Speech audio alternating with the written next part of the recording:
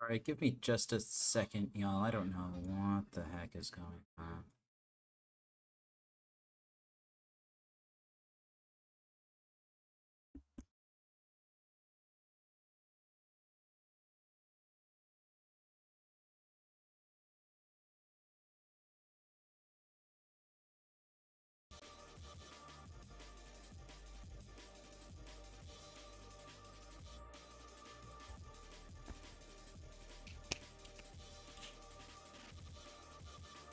Okay. Oh, wow. Oh. Have you tried just turning it off and turning it back on? Alright, I'm gonna take a few more moments. I literally just got home after a 10-hour workday. Gonna be queuing up for a league here in a second.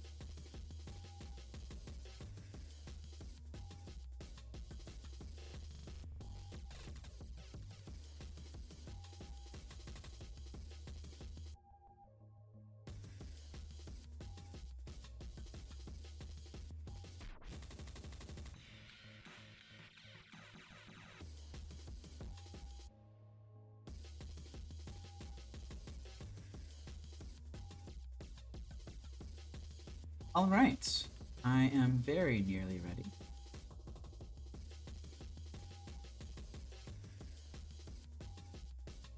And this probably should not be on display for everyone to see. That's much better.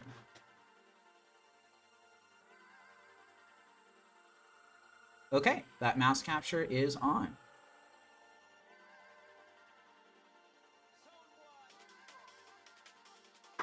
All right, thanks for your patience, everybody. I really appreciate it. I am back with version 3.0.8 of my build. I will be having a new version coming out next week, probably version 3.1.0. It will feature a little bit of a paradigm shift, just a tiny one. Don't get your hopes up too high. But yeah, this is the list.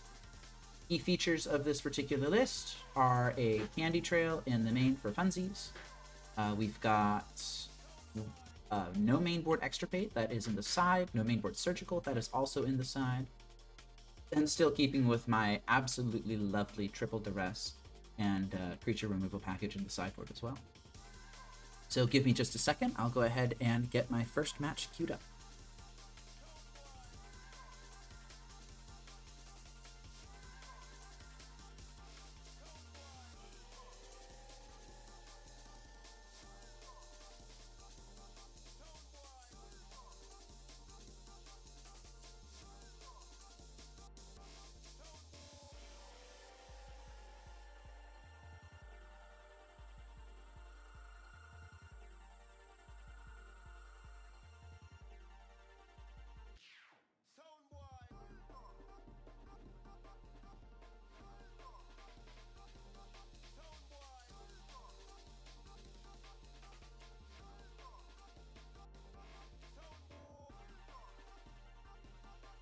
All right, and we are on our first match. Let's evaluate this hand real quick. This hand has 𝗟𝗓𝗩𝗘 Saga, very strong. Lantern, quite strong. Mishra's Bauble, which is a redraw. But it has 2 Ensnaring Bridges. It has basic Forest, and it has a Collective Brutality that would be lovely if we could cast it, but we cannot cast. I think this hand is a trap. I think we mulligan. This hand is significantly better because of this Ancient Stirrings. I am looking for black mana off of this Ancient Stirrings. I will keep this. I'm going to bottom... Well, the Assassin's Trophy is actually fairly castable. And if I'm looking for lands anyway, I might want to bottom the Mycosynth Gardens, although that is guaranteed black anyway, isn't it? I think I'm going to bottom the Assassin's Trophy as just the least castable part of this hand. And we're placing some sort of blue and black deck. Oh, is it just black? Maybe. Inquisition! You may look at my hand and take my Ancient Stirrings.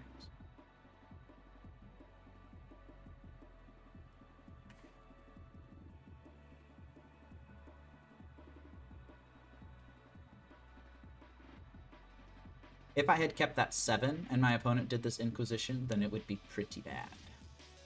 Oh, well, we just top decked the 3rd in Catacombs. You know what? I will, we take those. We take those. Let's go ahead and do the same thing to our opponent. See what they're working with. Wow! Double Fatal Push. Sheoldred's Edict. Well, I'm gonna take one of the Fatal Pushes. And then I'm just gonna pass. That's an extremely creature-heavy hand. And honestly, I don't really need this 𝗟𝗓𝗩𝗘 Saga to make any tokens. What I do need is I need a relatively strong lock. And I know that if I top deck an Ensnaring Bridge right here, then my opponent doesn't have the ability to just counter the Ensnaring Bridge, probably. I might just fire off the Collective Brutality here, see what unknown card they drew, and then hope they didn't draw something, and then next turn play the Ensnaring Bridge. I'd have to fade a single draw. If I don't do that now, then I would just have to wait until this 𝗟𝗓𝗩𝗘 Saga pops. Which would be me waiting... an additional 2 turns. My opponent does play discard. I think I'll go ahead and just cast this now.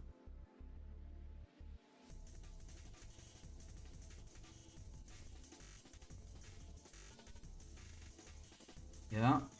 Alright, so, Island... Spire Bluff Canal. I already took one of the Fatal Pushes. I'll take the other now. Okay.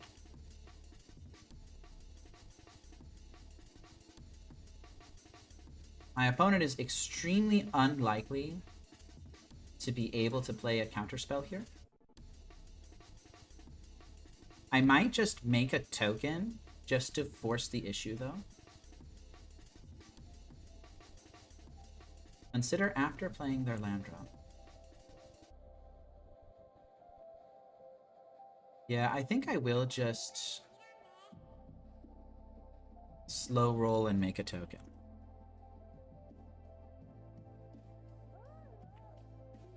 That'll give me the ability to Collective Brutality after the Saga pops. Thundering Falls tapped, Surveilling 1. I did draw another Collective Brutality. I feel like I haven't been focusing on a singular strategy this game, and I worry that I'm diluting my game plan too much because of that. I need to focus. I have so far taken a Fatal Push and a Fatal Push. So 2 Fatal Pushes with 2 different discard effects. They keep whatever it is on top. Oh, actually, I'll go ahead and do this on their end step.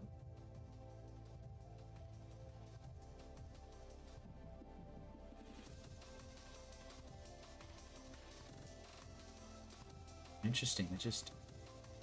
Are they F6'd? No, they're not F6. They just F6 through the turn. Let's go ahead and grab Lantern.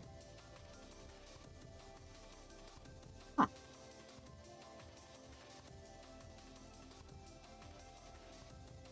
Well, this is going to be very interesting.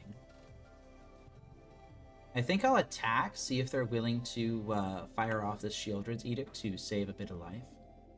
It's not correct to do so. And I think here I will... Oh, there it is. Okay, that's fine. I'll go ahead and play this out. And I think I am just going to fire this off now, just to make sure that that last card in hand isn't actually anything good.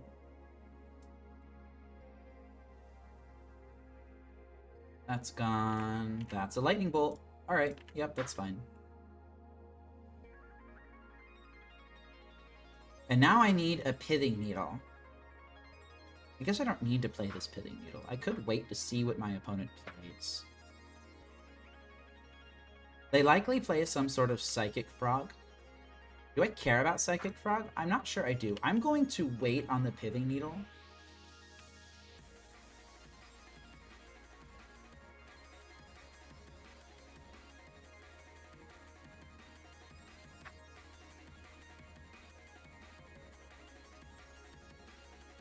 Now we're going to slam our bridge.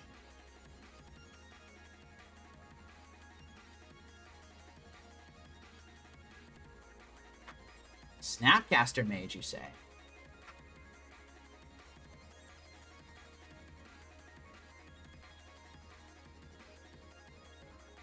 What sorts of things do they have in the graveyard that they could reasonably fire off? Probably Consider. I don't think I'm really that worried about Consider.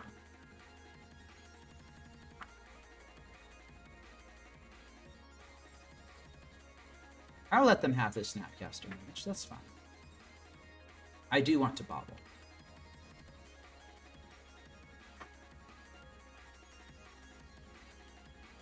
Alright, so Scalding Tarn is gone. They're wisely holding on to the Snapcaster Mage. I think that's quite wise.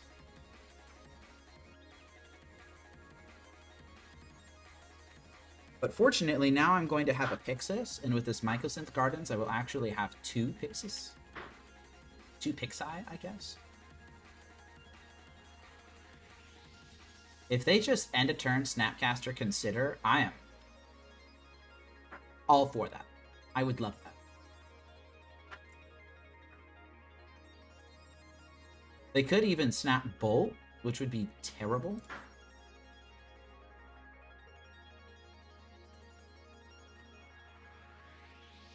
They're snapping. They're snapping. Now's not the time to be snapping, I think. Although I guess I am going to... Wow, they're snap bolting? They could have done that so much better. Yeah, you got it. You got it.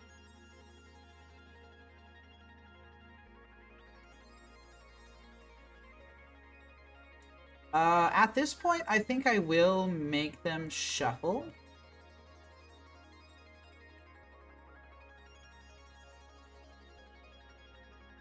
You may have a Thoughtseize.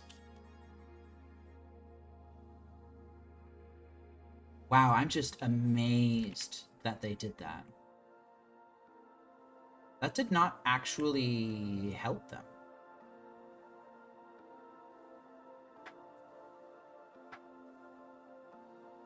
And I'm still going to hold this Pithing Needle. I don't really think I need to play it on anything, do I? I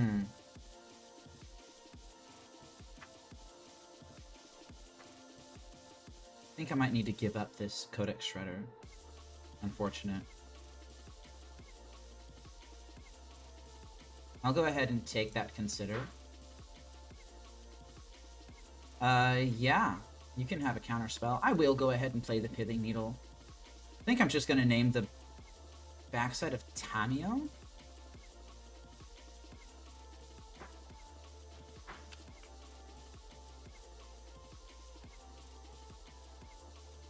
Sure. I'll name the backside of Tamio. I don't know if that's actually a good name here.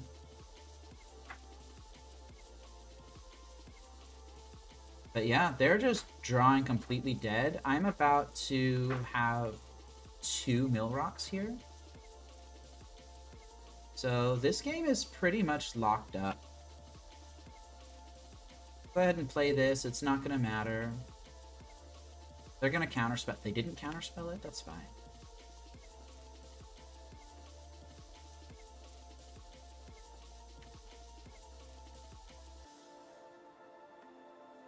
Alright, and now it's time to Turbo Pixis. Molten Collapse, you can't have that. Culligan's Command, you can't have that either. Wow, maybe it's not time to Turbo Pixis, huh? Yeah, you can have that, that's fine.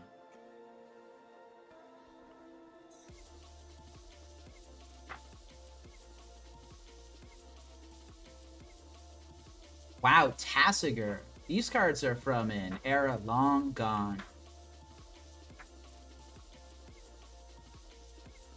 This is a real old school Grixis control deck. This is really interesting. I'll have to keep that Tassiger in mind next time. And I don't have that many mill rocks, so I am going to just go ahead and still maintain a little bit of control over everyone's draw steps here. Now, with this, everyone's library sizes, my opponent will be the first to deck out. I'm going to draw this Underworld card.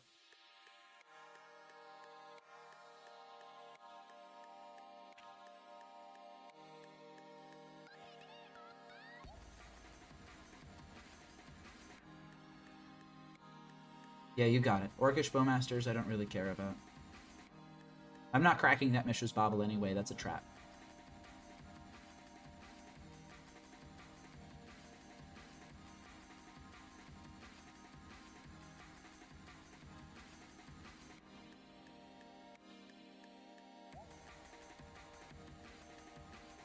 I don't even think I play this Grapdigger's Cage. I think I'm just gonna throw it away.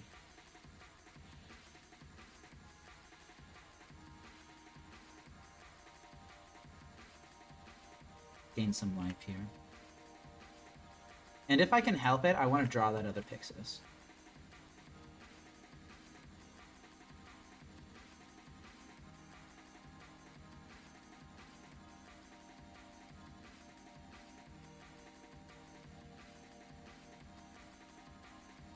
I think I still am going to draw the Pixis, leaving the snap on top. See if this resolves. Yeah, that just resolved. Alright. Exile? Yeah, you got it.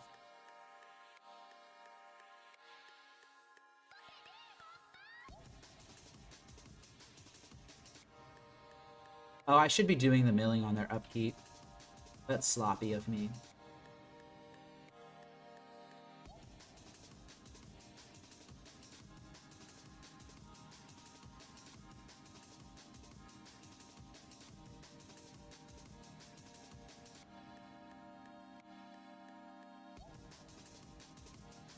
It doesn't matter.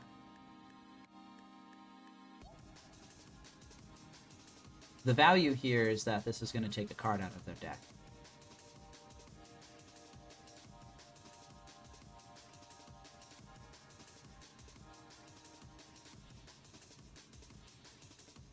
Jace Vryn's Prodigy. Wow, this is Boomer and Grixis control. This is very interesting.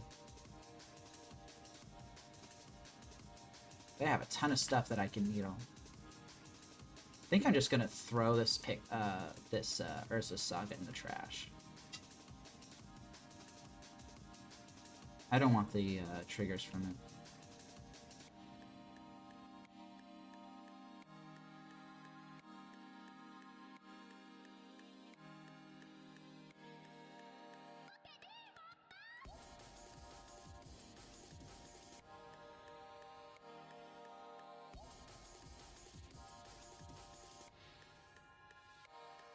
And I have enough mill rocks to where I probably could be milling a little more aggressively now.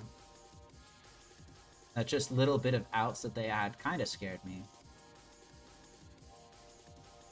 Yeah, I'll go ahead and start milling a little more aggressively. Yeah, that Consider's gotta go. And I will go ahead and pop some foods.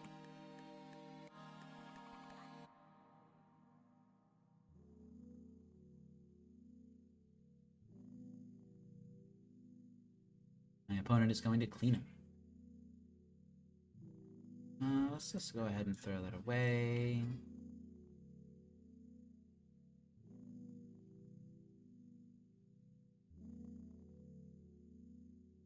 Make them exile here. Make them exile that. Little bit scary. Notably, my opponent is not struggling at all with their fetch lands, which I find interesting. So I think I will actually kill a fetch land.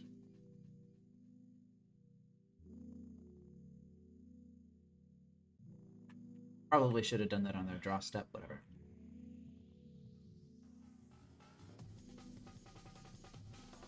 They're just continuing to let me see their entire deck.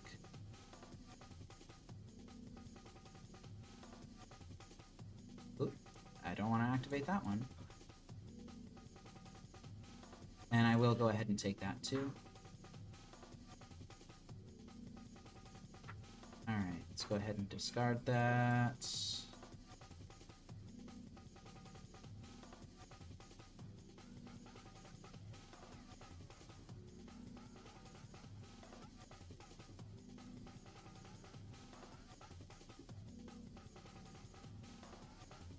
I'm not entirely correct that it was... I'm not entirely certain that it was correct of my opponent to let me see all of these things. I mean, yes, I've got a little bit less time on my clock than them. But I'm seeing so much of their deck. It's kind of scary, actually.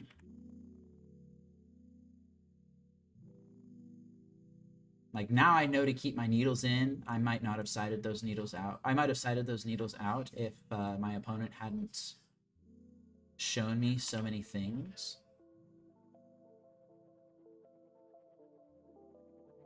Just very interesting deck. This is a relic of a bygone era. And now my opponent does not get to draw another card. I thought I hit 0.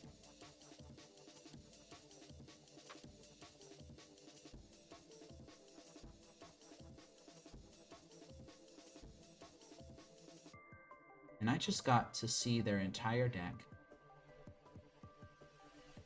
Exiled literally the entire thing. Pixis is so good.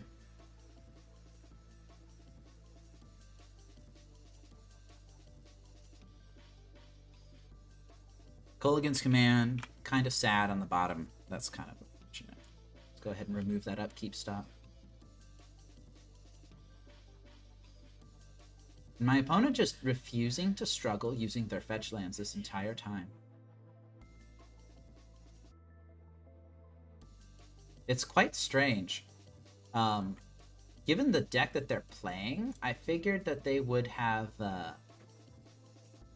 known how to play against Lantern Control. They're playing something very old, but they didn't hold on to their Snapcaster. They didn't snap Consider when they could have. They instead snap bolted. I feel like they were trying to get under Bridge when they should have known what was in my hand, and they should have known that Bridge was coming all the way down before they had the ability to get rid of their cards anyway. Anyway, what is bad in this matchup? Collective Brutality, actually pretty decent. I didn't see a single Psychic Frog in that deck. But I did see our Snapcasters, Orcish Bowmasters, and Jace Vryn's Prodigy, which are all things that Collective Brutality can kill.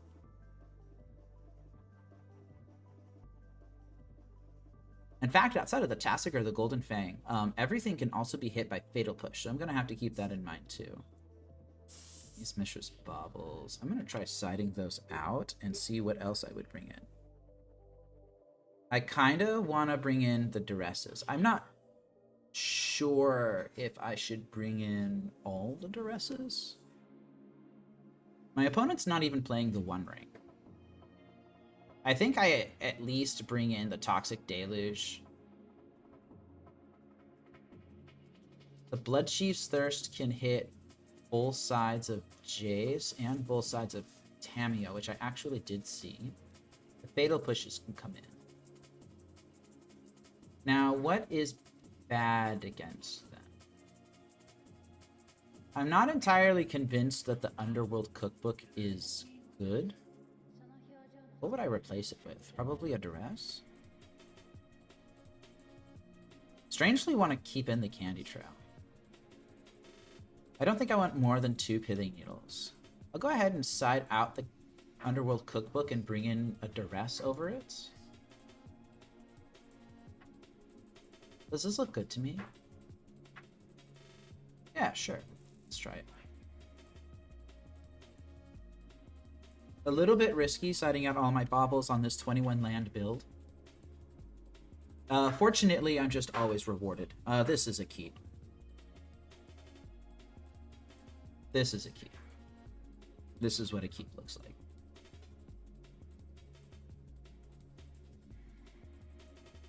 Not having that upkeep stop is kind of scary, isn't it?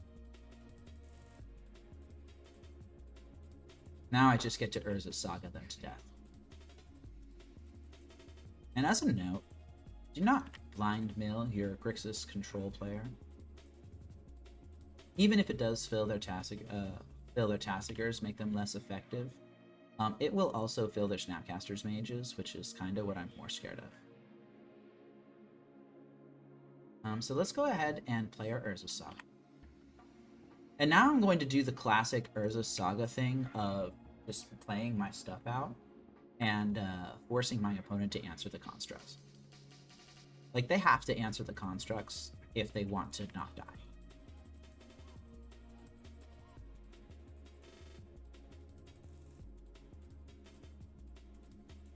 Oh, and I'm sorry, I just haven't been paying attention to chat in the slightest.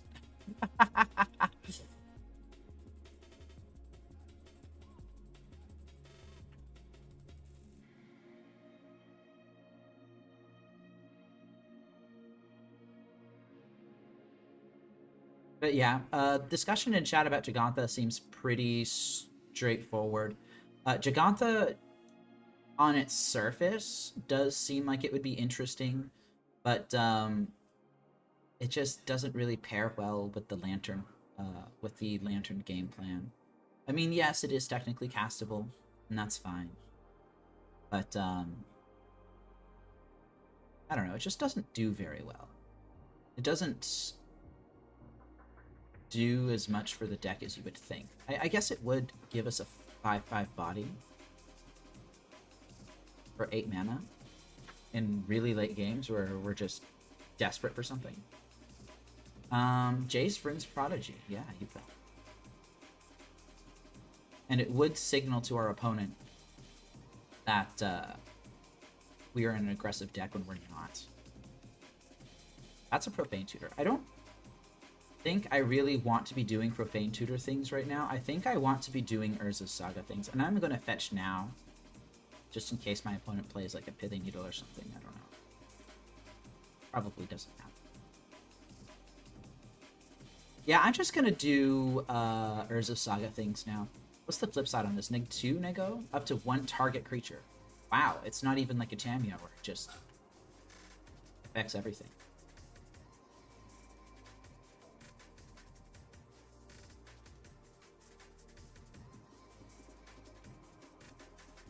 My opponent discarding a Snapcaster Mage is kind of terrifying. Tells me that they might have kept a very interaction-heavy hand.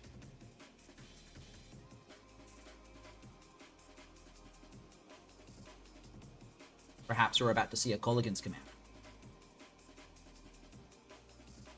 You know, back in my day, K-Command used to refer to Kolaghan's Command, not Kozilek's Command. Black, black, blue. What terrifying horror is this? Is this a Murktide? It can't be a Murktide. Yes, you may have a Fulminator Mage. and you may immediately use it on an Urza Saga. Well, this gives me a good opportunity to suspend a Profane Tutor.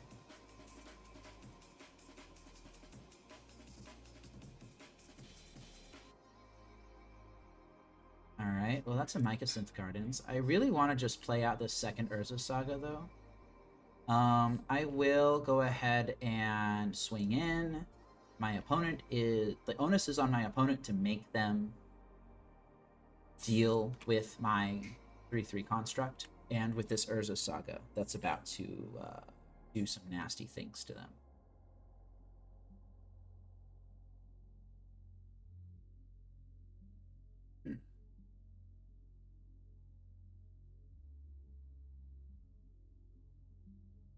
This Jace Vryn's Prodigy is going to flip. It's going to give this guy neg2 neg-0. Do I even... I don't even really think I care about this. You may cast target instant or sorcery spell from your graveyard this turn. If that spell would be put into your graveyard, exile it instead. Alright, so they can cast a Preordain this turn if they want to. Sure. Preordain, dig for your Kolaghan's Command. Kill my construct. Kill my Ixis, I guess. I'm just gonna poop out more constructs next turn. Molten Collapse. Yeah, you got it.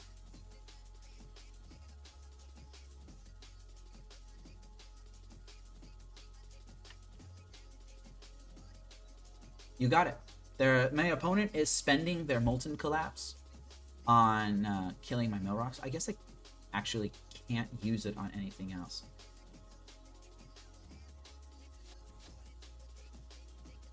Alright. I still have an Urza Saga that is threatening to boink you. And I have this Profane Tutor that's going to be coming off Suspend relatively soon, actually. I think I will play the Mycosynth Gardens here. And I'm just extremely slow rolling these bridges. My opponent's just not doing anything that I really care about at this point.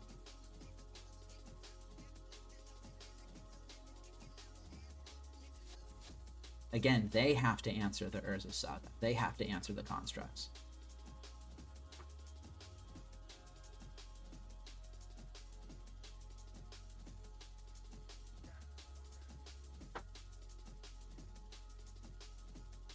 In fact, Profane Tutor might grab a third Urza Saga.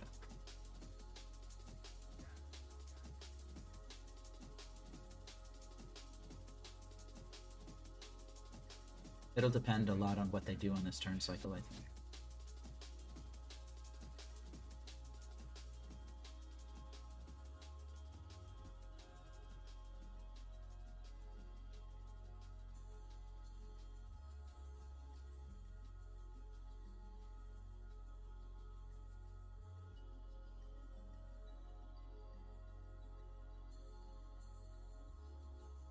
Massacre the Golden Fang, huh?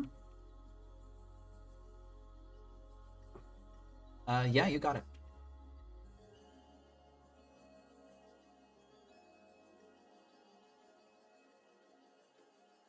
I'm probably going to trophy that next turn.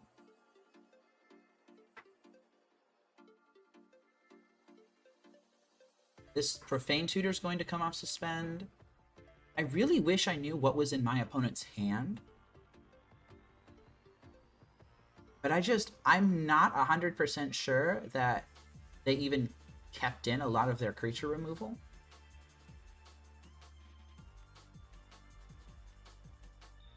I am seriously, genuinely considering just grabbing an Urza Saga with this. I don't have any sort of lock.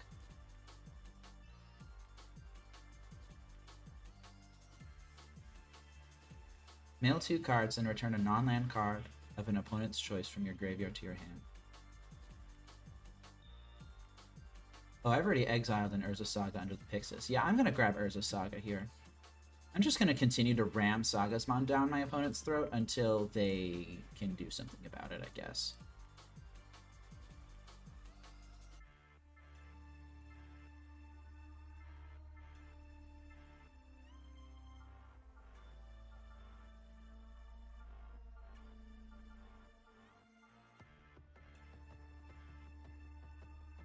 I'll grab a Pixis, and I'm going to pair it with Lantern.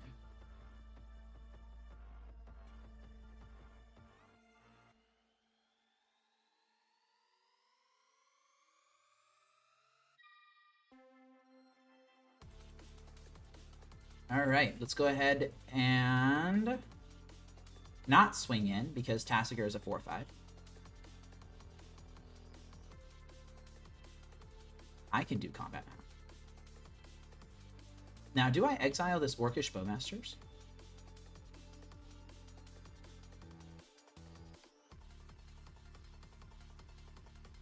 I feel like them having an Orcish Bowmasters in play is something that they're going to do to try and not lose, but not necessarily something that they're going to try to do to win.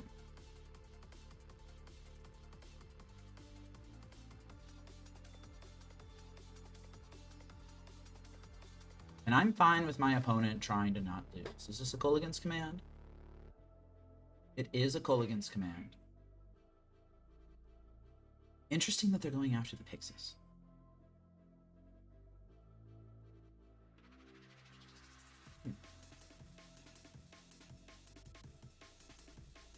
Yeah, I'll let that happen.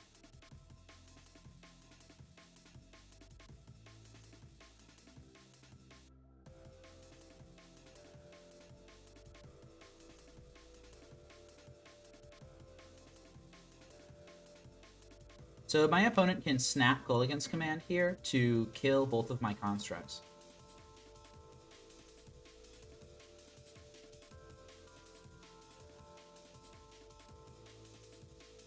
But it's important to note that I've had these two Ensnaring Bridges just sitting in my hand this entire game.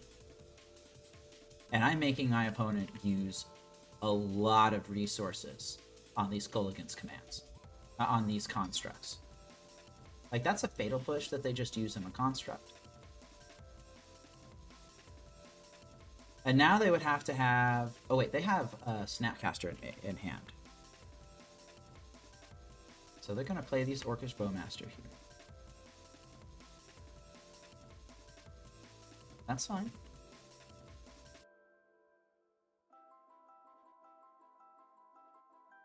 Wow, look at that. That's incredible.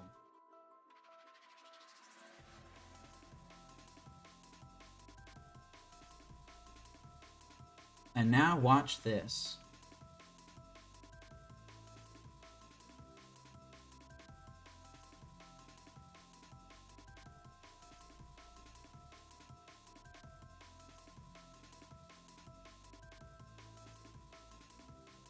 I don't even know if I'm going to bother countering the shuffling away the consigned memory here.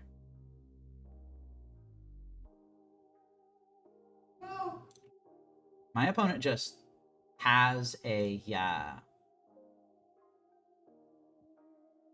I'm not going to bother shuffling away the consigned memory. My opponent just has a Snapcaster Mage in hand, and if I can... Ooh, that Thoughtseize is pretty valuable, but I don't think that I can afford to keep it on top.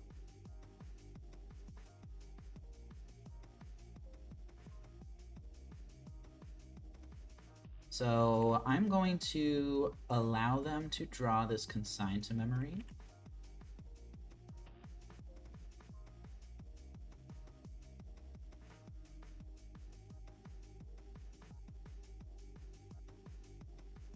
And quite frankly, if my opponent just activates Tasigur, I think I'm pretty happy with that.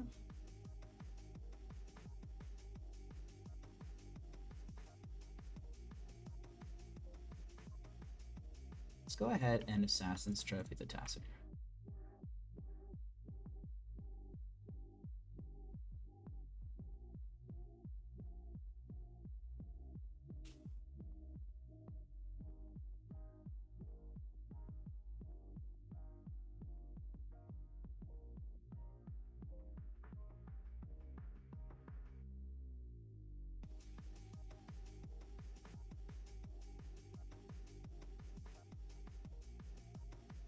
Are they gonna snap in response or something?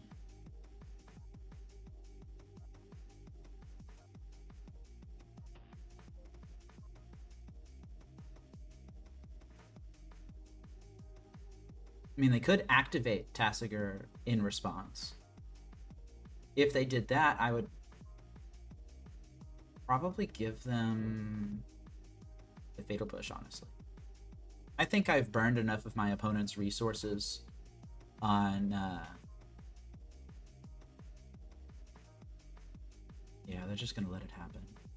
I think I've made my opponent burn enough resources on these Saga tokens. I'm going to take the 2. That's fine. That Thoughtseize is a bit scary. Are they able to draw it? They are.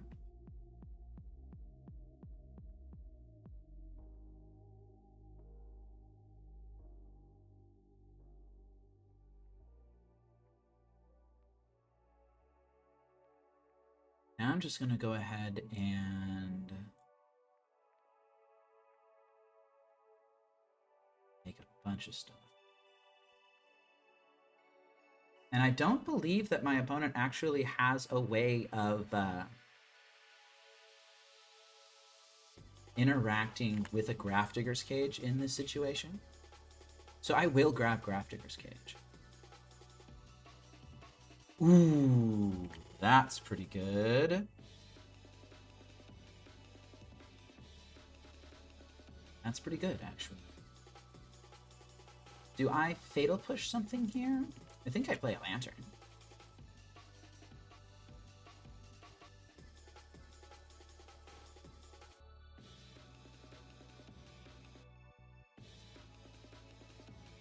I don't think Fatal Push actually serves me in this situation. This is a +1. Yeah, I'm just gonna go at my opponent's face here. Again, the onus is on my opponent to answer what I'm doing.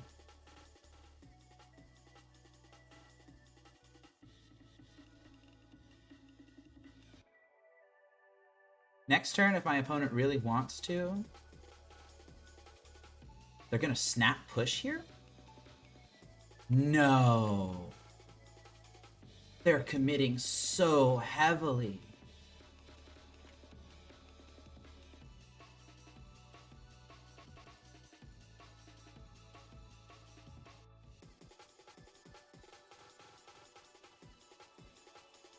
Wow. All right. Yeah, you got it. I'm quite happy to have that happen. I am going to hold my Fatal Push, actually. Do I let them draw this Thoughtseize?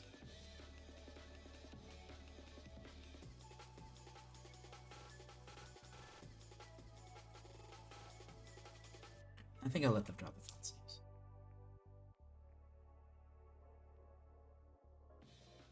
Yep, they're gonna go ahead and see my hand.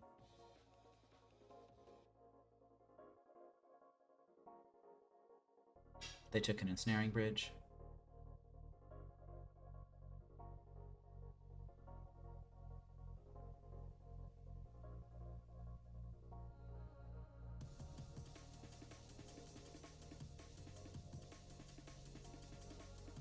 What an incredibly intricate game. They're gonna double Thoughtseize. Okay, I can respect that.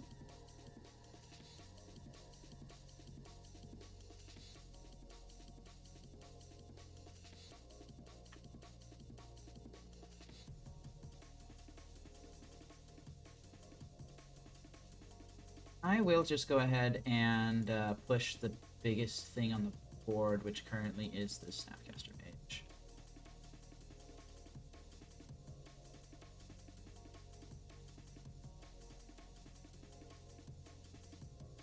Ah, look at that. Remori Ball, dig me out of this situation, please.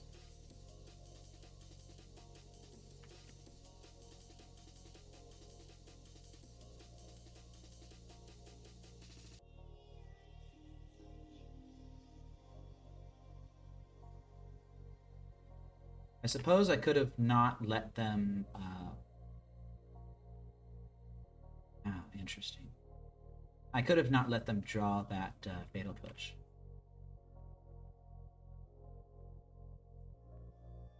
I'll go ahead and...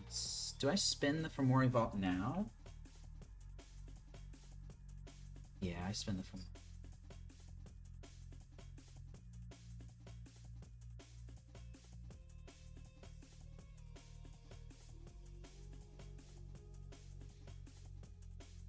Yeah, you got it.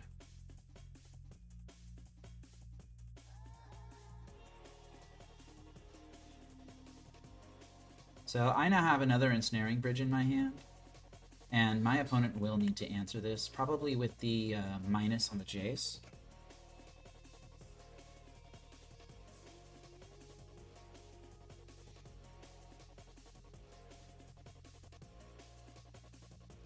Notably, they don't have a Thoughtseize in hand anymore.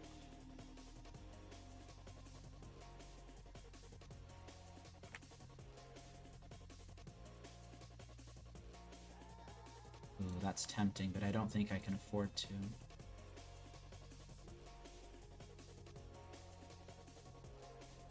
Well, I guess I'm going to. Alright, it's not looking good. In fact, I think I'm going to lose this game. I probably could have played this a bit different.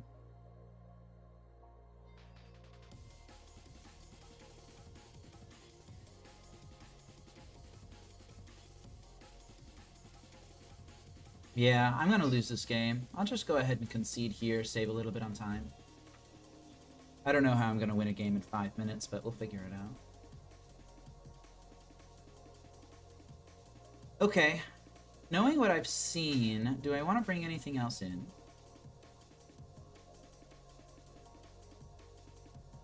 I feel like the Grafdigger's Cage is going to be really, really important. I might actually want to bring in Surgical and Extirpate.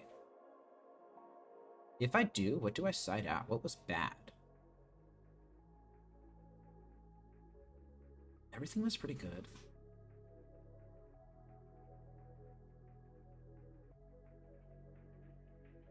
Yeah, it's been a pretty tense match.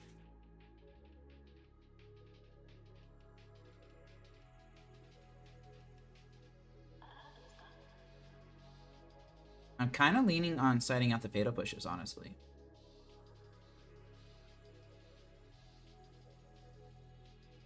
In fact, what I might do is I might side out the Fatal Pushes. And side out a Duress in favor of a Path of Peril. Because I could have really used another board wipe, a board wipe in that situation. That would have been really nice.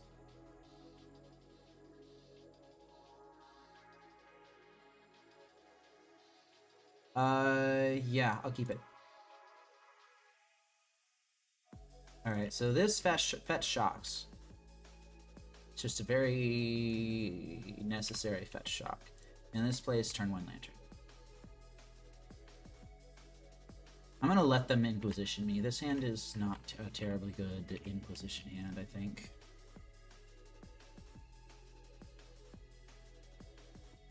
And yep, they're gonna fire it off immediately. They took the Shredder. That's fine. I'm going to not Stirrings right now. That would be very bad.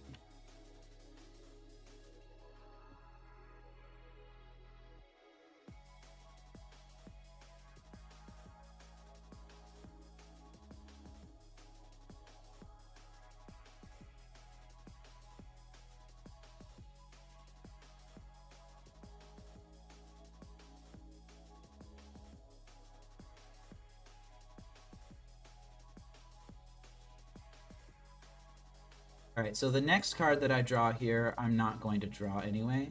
Let me go ahead and Stirrings. I'm going to try and find my third land. That is an excellent third land to find. And I will play out Pithing Needle now, just to save myself a little bit of energy.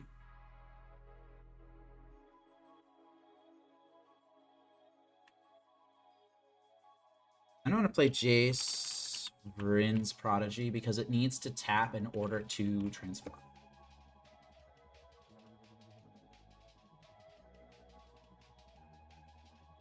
Orcish Bowmasters, it's fine.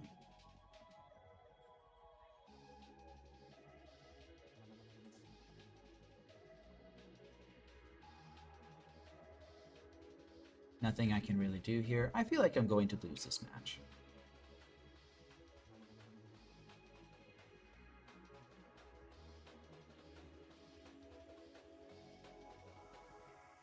Nothing was revealed, so Counterspell is in hand.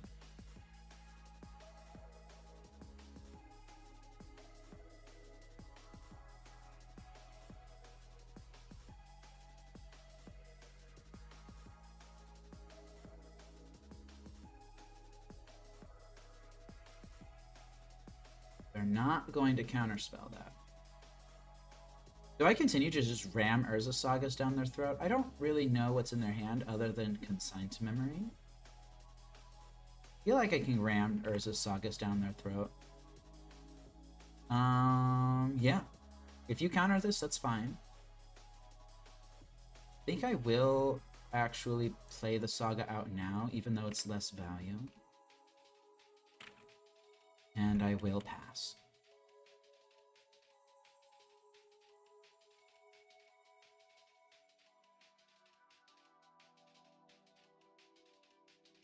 So I'm probably not going to resolve anything else for the rest of the game. Oh wow, they just got rid of it, huh?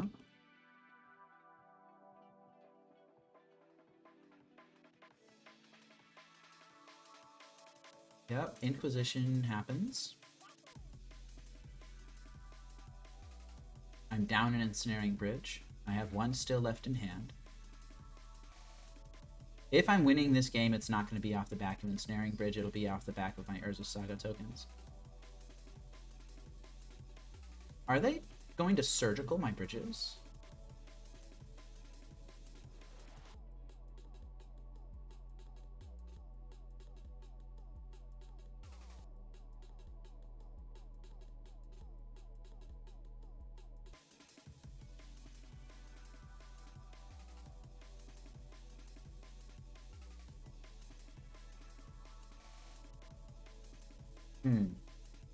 Just gonna go ahead and...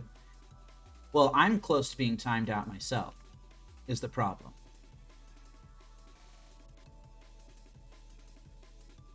I know they have a Consigned Memory in hand still. They're gonna target the Searching, that's fine. I will go ahead and play a Lantern here. And I am going to beat down.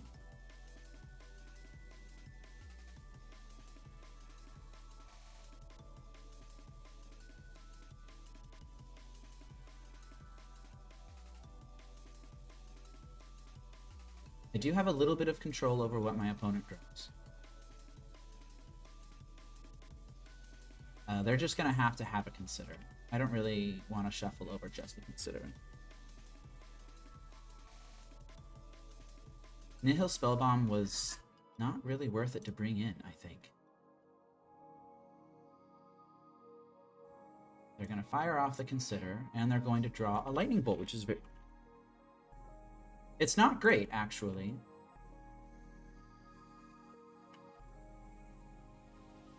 And now I'm going to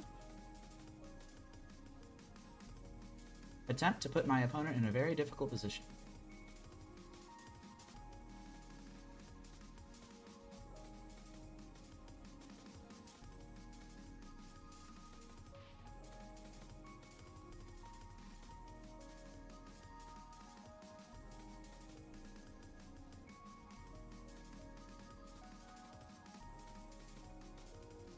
And I will grab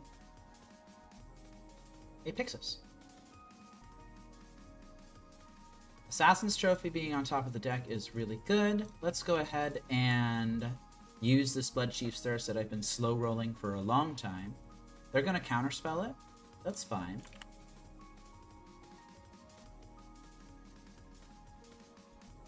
I'm swinging in with everything.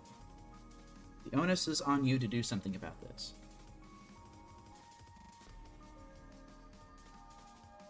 And now my opponent needs a board wipe, or they lose. Creeping Tar Pit is not a board wipe.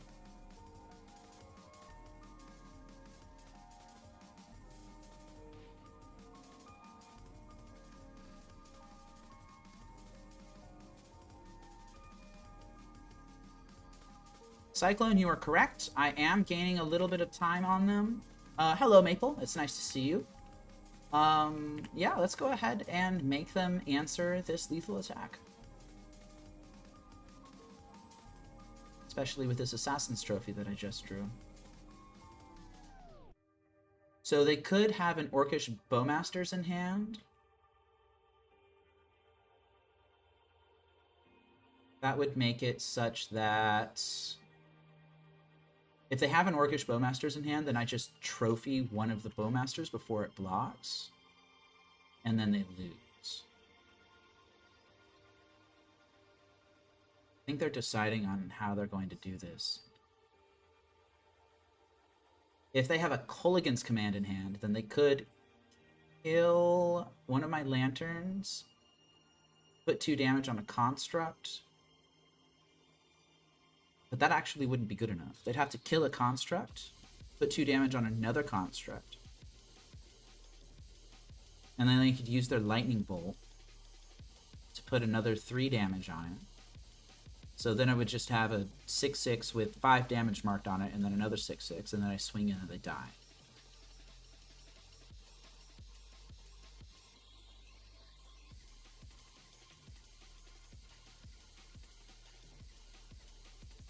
This game brought to you by 𝗟𝗓𝗩 Saga. Which I actually... Did I Profane Tutor for that second 𝗟𝗓𝗩 Saga? I'm fairly certain I did.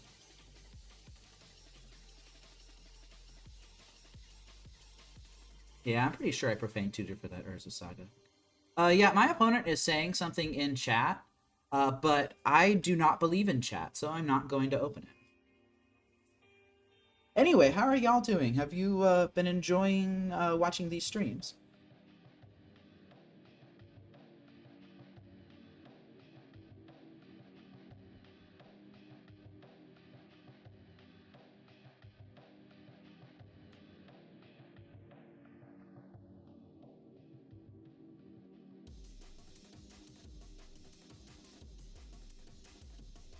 Yeah, this was an insane first match. My opponent is salty roping at this point.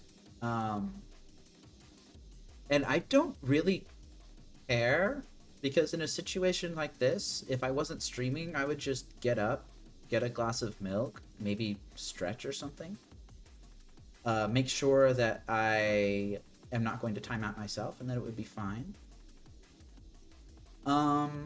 I do appreciate all of you tuning in and watching 𝗟𝗓𝗩 Saga just absolutely carry this deck.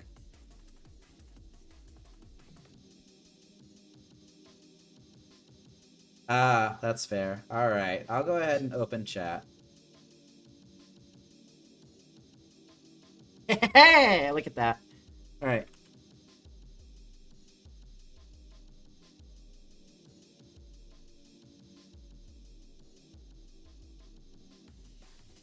Yep, it's worthy of salty screenshots.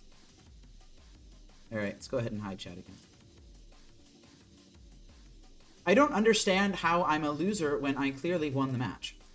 But that's not my problem to figure out, that's my opponent's problem. Alright, well, got that screenshot. I'll post that in chat later on. Yeah. My entire opinion on that match is first off, I only had like 5 minutes left on my clock. And second off, my opponent needs to answer 𝗟𝗓𝗩 Saga. If they don't answer 𝗟𝗓𝗩 Saga, then they die. They did manage to answer 3 of them in the second game, but I just got a feeling based off my opponent's cards in hand and like the way that their counterspells just weren't really lining up with what Saga's doing, that they would probably be pretty susceptible to that. I didn't even cast an Ensnaring Bridge that game, I think. Anyway, I'm going to take a very small break. I'm going to get prepared for the second match. I'll be right back.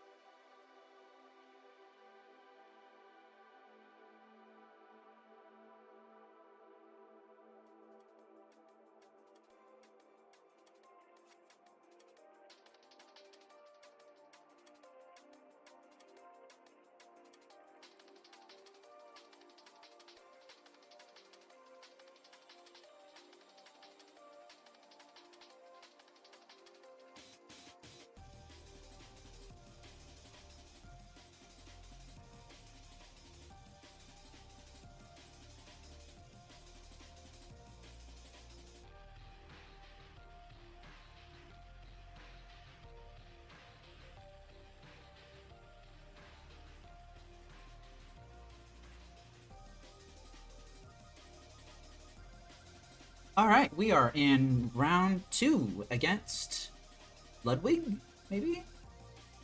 Everybody say hello to Alright, what does this hand do? This has turn 1 Inquisition into turn 2 Stone Cold Nothing, into turn 3 Bridge with like 4 cards in hand. It's got a Saga in it.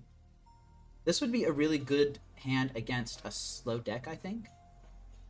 My opponent didn't reveal a Gigantha. And technically, this has 2 Horsemen in it. And technically, it can cast Assassin's Trophy. I think I'm going to keep it. Gonna throw this out there, though. I think that this is a trap hand. This hand doesn't have any sort of real proactive game plan.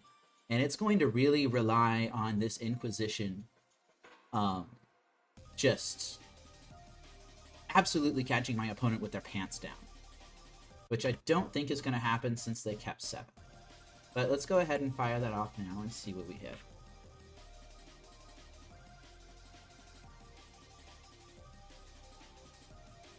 Wow, it kind of caught my opponent with their pants down.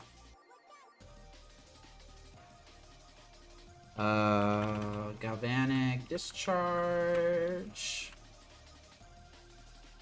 Blade, that Prismatic Ending I'm taking.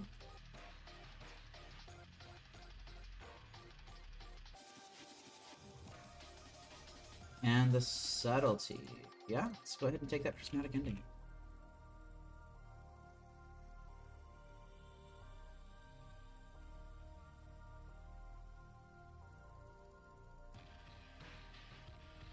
I don't really think this is a make opponent answer Urza Saga situation. They have a Galvanic Discharge in hand.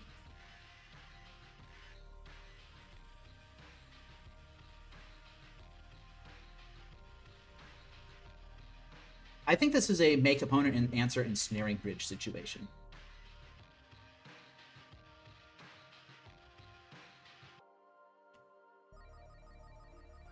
They kept on top. Do I crack Bobble to see what they kept? Oh, it's so tempting. It's so tempting. Yeah, I'll do it.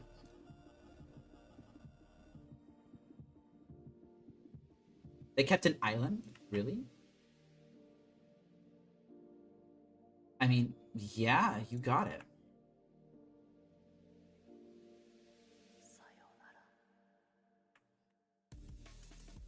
Wow, triple Ensnaring Bridge. Yeah, opponent. Answer Ensnaring Bridge.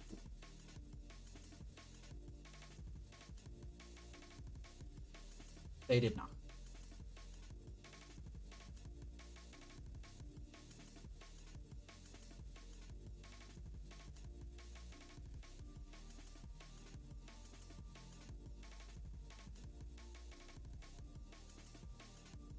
Well, they just played a land that I didn't know about. Just gave it to me for free. That's fine, I guess. I am going to go ahead and float mana here. And I'm going to grab Lantern.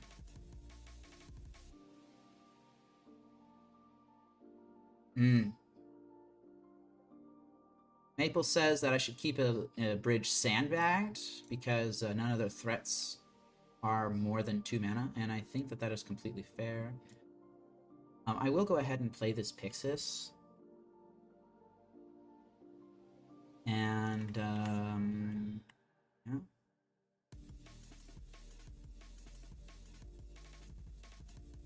I'll go ahead and fetch with their Flooded Strand. They have 1 unknown in hand. Are they going to surveil away the Mystic Gate? Probably. And they find an Arid Mason. So they have 1 unknown here.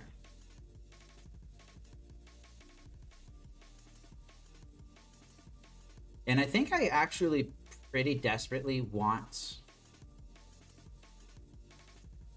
to draw here.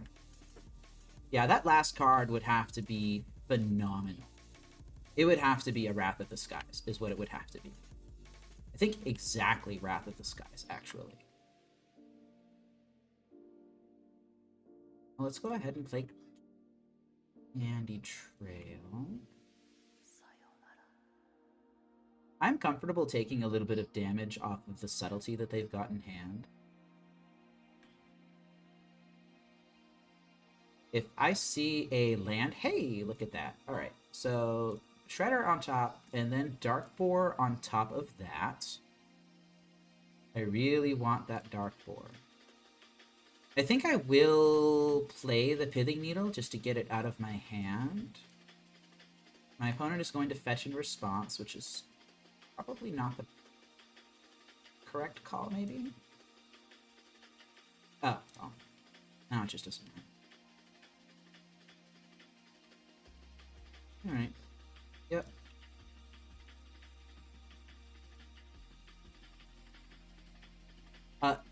They do not have any targets for discharge. So they cannot use discharge to gain energy. Now they have a target for discharge. And I know they're drawing a blank.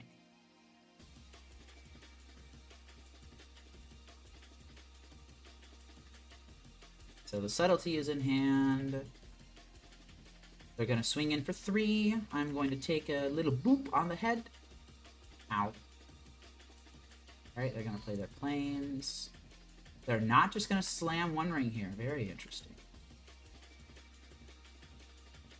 Well, this Ensnaring Bridge makes it so their subtleties can't attack.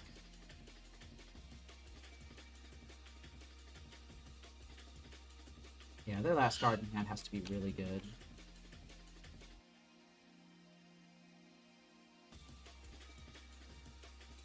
Mountain. And they have 1 Flage in hand. Perhaps? No. If their hand was double Flage, then I would be a little bit worried, maybe. But I have Pixis. I can just exile everything. This build runs 3 Pixis and 3 Shredder, which is uncommon. But I genuinely do believe that one of the best ways to answer Flage is just to not give them enough material to escape it.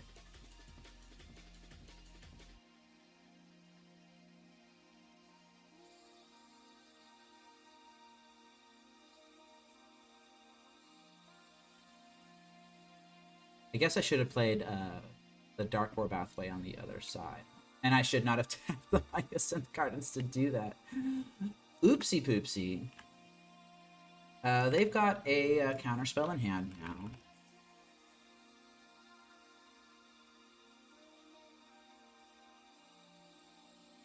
Alright, thanks Mickey, I appreciate it. Thank you for tuning in. And if you got some time later on, maybe watch the VOD.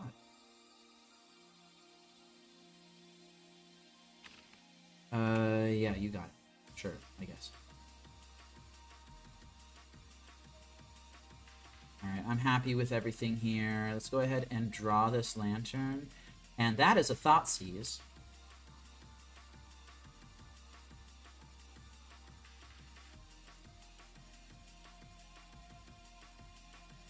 It could be that they have Attune the Narrative in hand. That they just haven't fired off for some reason. Because they've been waiting to use it as interaction for this. The One Ring. Yeah, you got it.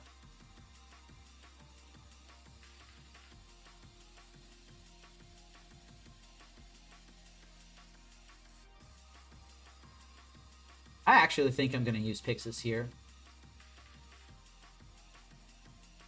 And let's go ahead and copy that.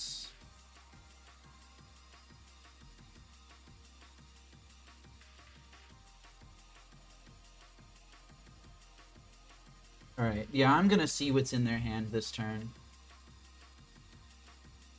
The One Ring is in play.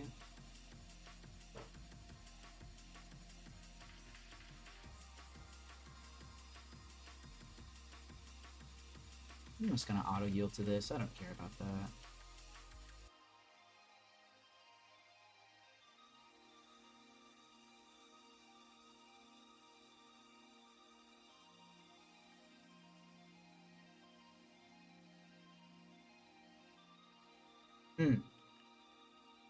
I keep being in situations I think I'm actually going to trophy the Flage here, just to trick my opponent into thinking that they should shuffle that other Flage away, because I really, really do want to draw this Inquisition.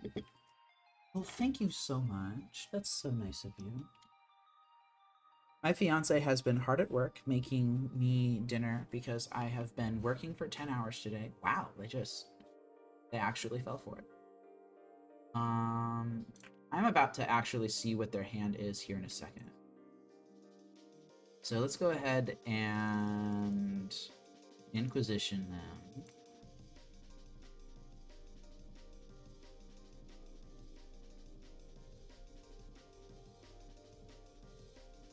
Yeah, she's been so incredibly supportive of this entire thing, and it was just a counterspell. Okay.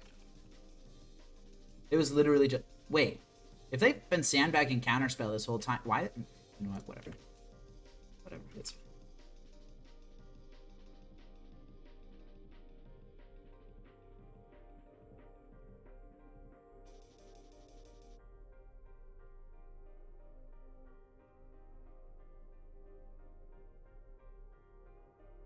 Yeah, she's amazing. She's been incredibly supportive of me doing this entire Magic thing. I've spent some late nights working on it and lots of streaming and stuff, and it's just been...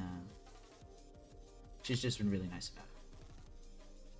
Well, I don't actually think I care about playing my hand. Let's go ahead and F6. Now I just need to burn through my opponent's deck.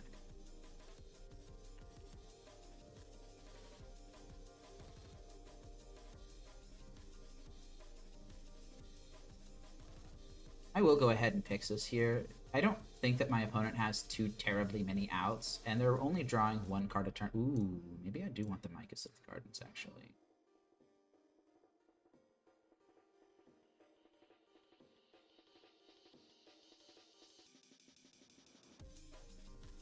Yeah, I'm just not going to cast any more spells this game that I even care about. I'm going to take away my upkeep stop. I will do this at sorcery speed because it doesn't matter.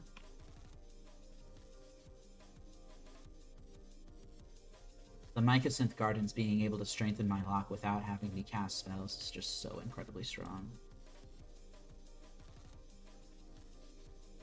Alright, let's attune the narrative. I think I am going to take that.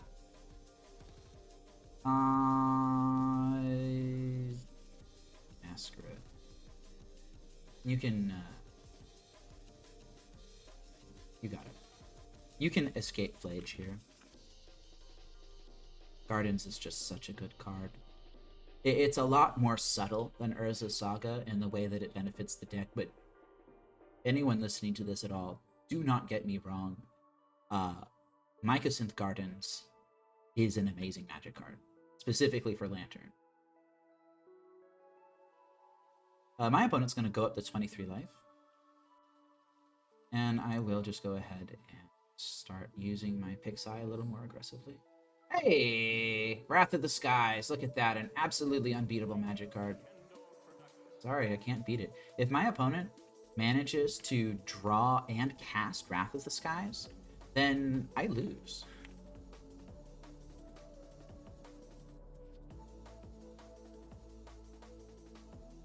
You may have a Flooded Strand instead.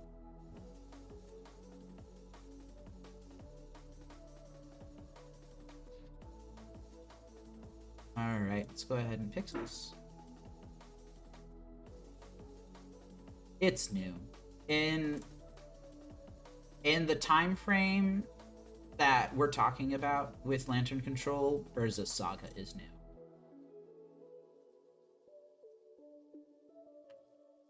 Yeah, you got it.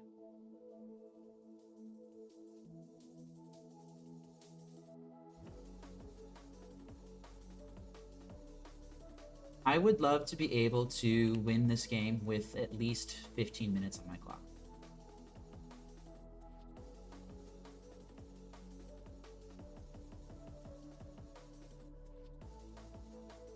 Yeah, this deck, playing Lantern is like playing Jund or playing Affinity.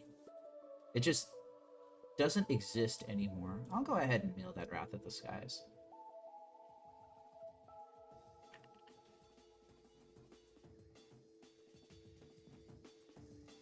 It's a goodie for sure.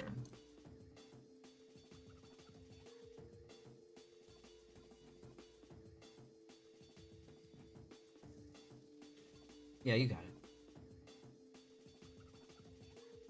Force a negation doesn't put the card back in my hand and force it to stay there.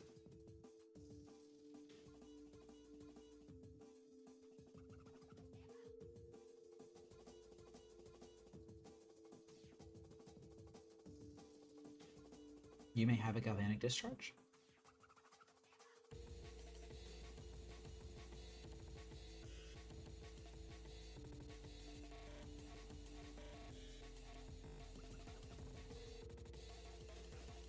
As my opponent figured out that they're dead.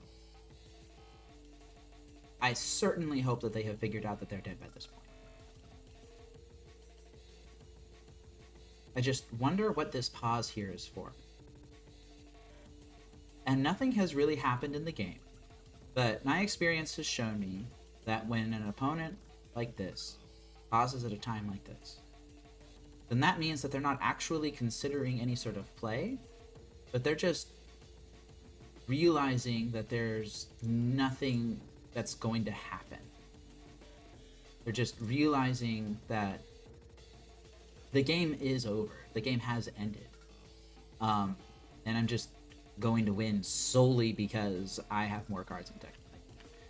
Yeah, you got a spell stream. In fact, how about I trophy their Flage again? Just for funsies. To show them a 2-mana spell that can deal with their Flage. Perhaps convince them a little bit to keep that spell snaring after boarding.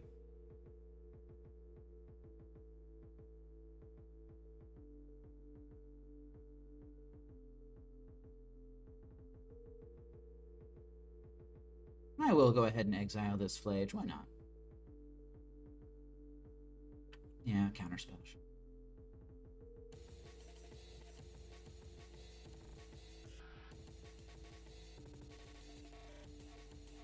Yeah. 𝗟𝗓𝗩𝗘 winning Grand Prix Oklahoma City with Lantern Control, and what was it? He surgicaled a Misty Rainforest and took 2 more out of his opponent's hand or something in the finals.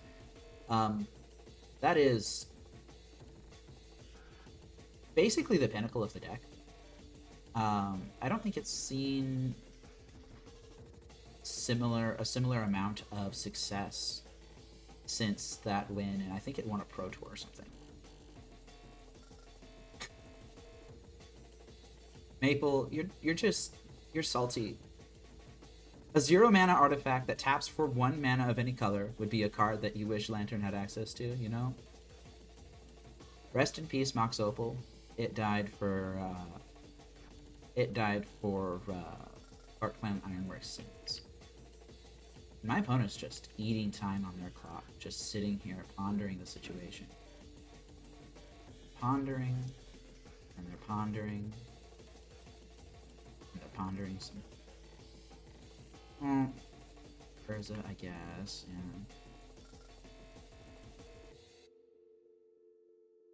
Remember when we thought that Urza, Lord High Artificer, was power corrupt? Remember that? Those were the days. You got it. You can counter my Codex Shred. I don't actually care.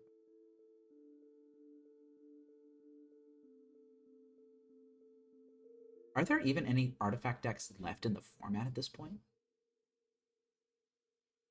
I'm struggling to think of any. Yeah, you can Galvanic Discharge your own Subtlety. That's fine.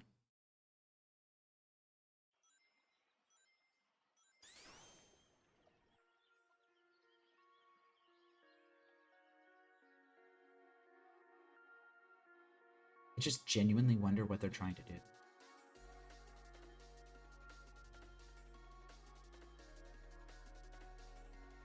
Eight cast with Simulacrum Synthesizer. That's fair. Yeah, you can Flage me. MH3 did rotate the format. And it's a bit of a forced rotation. But, you know, I'm fine with it because I can still play Lantern. Alright, my opponent will not draw another card this game.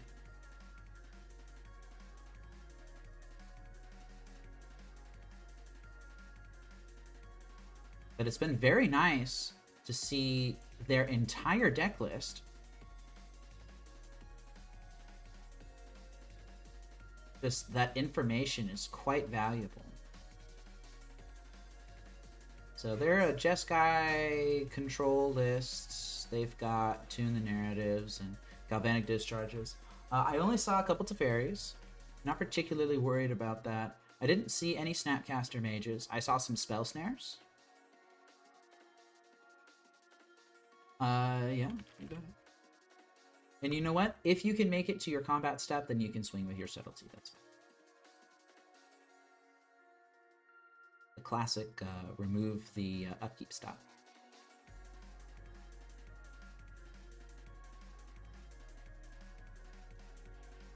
My opponent really just thinking about this really hard. Don't tell me they're just now realizing what the win condition of the deck is.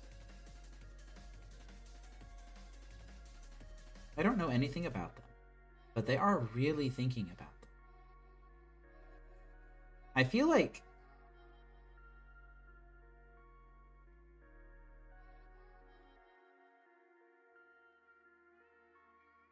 did we only see 3 Wraths? I thought I saw 4.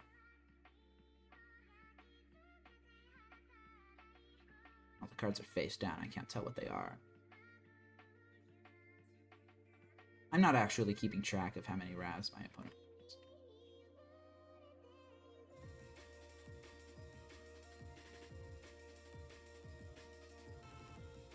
But I feel like...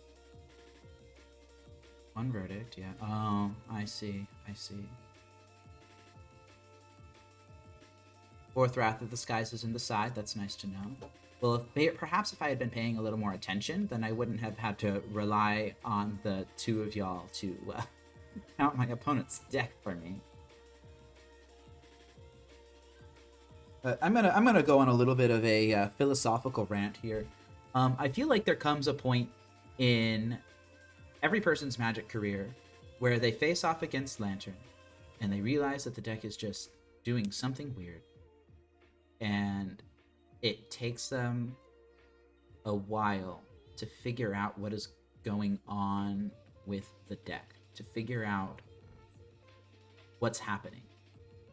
And the first level of understanding of playing against Lantern in a sorts is, oh, my library is empty. I can't draw anything. I die. And yeah, you probably got that Solitude a long time ago. I don't really care about that.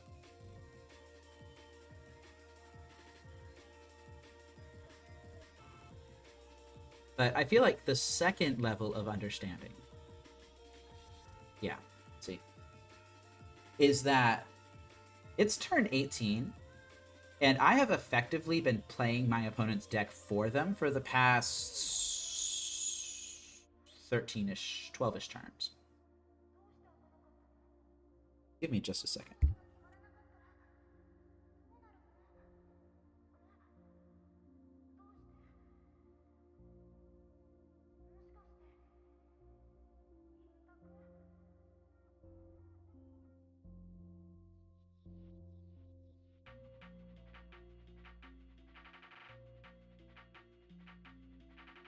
Okay, it's Jeskai Energy. It's just Jeskai Energy. How do I want to board? The Underworld Cookbook is not at its greatest here. Pithing Needle 2 of is pretty good. They can go on the One Ring. They can go on... I didn't see any Tamios. They can go on Teferi, I guess. Yeah. Yeah. Do I want Terra Sunder? I think so. Terra Sunder is an answer to Flage. Do I want Collective Brutality? I do not believe I do. Duress is good in this matchup. Duress is good in this matchup. But what is it good over? Honestly, Inquisitions. There's a ton of stuff that Duress hits, that Inquisition does not. So I think I'm going to do a side grade. It's just so nice being able to just straight up side grade like that.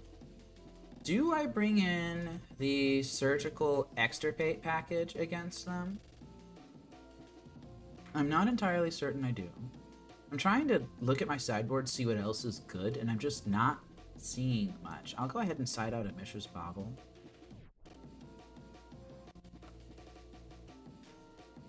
Yeah, if I can hit a Flage with a Surgical, then I'll be in pretty good shape. Alright, what does this hand do? This hand has a Quick Lock. Just turn 1 Lantern, turn 2, double Pixis. I will find my third land using this. It has the Grafdigger's Cage in hand, which I actually genuinely might want to put down on turn 2. The problem with this hand is that it does not have discard. So if my opponent kept a Wrath of the Skies in their hand, then this just dies. Just absolutely dies. That is a Surgical Extraction. That's pretty good.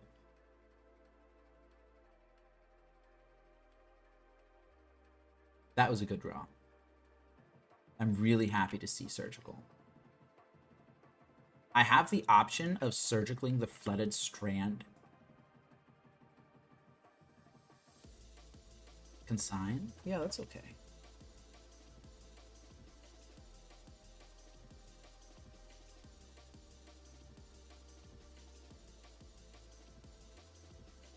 We are doing that.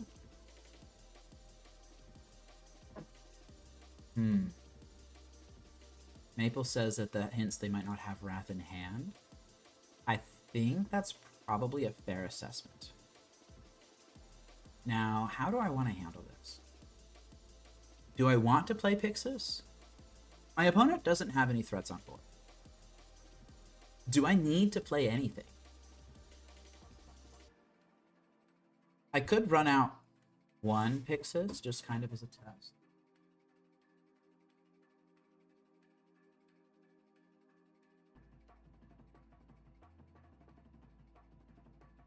They're going to counter this too.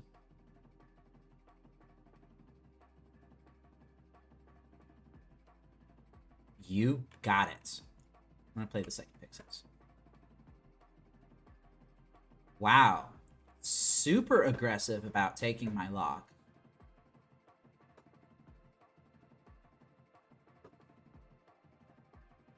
Let's go ahead and exile.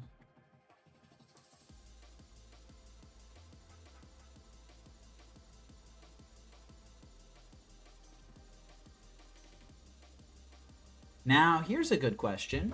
Do I run out either Cage or Pithing Needle?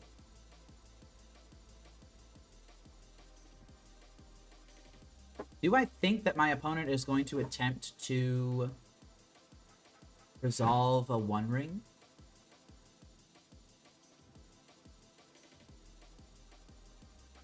I think I would rather wait to run out Needle until after my opponent plays the One Ring. They're going to be tapped out. Sure, they get to cantrip the One Ring, but I don't think that that's as big a problem as facing whatever my opponent's got in hand right now. They've got 4 cards in hand.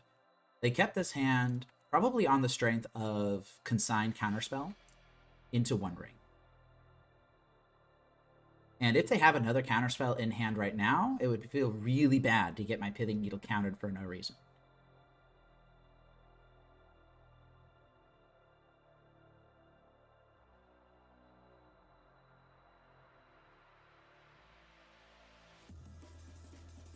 I do not think I'm going to copy my Pixis with Mycosynth Gardens. I think I'm going to just keep that as a land for now. And since they didn't Flage last turn, yep, here it comes. Oh, that's a Flage. Yeah, you got it.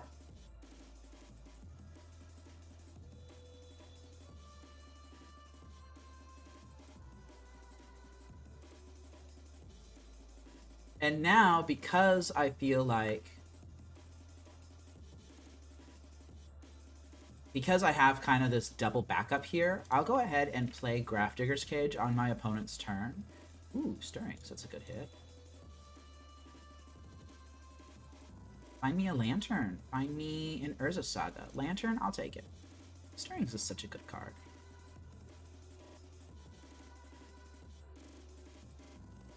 I'm actually going to Lantern into Grafdigger's Cage. You got it. Grafdigger's Cage. Answer this. I'm just going to make my opponent answer the things that I have in play, and I'm not going to try and overwhelm them all at once, I think. This Grafdigger's Cage needs to go. They cannot escape Flage with the cage in play. Is this the One Ring? It's an Obsidian Charma. Well, that's a threat. Now I need to have a land.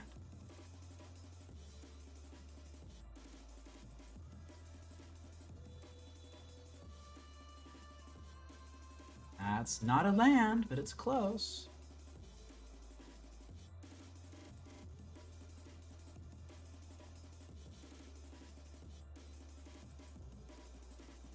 I don't think I can responsibly keep any of these. They're not lands.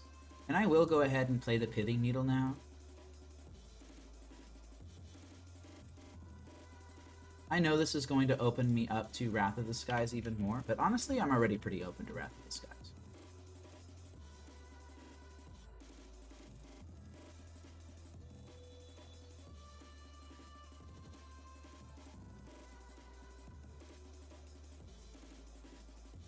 That is a Codex Shredder. That's not a land. Oh, I could have popped the Candy Trail. I didn't think about that. Dang it. That would have been really good to do, actually. Candy Trail, man. I haven't played this card yet. I haven't gotten used to it.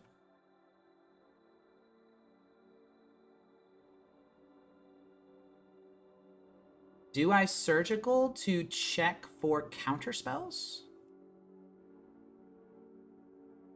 I just might. Or, hear me out. Oh, it has flying. Dang it. I think I might Surgical to check for counterspells here. I know that this is going to take a turn off the Obsidian Charma's clock.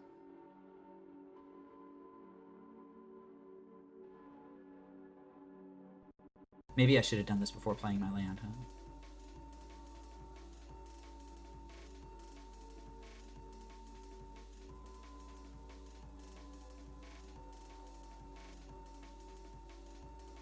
Well, that feels bad. This is going to get countered.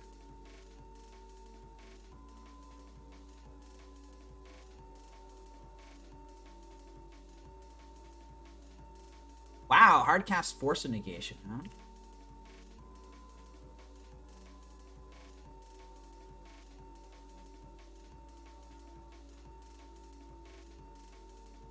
Yeah, I would have lost to double counter regardless.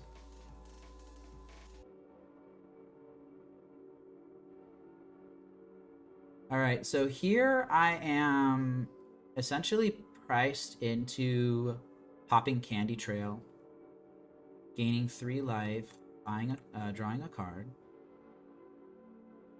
It's a Stirrings. I'll take that.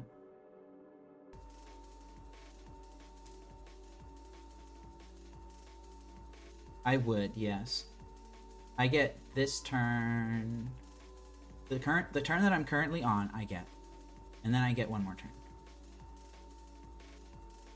My opponent being pretty aggressive with their counter magic, actually. Alright, now I get 3 looks at bridge. It's unfortunate that this Charma has flying, man. Well, I mean, the game is on turn 9. They've had so much time to just do whatever they want. That's not a bridge. I'm not going to tell my opponent what it is, though.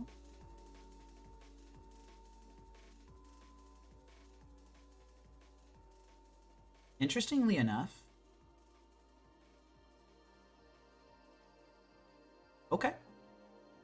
Yeah, okay.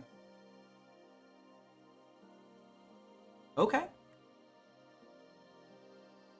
I'm going to make them answer this Assassin's Trophy, and then I'm going to keep them off of threats.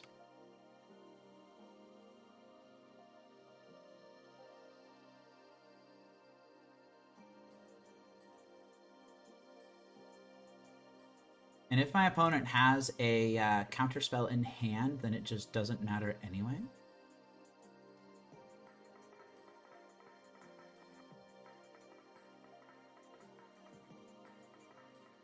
Let's go ahead and attempt to turn the tides here.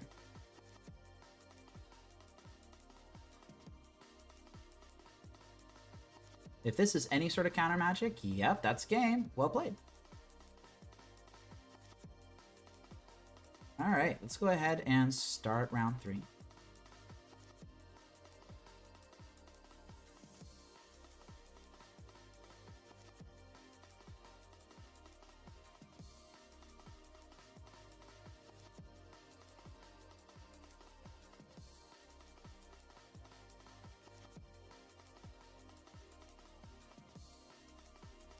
I did fight through a ton of counter magic in that main game, and I don't really feel the least bad about it.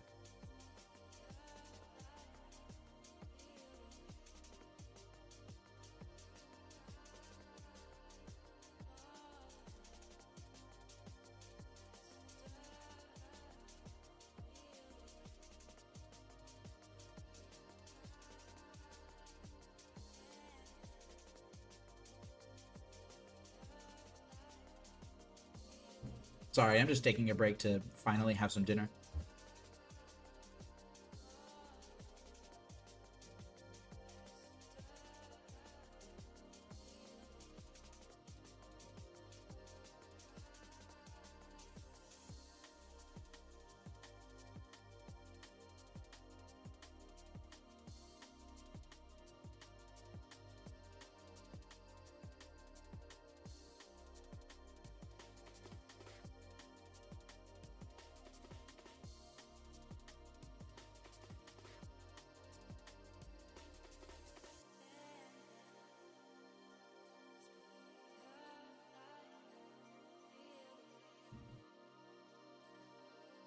Although that does beg the question.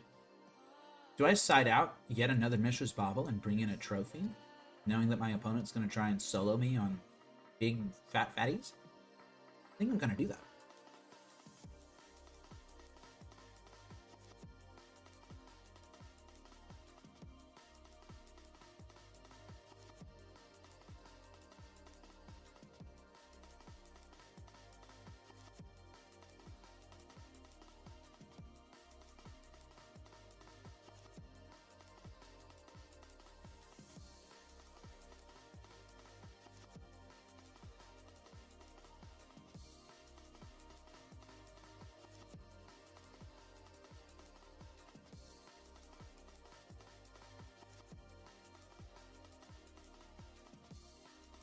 Not keepable.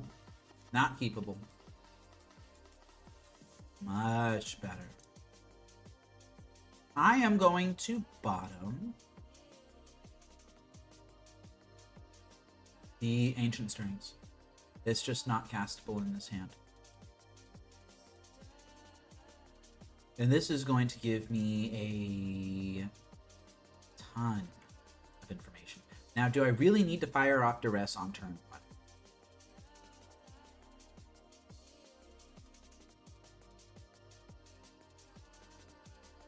Do I really need to fire off Duress on turn 1? What would I be playing around? Not much, actually. My opponent's not going to have any impactful turn 1 and turn 2 plays. The plays are really going to start in earnest on turns 3 and 4, but I might be able to give myself the ability to take a bomb out of my opponent's hand before they have counterspell up. Wow! Alrighty. So what is the weakness in this hand? Obviously, I'm taking Wrath of the Skies, but I actually might not take Wrath of the Skies.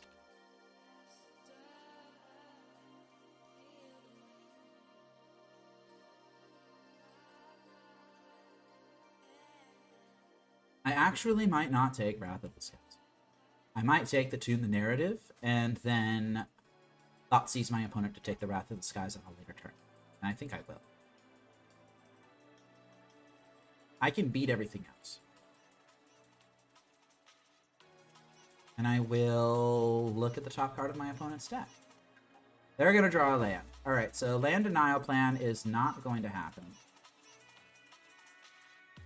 Perhaps I should have looked at the top card of the deck before doing all of that, huh?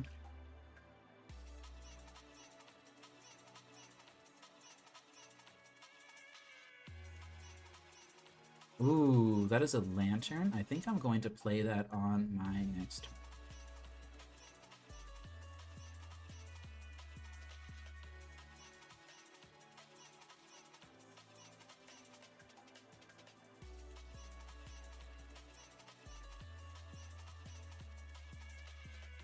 I'm not feeling particularly confident about this now, actually. My opponent has 2 lands. And they surveilled to top, which means that they have a 3rd land now. Yep, there it is. Alright, so they have double Consign up right now.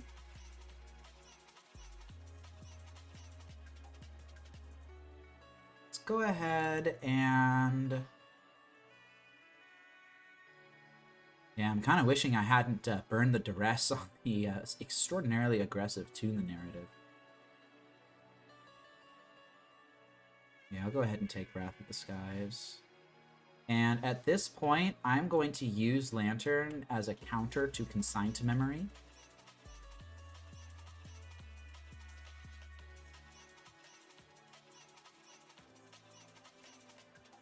Wow, they just let it go.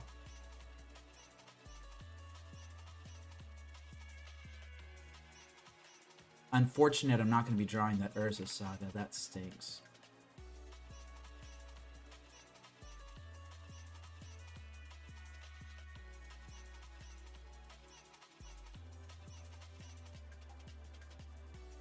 Actually, I might be drawing that Urza Saga if they consign to memory the correct trigger.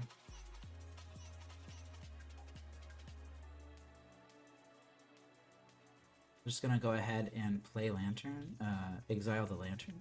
Do I make them shuffle? Go ahead and make them shuffle. Remember that Force of Negation is on top of their deck.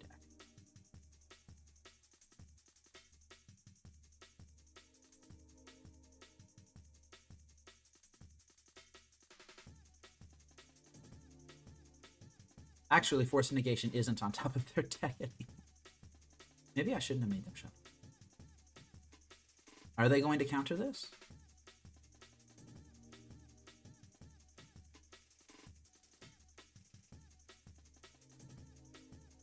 They will counter this. That is fine by me. Now I could spin for more Evolve and find nothing.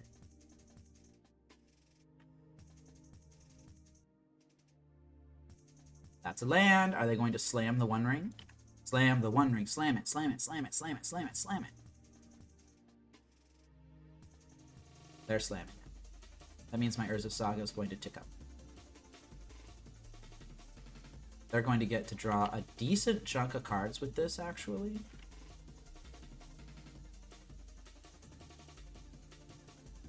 But what if I really want to discard the Ensnaring Bridge to lower my hand size for Ensnaring?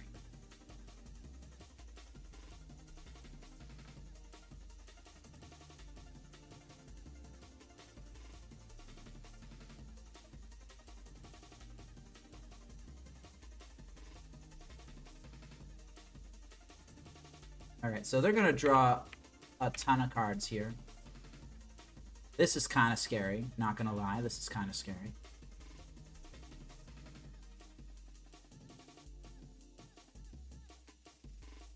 Wow, that's kind of scary. Alright, yep, you got it.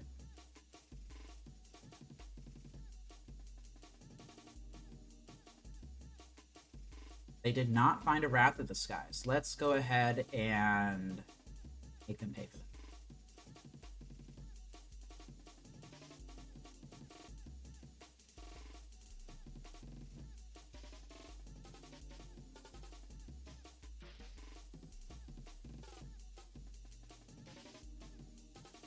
Are they going to counter my triggered ability to search for a card? If they don't, then I find a Pithing Needle. And I take that one ring, and it's on 3 counters for the rest of time. But they're going to. Look at this.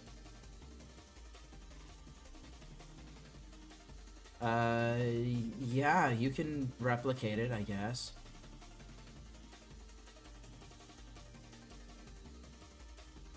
It can't counter the construct making ability.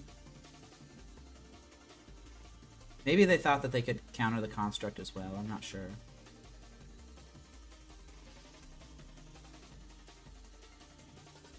Alright, well, let's go ahead and play out our stuff.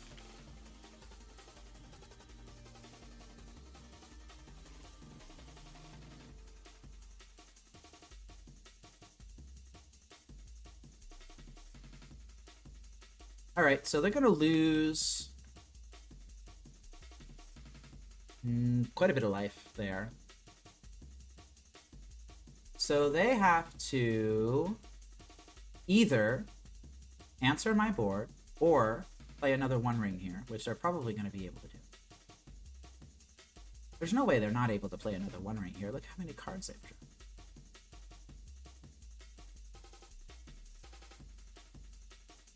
That's a Teferi. Alright, that helps, I suppose. But if they don't have Wrath, then they're not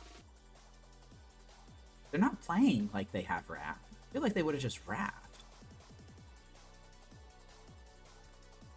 That's going to gain them some life and kill my construct. Alright. Nope, that pretty much mops it up.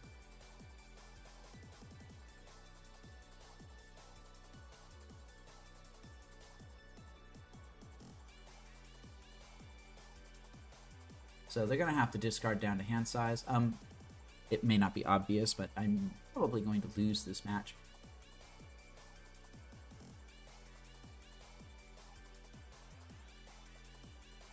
Alright. Do I keep this Mycosynth Gardens in hand for Fomori Vault? I'm not using it this turn anyway. I'll go ahead and play it out. Not play it out, I mean. I will stall for clock. That's my strategy in this particular one. I'm not stalling for clock anymore. Yeah, there's just no way I win.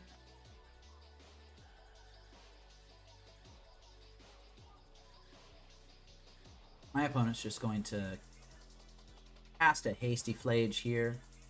I'm going to go to 6. They're going to go up to 11.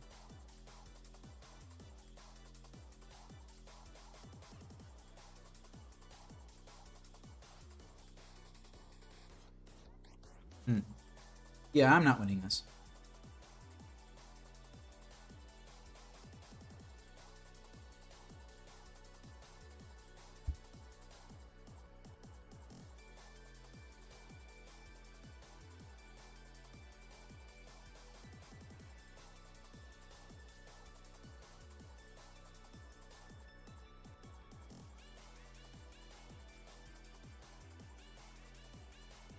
This game brought to you by not using Mishra's Bauble to target my opponent before casting that duress. Or alternatively, this game brought to you by not just taking the cards that I should have taken with duress. If I had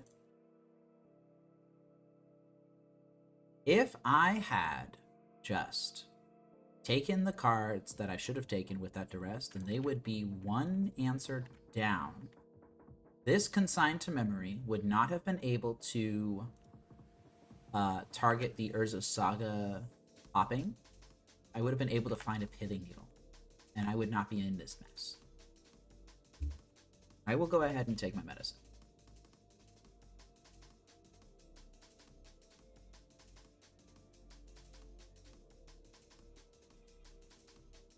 So yeah, this is a very obvious loss.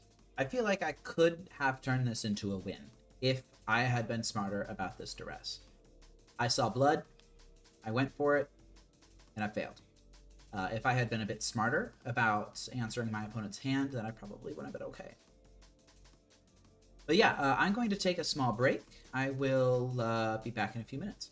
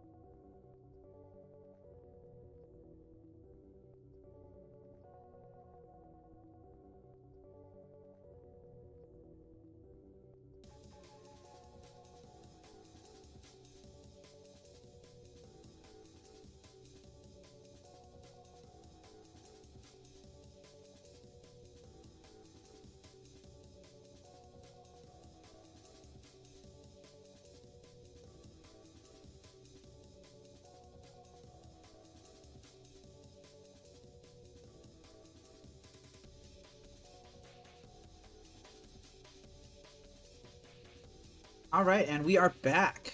Round 3 against 𝗟𝗓𝗡. I would like to be on the play. Let's see. This hand has, wow, triple stirrings in it. That's a lot of stirrings. They did not reveal a Gigant, though. Sure, I'll keep it. It's probably a trap, right? It's probably a trap. And I'm going to be spending one of these stirrings on a land anyway. So I could bobble myself. Oh, it's Devourer of Destiny. That's what we're doing.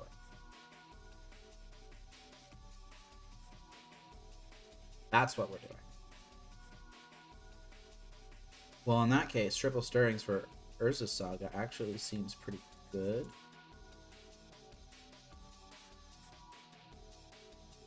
It is a land. I'll go ahead and draw it.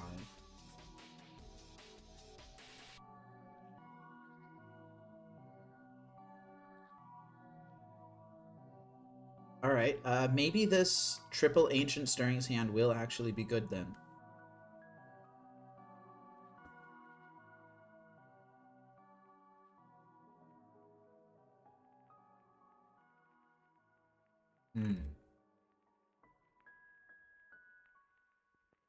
Well, let's see.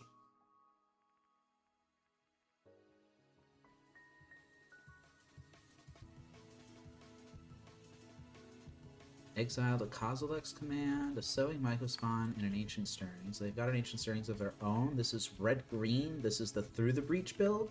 They are short on lands.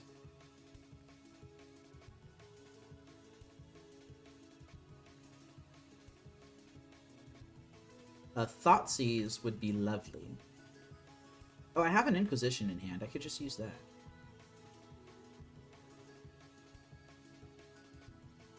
Huh.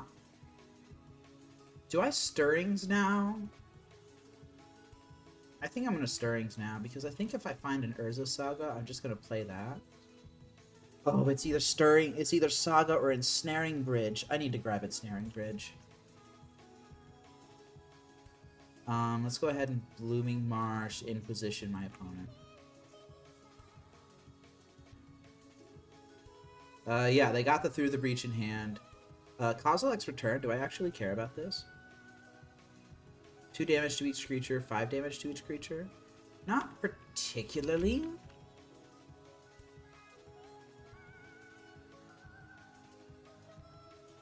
In fact,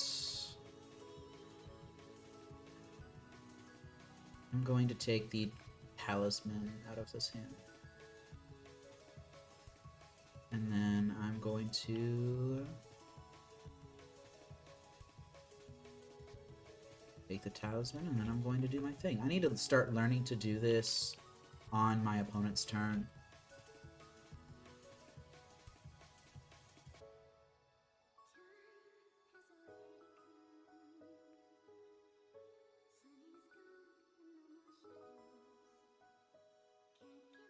Alright, so I know what they drew. Lugan's Labyrinth, Bower of Destiny. That's what's in their hand right now. I'm just gonna go ahead and slam this Ensnaring Bridge. On curve.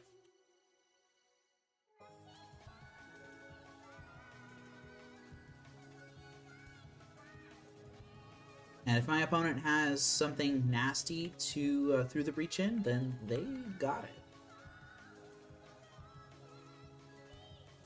I'm gonna see if I can find a Lantern here. If I can find a Lantern, then this Inquisition gets a lot better. I will take an Urza Saga. I will play an Urza Saga. I will try to dig again for Lantern. I do not find it. Do I want to reveal this Mycosynth Gardens? Yeah, sure, I'll reveal the Mycosynth Gardens.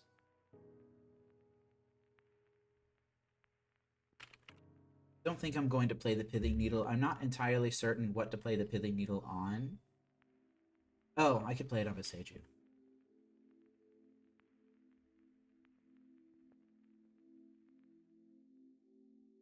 But honestly, I think I kind of just want to spin for Mori Vault here.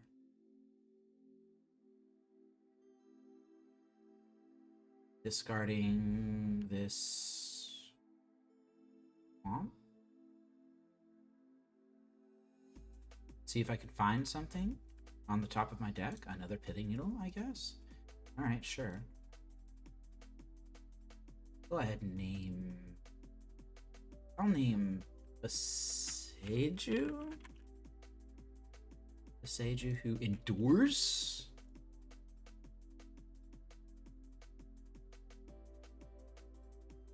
My opponent still probably doesn't have much good stuff in their hand.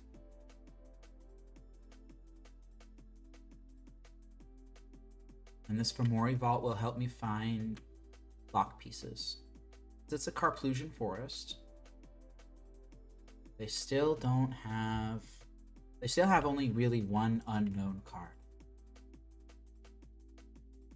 It's entirely possible that that one unknown... Ah, look at that. Would you look at that?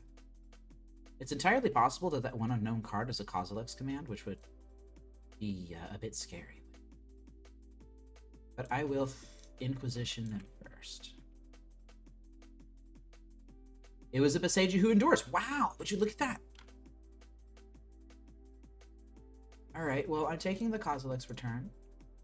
Okay, and this game is wrapped up.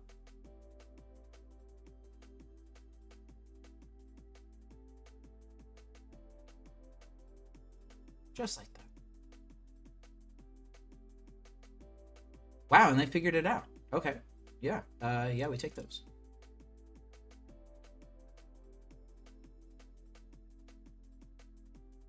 All right, so it is some sort of red-green through the breach 𝗟𝗓𝗡 nonsense.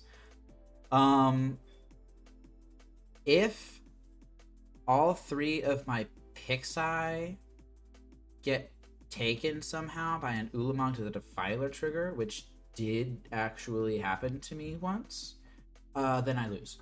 I actually lost a game because of that. So, let me look and see what is good and what is not. Underworld Cookbook is bad. Grafdigger's Cage is bad. The Inquisitions need to be upgraded to Duresses, and there's just not even a really good reason to bring the Inquisitions in at all.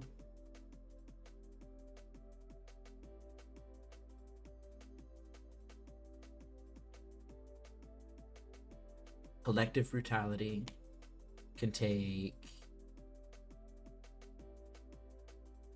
exactly through the breach, I think. I don't know if that's good enough. What is good? Terra Sunder seems good. What else seems good? Honestly, I might bring in the Surgicals and Extirpates. And I actually genuinely might bring in the 𝗟𝗡𝗡. If Pixis isn't going to be good enough, then I will want a way to recycle my graveyard. I think I bring in an 𝗟𝗡𝗡, I'll bring in a Pithing Needle. I'm gonna side out 2 Baubles to do this. Okay. The 𝗟𝗡𝗡 is a highly experimental strategy. And I'm not actually sure that it's good. Especially with the Extirpate and Surgical in him. Yeah, actually, go ahead and keep it out. I don't know if I need it right now. I have a game. If I lose this game, then I'll consider bringing 𝗟𝗡𝗡 in, just depending on how it goes. I did bring in a ton of stuff, and this is a terrible hand. Wow, this is bad. This is a much better hand. So I have Bauble Shredder, and I have Stirrings already, so I'm going to bottom the Swamp.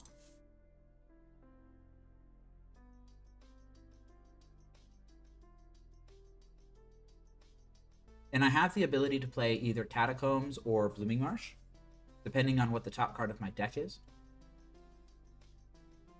Give myself a little bit of free action, I guess. They found an 𝗟𝗓𝗩𝗘 the Defiler.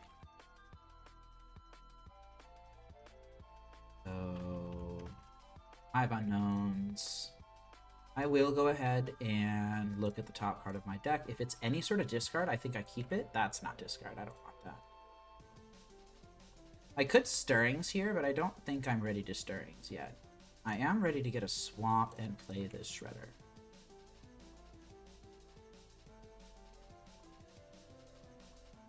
Ooh, I get a card. Ooh, it's a land. I don't think I want to mill them on the blind because they do have Emrakul's.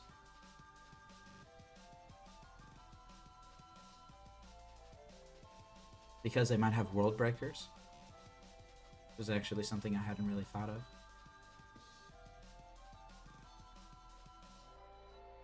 Interesting.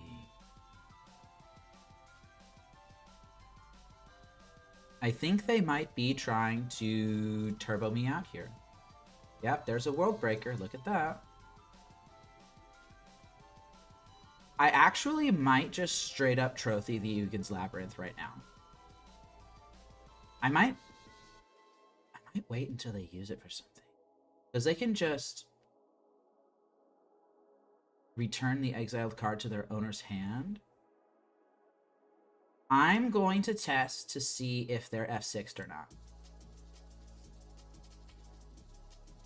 Oh, they're F6'd. I'm trophying it.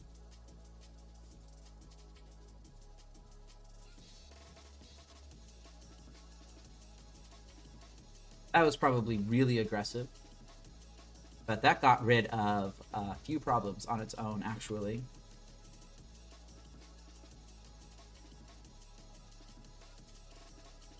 Oh, you think so?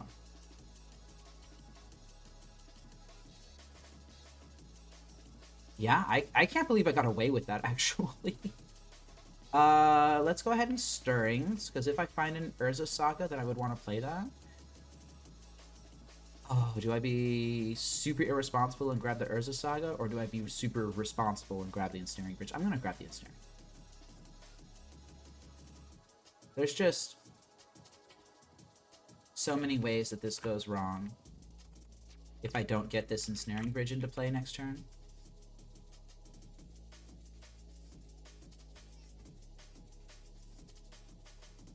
Now, they could have another 𝗟𝗓𝗩𝗘's Labyrinth here. But this means that I'm not getting through the breach this turn.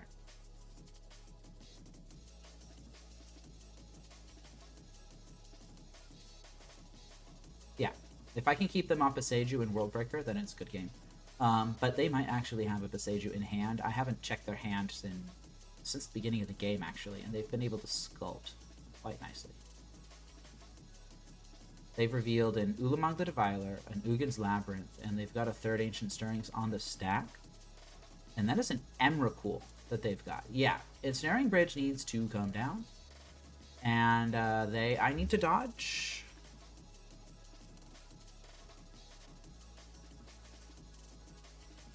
I need to dodge Boseiju, specifically, actually.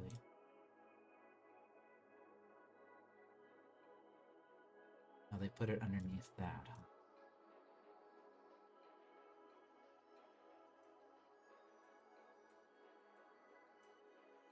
Alright, so the moment of truth. If I think... Oh, wait, no, I'm not casting that this turn anymore. Okay. Well, in that case, I'm just going to go ahead and slam this Ensnaring Bridge. Hope it works. My opponent is not F6'd anymore. This is... So what's likely going to happen here is they've got 𝗟𝗓𝗩𝗘, Boseiju, and... Yeah, see, here it is. Oh, this is just a causeless command.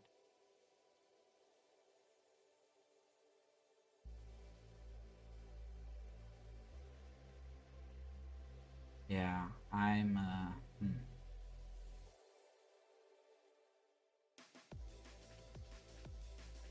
They're scrying X and then drawing a card. Let's see what they scry. Scrying 2. O top, 2 bottom. You'd love to see it.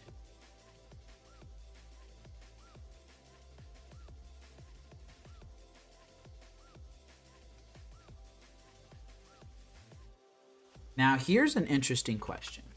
My opponent did not just slam 𝗟𝗟𝗡 when they had the chance. This is a World Breaker, isn't it? No, that's not a World Breaker. They're testing for 7. It's a World Breaker. Oh, World Breaker costs 7. Yeah, you got it. All right, so World Breaker.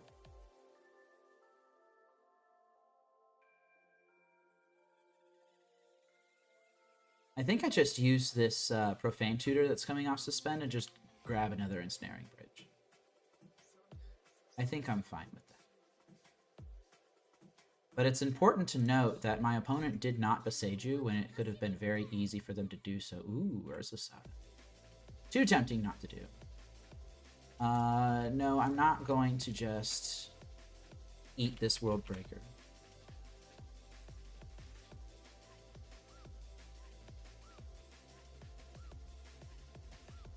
Got a ton of lands this game. Trinisphere, couldn't care less about it.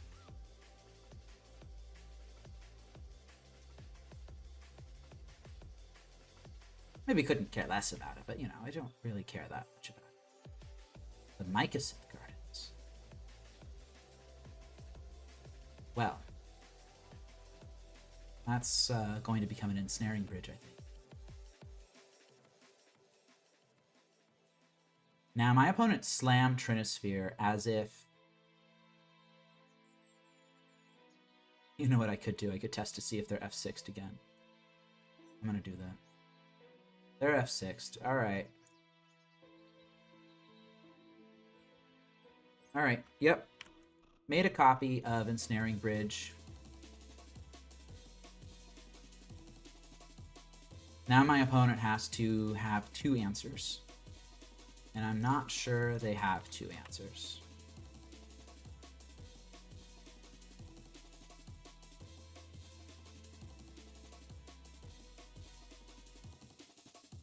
That is yet another Trinisphere that I don't care about.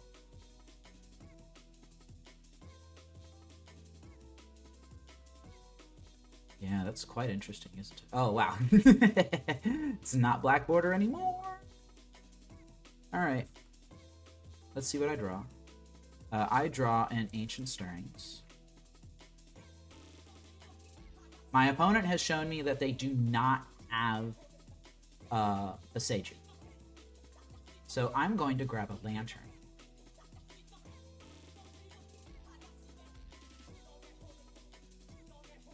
Let's go ahead and Stirrings now. And grab a Pithing Needle. I genuinely might just put Pithing Needle on World Breaker. I might just grab a Saga. Ah. Saga would be able to find a Mill Rock.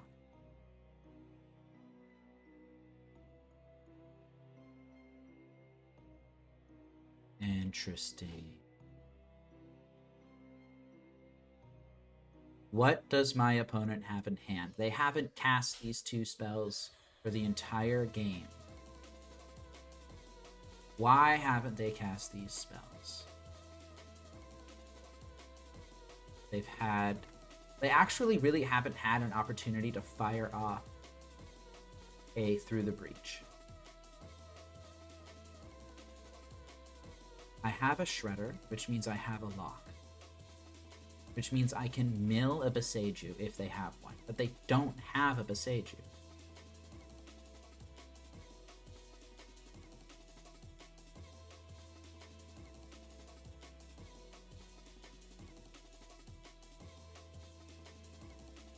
What do I wish this Stirrings would have revealed? I wish this Stirrings had a Pixis. If I really want a Pixis, then I want Urza Saga.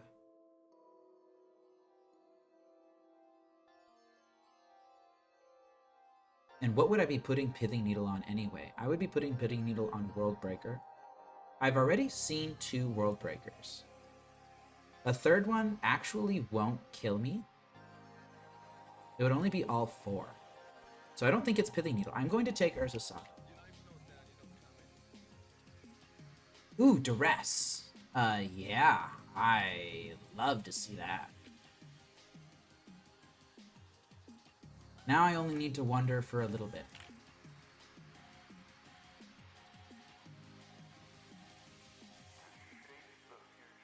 Play the Eldrazi Temple. I feel like the Vice is closing, and my opponent needs to play one of those 2 unknown cards in hand right.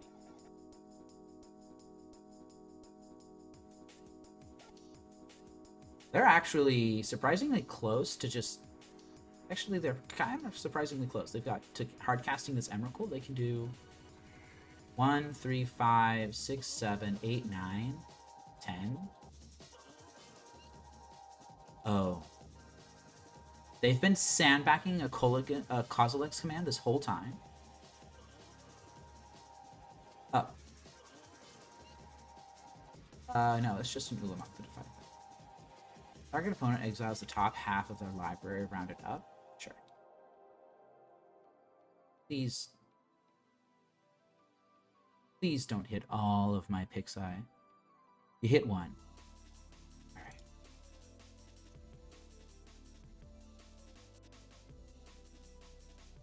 And if that's genuinely the best that my opponent can do, then I'm in pretty good shape here.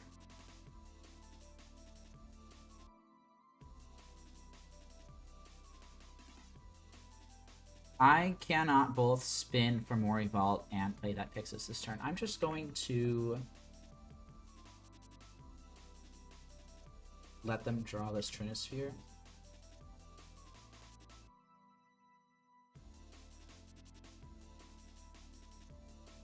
I do, yeah.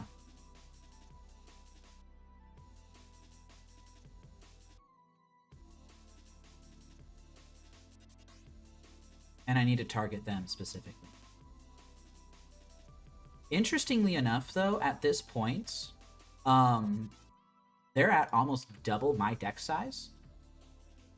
So I think I still am going to get a Shredder here if I have another one in my deck. I do, I think. I should, right? I should. I should have another Shredder in my deck. I do. All right. And now this Pixis is on emergency duty. I would love to eventually find...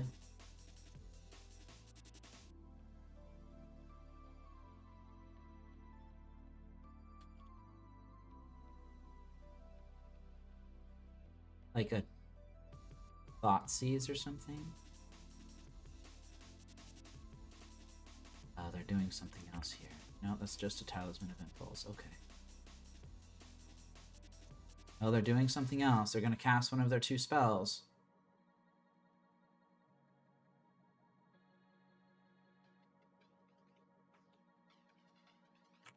Devourer of Destiny. Yeah, you got it.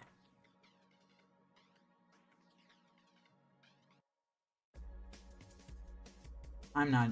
Yeah, I'm only a little bit worried about that. Like, even if that happens, then I have a Pixis on top of my deck right now. And I'm not going to exile with Pixis unless absolutely necessary.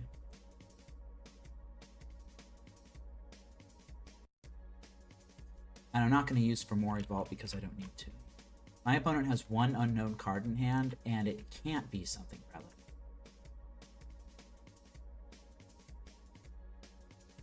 Arbolution Forest was played as a land for turn.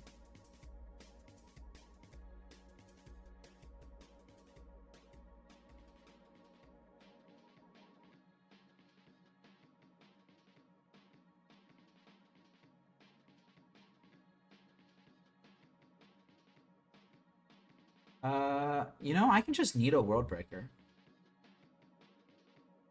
Or I could just exile here. I'll just exile.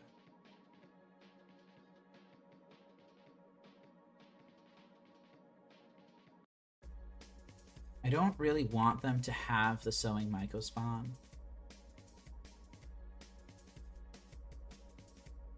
I'm gonna go ahead and dig for a discard spell here just to make sure.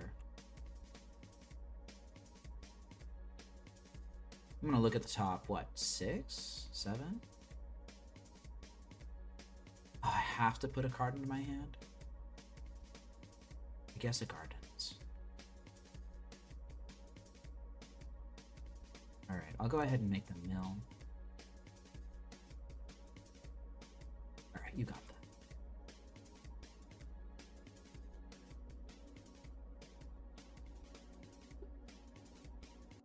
Whatever they have in their hand, it can't be useful. Yeah. I'll go ahead and mill that. That is a Through the Breach. I don't think I want them having a Through the Breach. Just because it can, I don't know, make them sack, I guess. I'll go ahead and mill it anyway because I can. Alright. And this is definitely a one game. That it's just going to take some time for me to actually play through it. I do need to make sure to use my shredders every turn.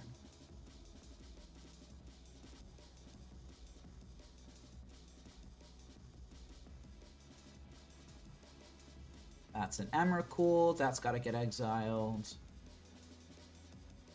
That's another Emmeracool that also has to get exiled. That is a Talisman. Don't really care. Alright. I will go ahead and play this Dark Boar pathway, I suppose.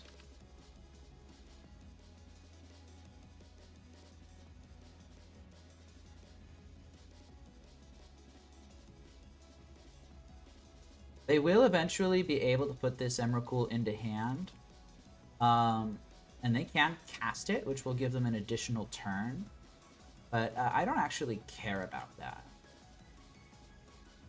1, 2, 3, 4, 5, 6, 7, 9, 11. They can cast that with their next land. The One Ring I don't want them to have. Oh yeah, I definitely don't want them to draw the Through the Breach because they could Through the Breach Emmeracool and then put it into their graveyard and that would shuffle the graveyard back into their library. Yeah, I don't want them to have that. Alright. Actually, you know what? I'm going to go ahead and Surgical them now. Let's go ahead and take those darned Kozilek's commands out of their deck.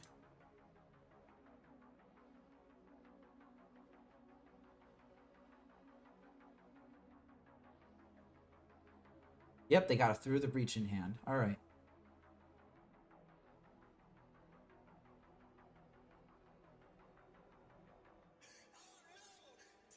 Okay, what do they got in hand?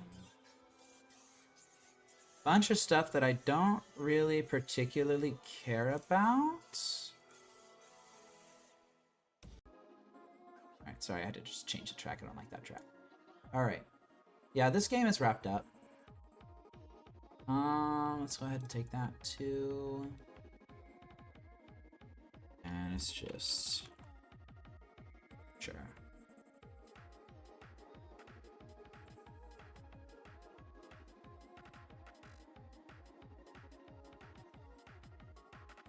Oh, you know what?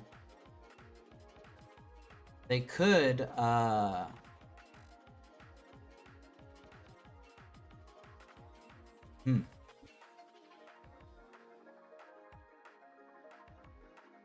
don't know if I'm actually able to win this because of that. Wow, I really wish I'd put that Emmeracool in my deck. Oh, that's interesting.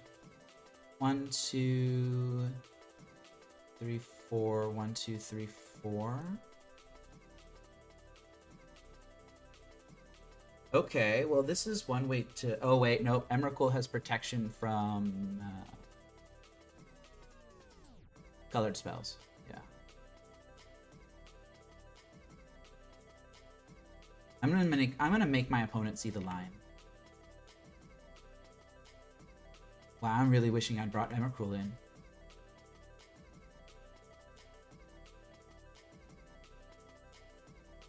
Who knew that the correct line here was actually to take the through the breach? Yep, here they go.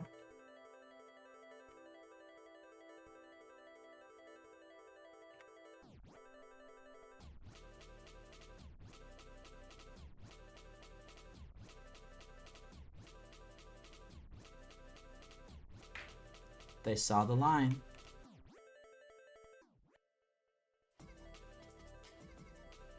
I don't think I can beat this, actually. They cast it. They hard cast it. No way.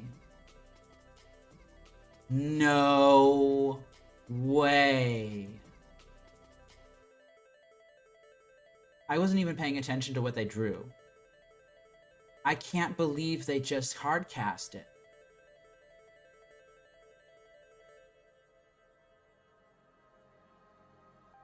They punted.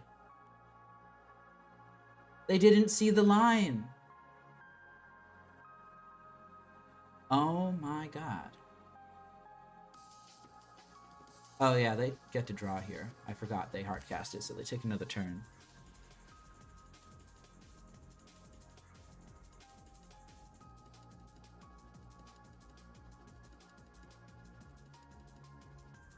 Wow. I'm just a little speechless. Yeah, you may swing in with your 0-1 Eldrazi spawn token.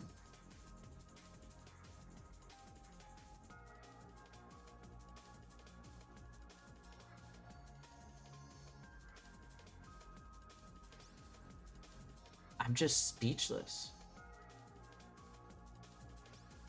All right, so what did we learn today? Today we learned that Emrakul comes in versus this deck. I'm amazed. They didn't see the line.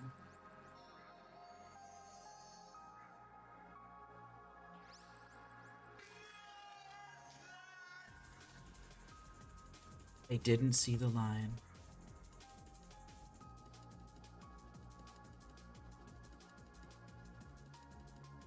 Yeah, I'll go ahead and take your Grove.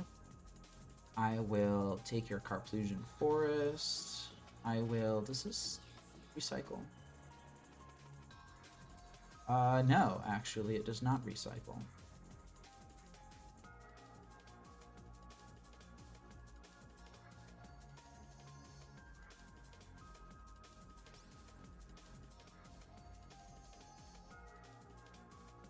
I'm just...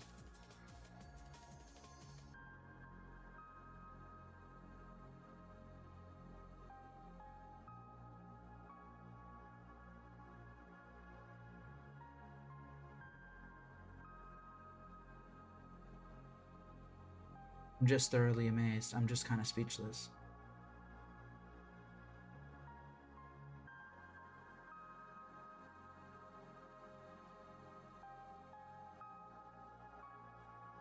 All right, well, a win is a win, and I love all of my wins. I'm going to take a small break, and I will return in a minute.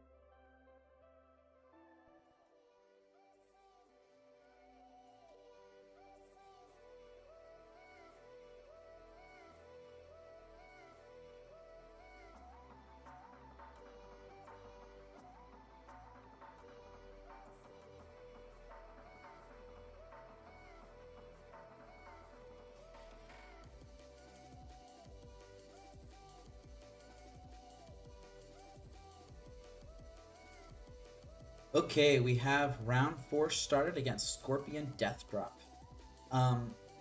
The animations, unfortunately, were too taxing on my computer to actually play. I know that sounds pretty silly to say because it was a really small thing, but my computer does not handle that sort of thing very well. Like, I tested it, and I think that animation cost me an additional, like, 6 to 8% on my CPU, which actually ended up resulting in me dropping frames.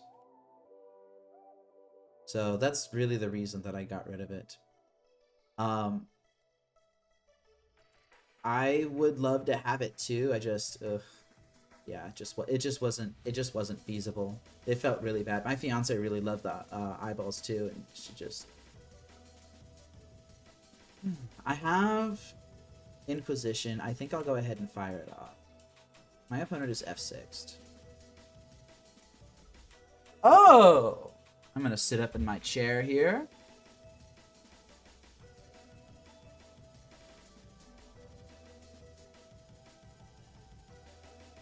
Ah, it's Twiddlestorm. Well, that expedition map is gonna cause some problems pretty quickly. Mainboard consign means that they are turboing out their, how interesting. Consign to memory.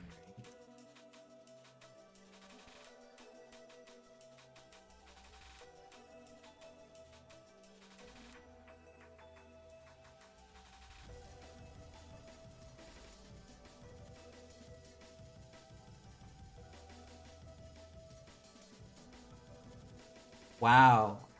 This is a hand.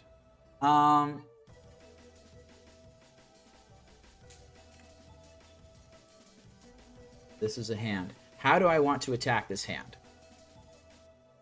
I do not want them drawing a ton of cards.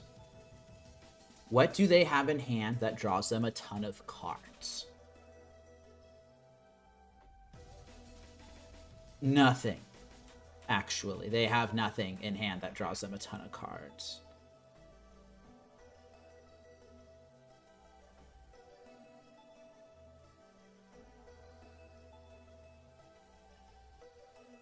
I have a lock in hand and an Urza Saga, though.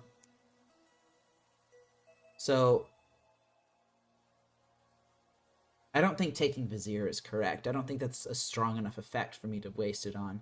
If there's reading chat here, if I take Expedition Map this turn and then Consign and Lantern, take Consign next turn and then take Lantern, then that'll be really nice. Oh, that's true. They do rely on breach loops to win. I will. There is an argument to take the Stupor. I'm considering that too. This is such an interesting hand. This is really interesting. Now, if they... Wow, I'm spending a lot of time on this. I'm going to take the Expedition map. And... Wow. That was a really interesting hand. Oh, they don't play the Consign to Memory. They bend a wish, everybody. That makes me happy. Now they play the Thundering Falls. I don't even think I'm going to take the... I don't think I'm going to Inquisition them this turn.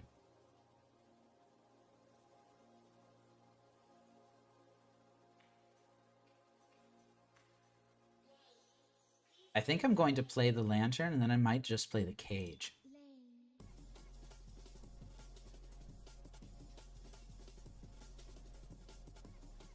That's a sink into Stupor. I think I'm going to Ixis, actually.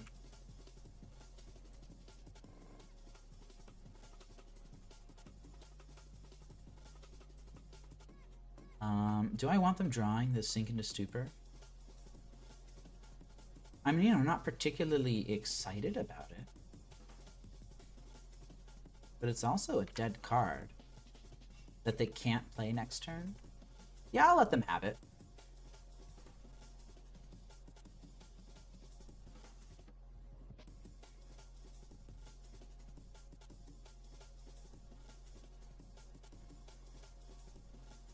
Alright, so they played one of the Sink into Stupors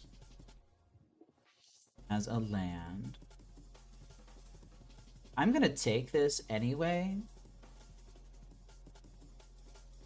That is a Lotus Field. I need to check their hand, make sure that I'm ready for that Lotus Field. Oh, I'm just drawing running discard. Oh, this feels so good.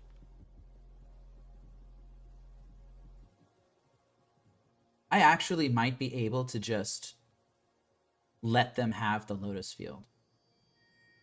Yo, no, you can't consign this. It's a black spell.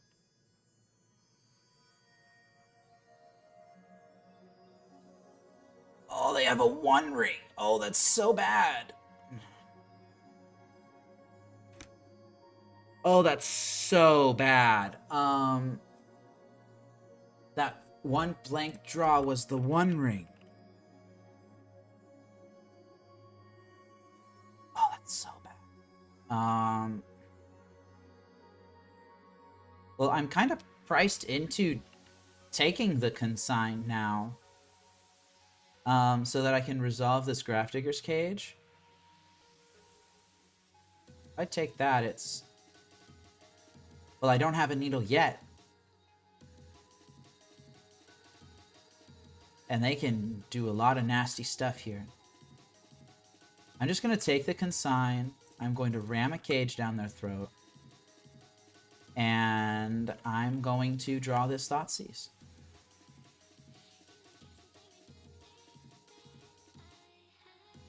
And I'm going to see what they can do.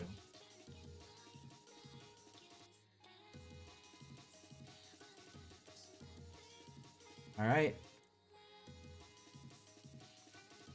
Do I let them have this Twiddle? I think I do. Let me just check to see what they can do here. So currently they have Dream's Grip, Hidden String, Sink into Stupor, the One Ring.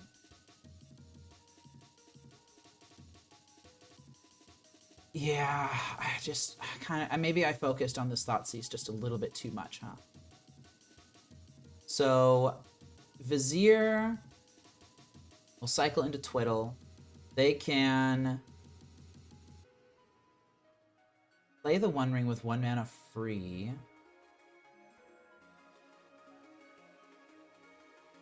I'm not actually sure that they can go off with the One Ring right now.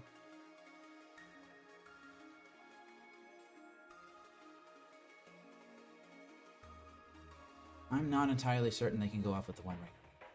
They can Twiddle the Lotus Field, that makes 5 mana.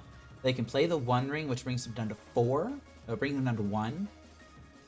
They can tap it, draw something. They can Dreams Grip their Lotus Field, and then they can Hidden Strings, draw 2. If I take this Twiddle, then that plan falls apart.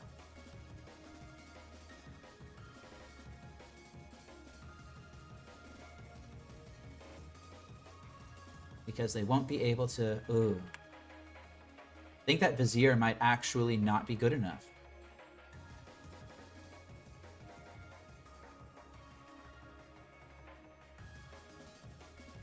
Yeah, you got it.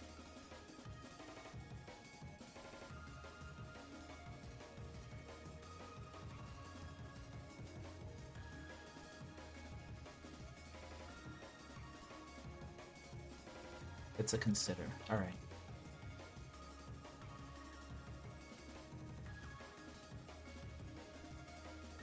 I'm not sure that they can do everything that they want to do here.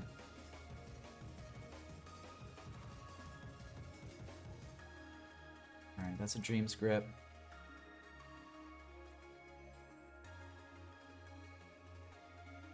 It's a 1 ring.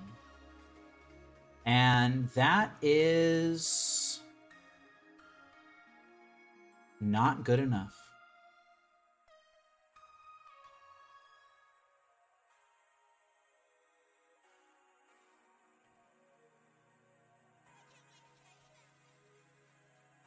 Oh, but you know what?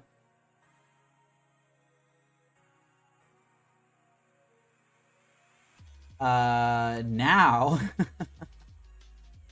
now, they can just sink into stupor the needle. So this isn't going to work.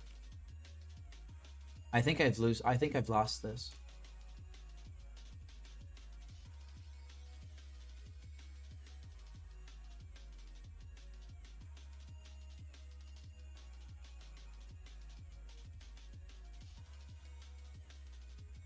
That's unfortunate. I think I gotta take this deserted temple.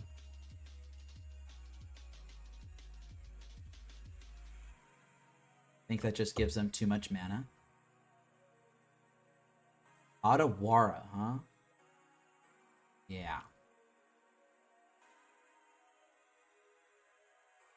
They're just gonna preordain here, huh?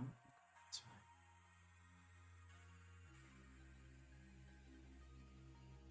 They took the Vizier, I think. Yeah. You know, I think I lost this. I think they can kill from here.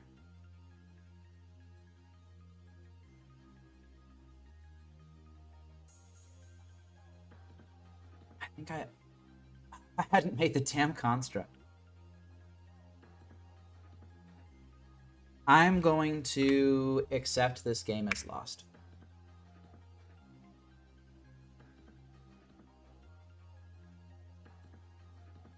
I think they can win. They had a Sink into Stupor in hand already.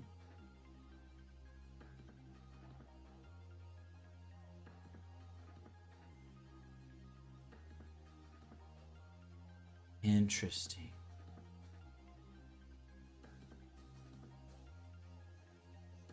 Yeah, they need to win right here.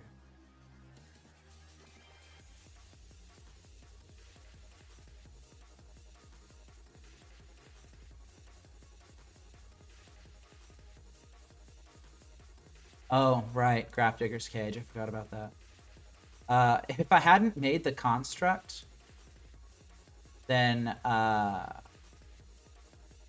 yeah, they got it. They got it. If I hadn't made the construct, then I could have copied Grafdigger's Cage. That was just really dumb of me to do. I should have known what this game was about. It wasn't about construct. Yeah, they're just going to go off here. It's just going to happen.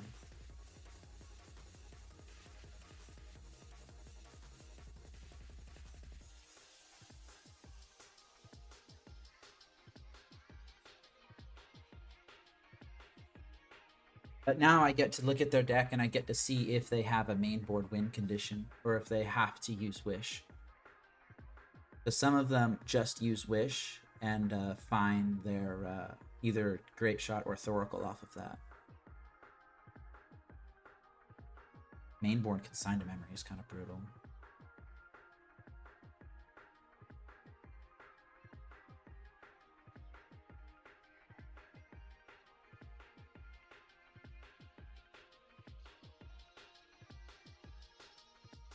Yeah, I think this will be okay. They don't have much to bring in, but I have a lot to bring in. And I'm not going to make the same mistake that I made this game.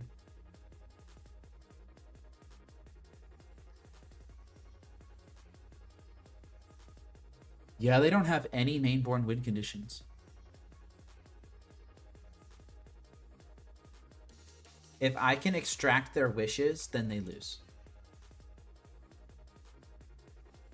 I mean, I guess they can hardcast up a Zero of Tumbling Sands, I guess, but, you know, whatever. Okay, really easy swap. Ensnaring Bridges. Do I take out all of them? I think I take out all. I'm going to actually look up a list.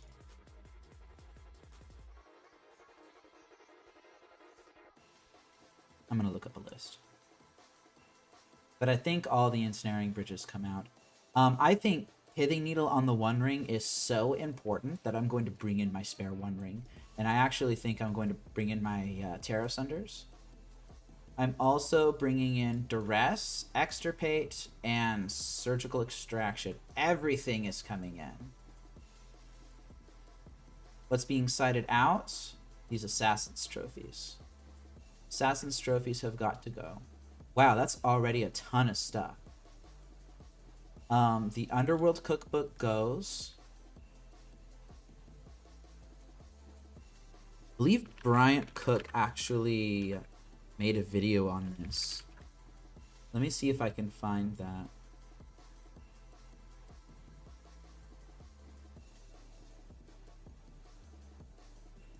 I just watch all of his videos, and I'm pretty sure he released a video of exactly this deck. So I'm going to see if I can find a deck list.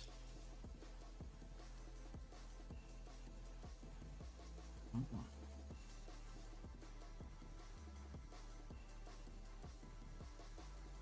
And now my computer has to load a bunch of pages.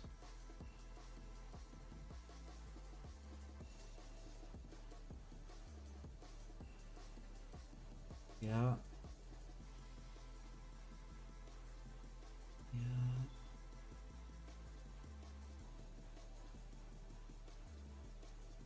Yep, here it is. Yeah, I watched this video a few days ago when it was uploaded. I remember this. Alright, now let's go ahead and look at the list. I've got 35 seconds to analyze this list. Wait for the page to load first, actually. Then analyze the list, then check to see if I need to be bringing anything else in. So give me a second while I do that. Yeah, I trimmed a single bauble, but honestly, the 4 bridges coming out just helps out so much. And the list just straight up isn't loading. My computer's just too slow. Oh well. Hopefully this is good enough.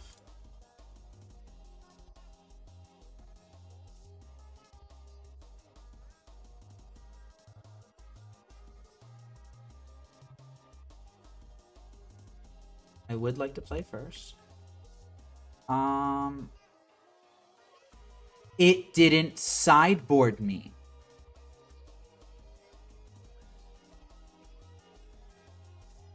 Oh my god, it didn't sideboard me.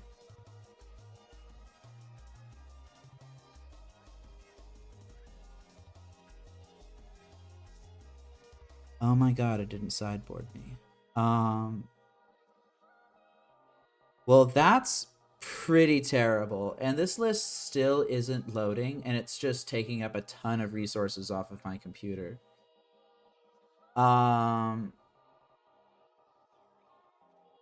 Yeah, I didn't know that Magic Online did that. I thought that I would be able to just move the deck around and it would just auto-submit when time hit. Wow, I did not know that. Well, I guess if I'm gonna learn that anywhere, then this is the place to do it.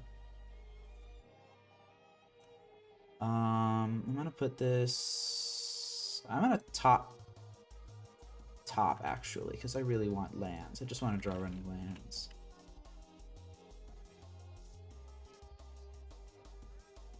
Well, if there's a game 3. I'm running quite low on time.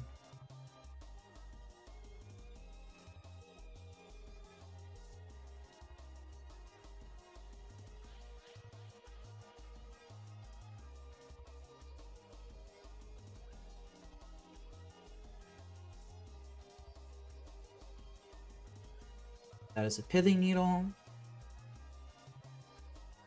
That is going on the One Ring.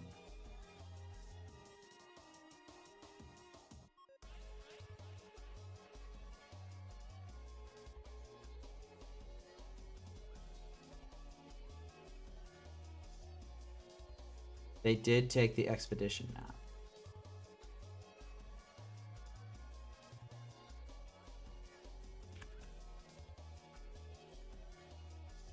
Wow. No, I can needle map off of this Urza Saga right here. Strix Serenade. They're genuinely playing Strix Serenade. Alright. Yeah.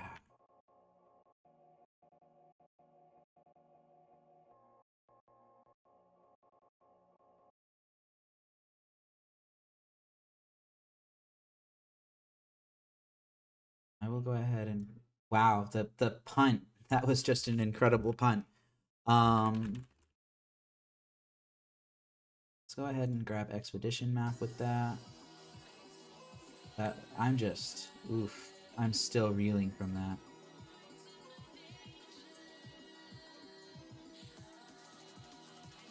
I'm going to fetch Shock here.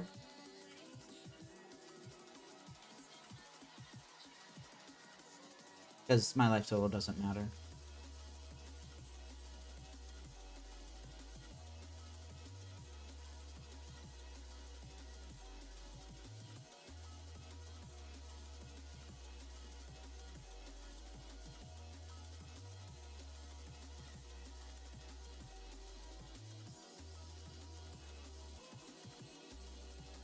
Yeah, that ensnaring bridge, man, that's so bad.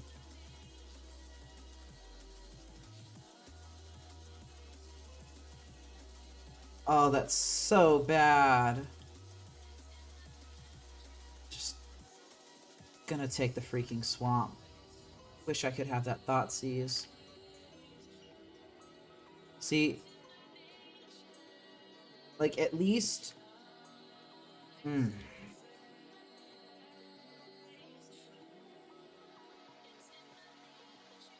Alright, so they played a Deserted Temple, which means they do not have it in hand.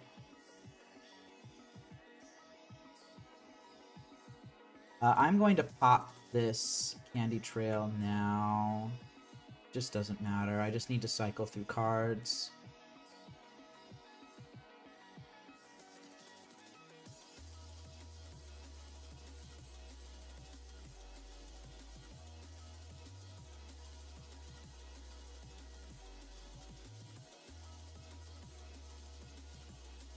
Into the Flood Maw on the Expedition map.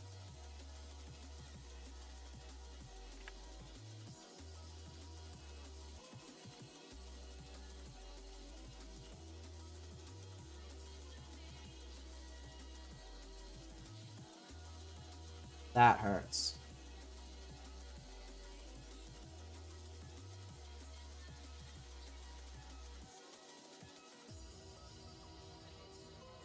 That hurts a lot.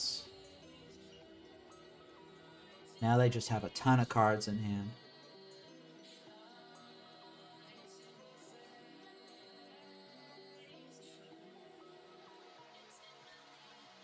Yeah, you got the hidden strings, that's fine.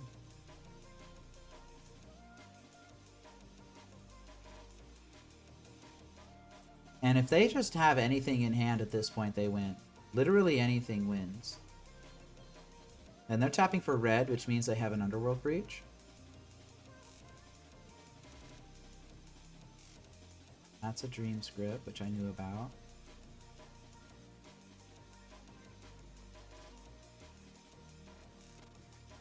That's a One Ring. Which I don't actually care about. Not quite yet. That's a Dream Script. And here comes the Wish.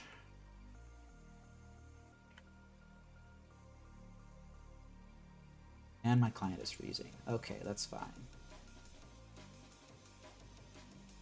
So that's one card they can play from their sideboard.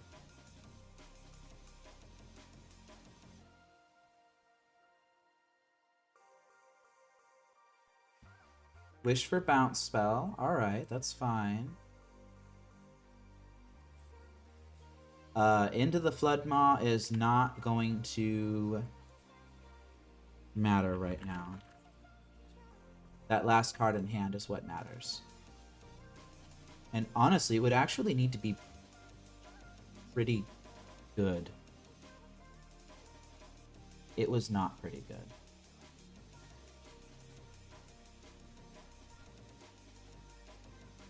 So they've got a Strix Serenade and an Expedition map.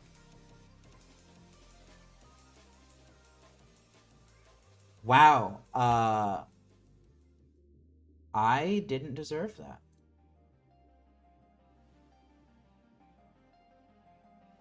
Take the Sink into Stupor.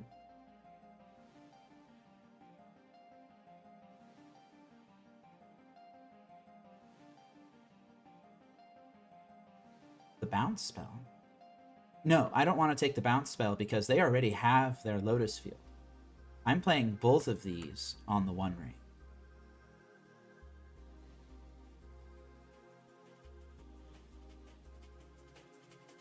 Oh, I played a land? Seriously?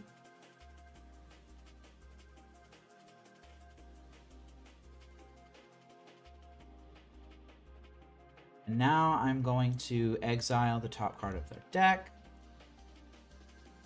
I'm going to leave up that Mycosynth Gardens. I didn't attack with the fish. I didn't attack with the fish. I'm not used to combat. Exactly. They need another Echoing Truth.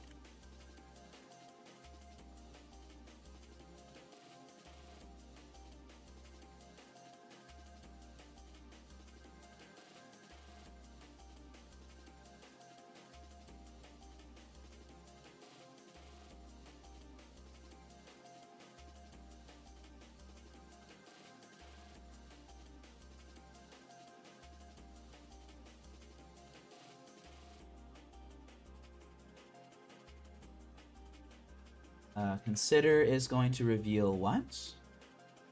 Hidden Strings. And I think I actually won this game.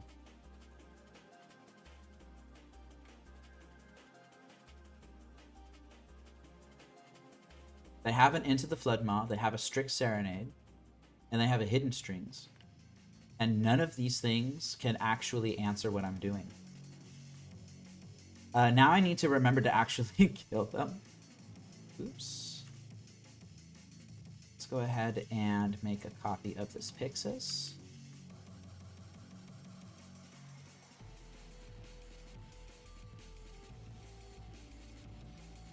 Alright. Sometimes you win the game. Sometimes your opponent loses the game.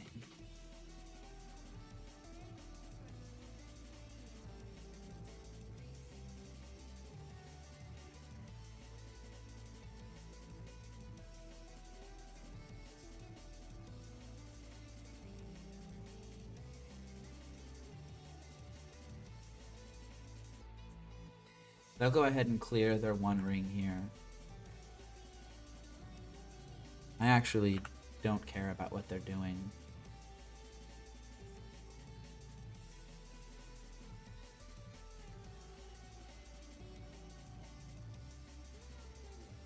I do care about them drawing that Vizier, though, so that's fine. My god. Doesn't even need to be 6-ish turns. This construct that I'm about to make is going to be bloody massive.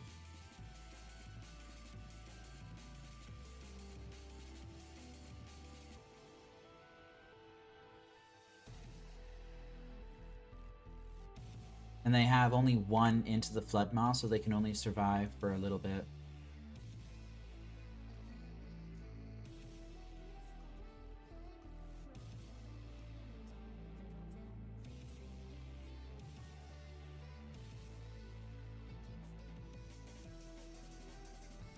I don't even think I care about Consigned to Memory at this point.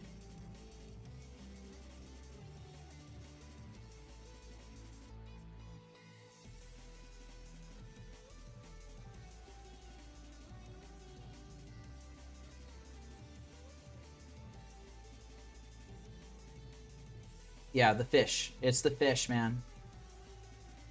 It's the fish.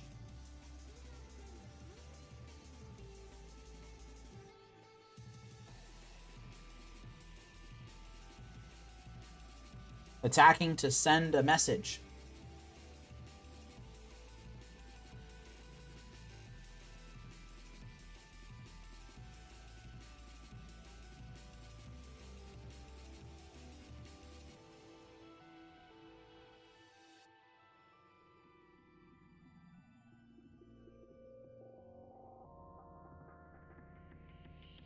Yeah, you can have this consigned to memory.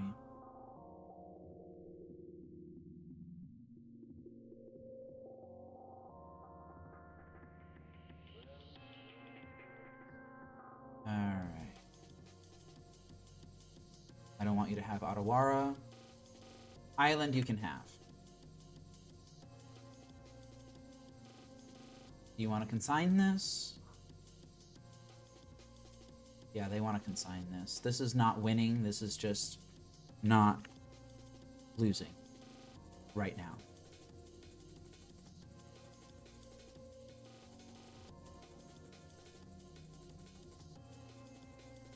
Oh, I didn't attack with the fish! I didn't attack with the fish. And this doesn't matter.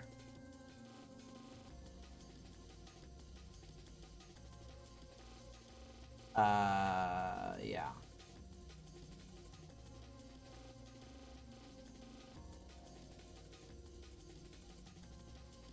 I'm attacking with the fish now. Are you happy?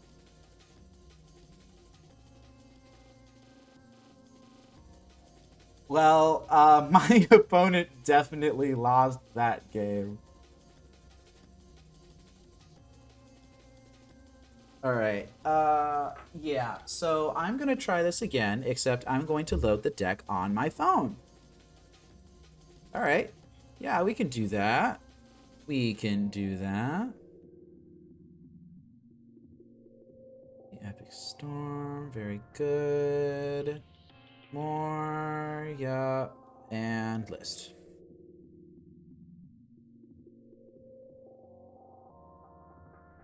They got 3 Sink into Stupors. They got an 𝗟𝗓𝗡. They have a Brotherhood's End in the sideboard. Narset, Parter of Veils, Pact Indication. All sorts of nasties. Yeah, let's hit submit this time. Let's hit submit this time. Ensnaring Bridges out. What comes in? Pithing Needle comes in. Surgical comes in. Duresses come in. Extirpate comes in. What else comes in? Terror Sunders come in. What goes out?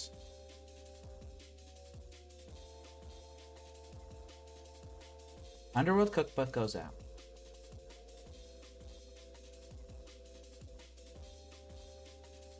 Assassin's Trophy goes out because it cannot hit Lotus Field. And I think Candy Trail goes out, actually. Alright. Submit the deck. I have submitted the deck. I said I have submitted the deck. My client is lagging hard. Wow, this is a terrible hand. Oh.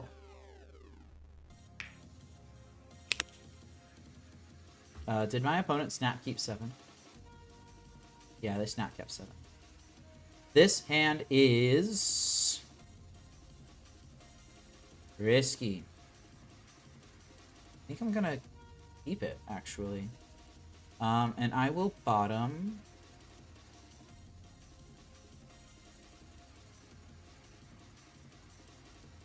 I will bottom the Profane Tutor. I'm not going to win with, I'm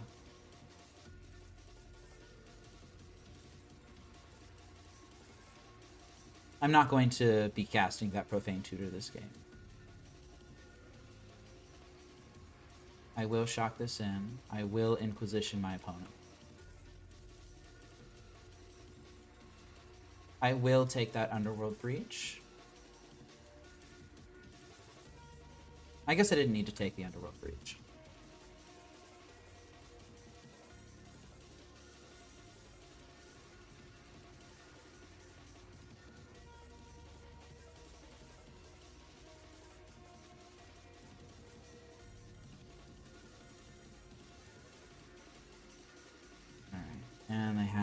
believe an unknown in hand.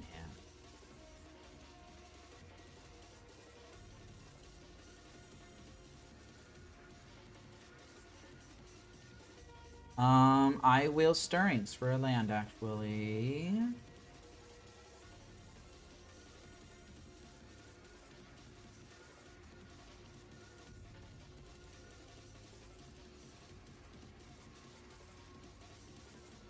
And I will play a Grafdigger's Cage.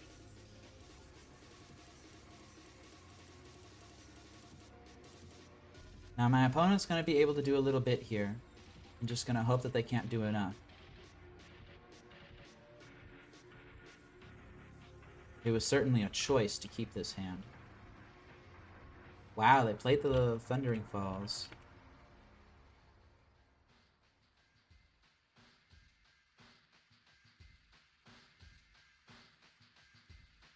Let's go ahead and...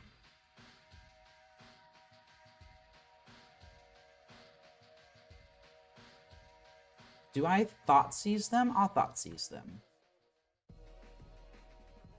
Triple Vizier. Wish.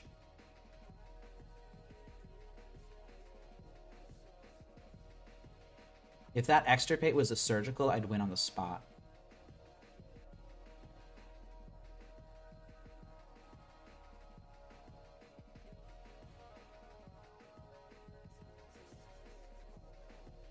That is a crying shame.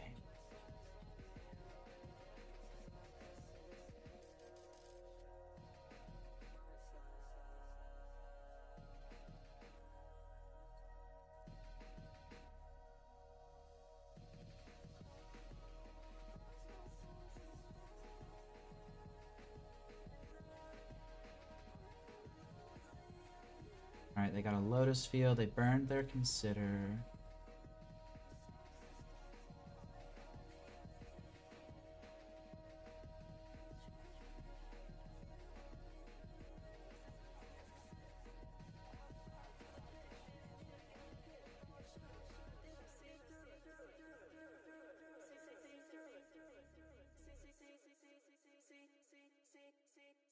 Into the Flood Maw, you got it.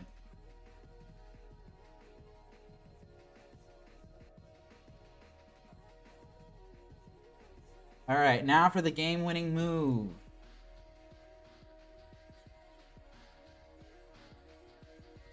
Look at the cards.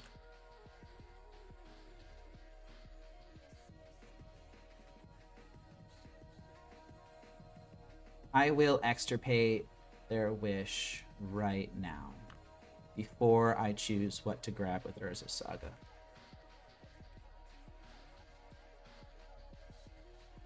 Alright, what did they bring in?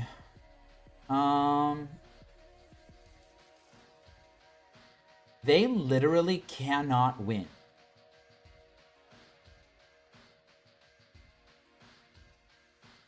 They literally just cannot win here. They have Sink into Stupor, into the Flood Maw, all sorts of stuff.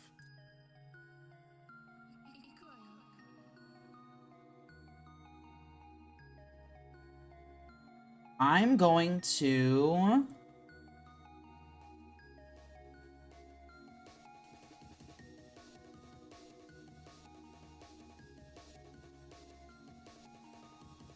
Yeah, I'm going to grab a Codex Shredder.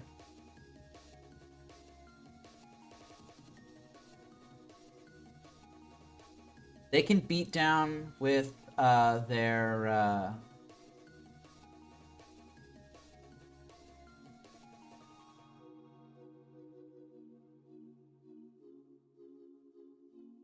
Yeah, they can, actually.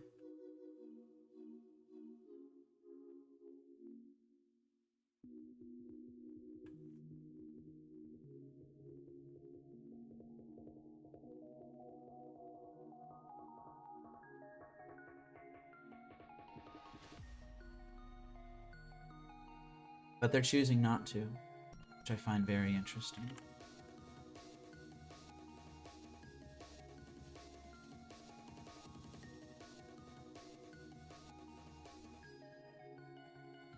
Wait.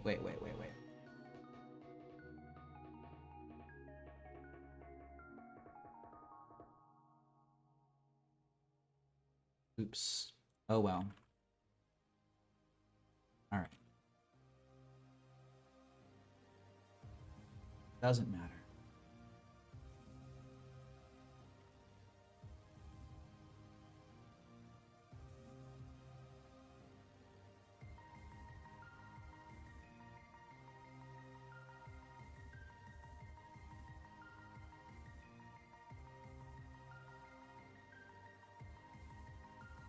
They used their third Vizier.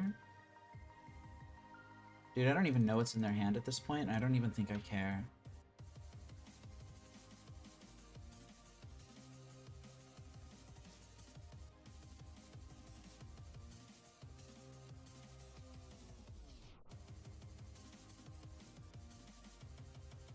I don't think the sink into stupor is a problem.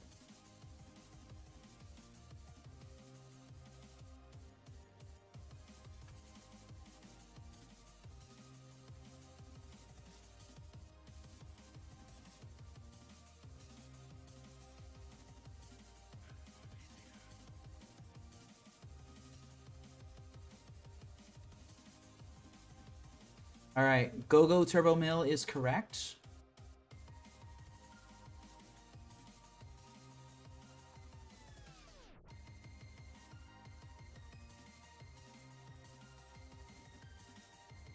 Otawara is fine.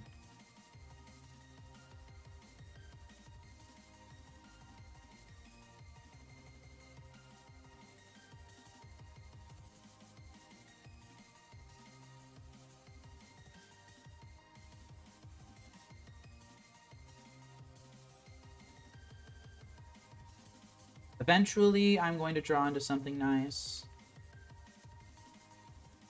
As is, my opponent has like 8 turns, 9 turns. Yeah, I'll take it. I will take it.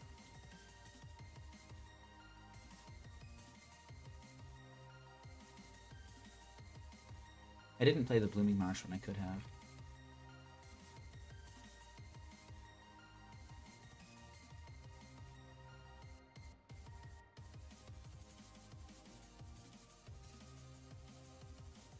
It's a funky looking bird.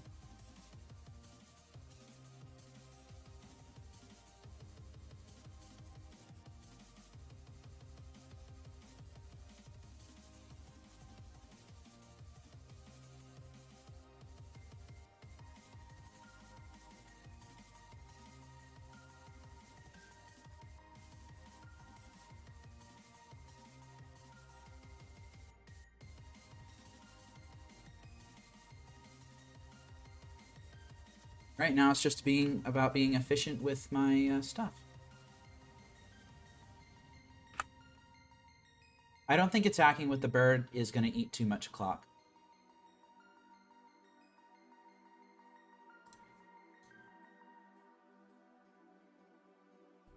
Honestly, if anything, a lot of this stuff is going to eat too much clock. Alright, now I can F6.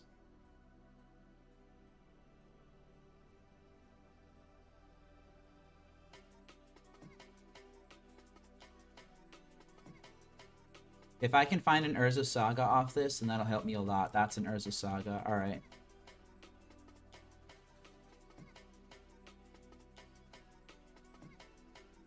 Have you mill. Have you mill. And F6.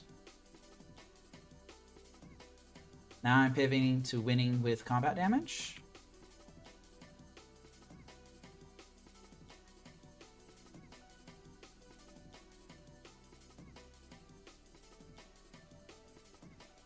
And they got a Scalding Tarn. Alright, that's fine.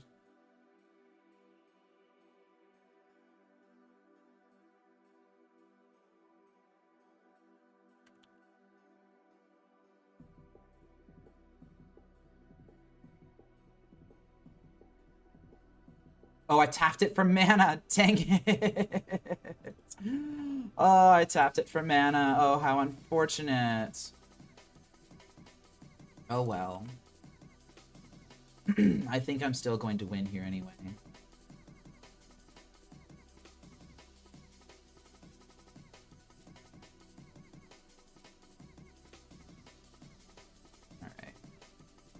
This might be a trap. This duress right here.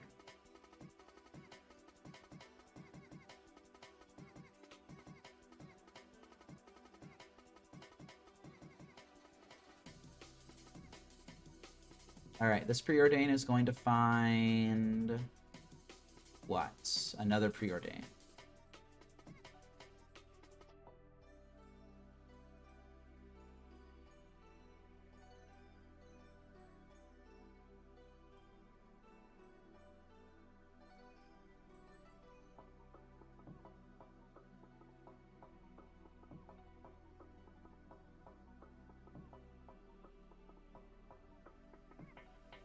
If I had made a token last turn, then it would have been okay.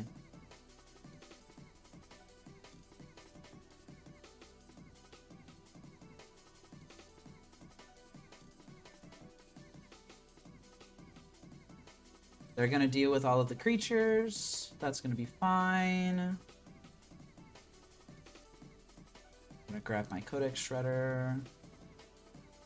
And I'm F6'd, so it doesn't matter. I think I'm just going to mill them out. Actually, I want them to draw that one ring. That's fine.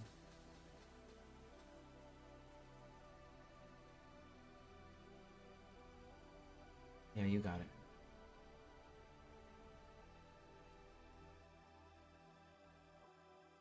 That one ring doesn't actually buy them a turn, because I did that just now.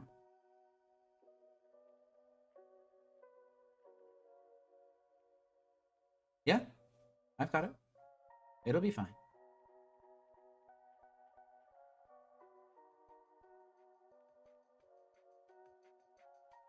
This F6 through my whole turn. Literally nothing matters anymore.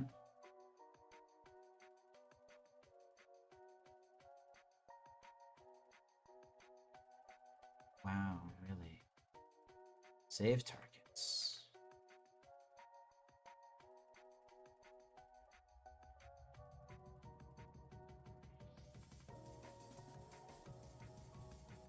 And F6.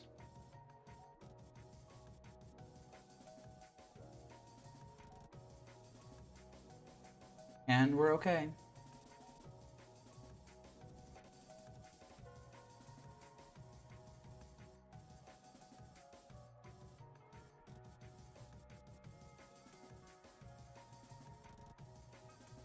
I know some Lantern players don't like doing stuff like this, but like I genuinely enjoy this part of the game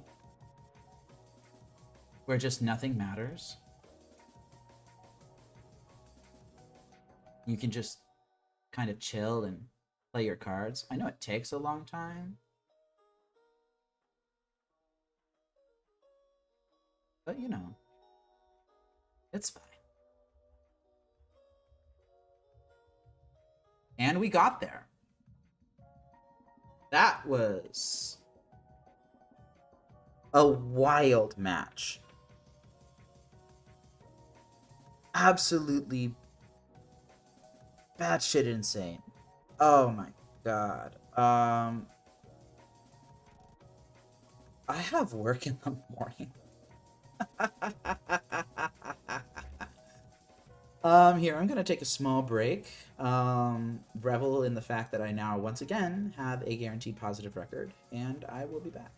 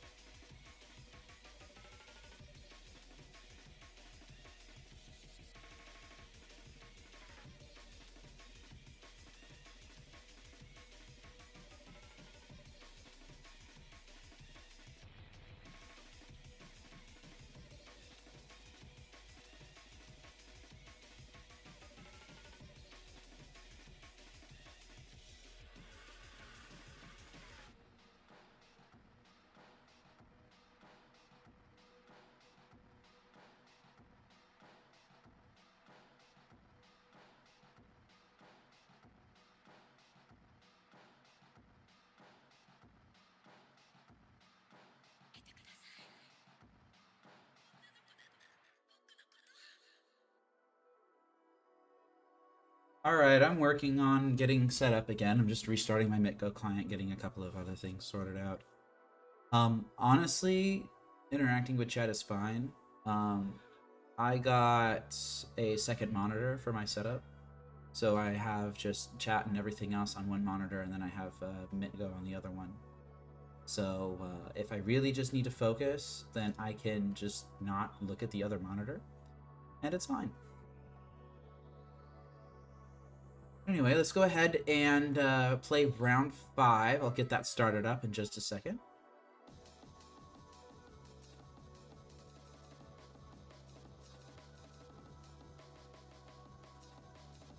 Dude, today has just been insane. It's just, this league has been, like, pulling teeth.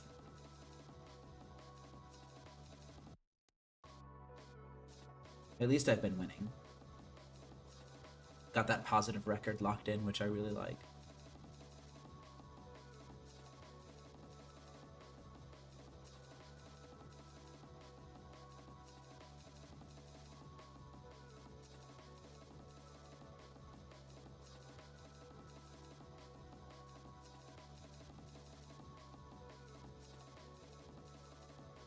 Aha! MTGO has a video that is coming out tomorrow, yes?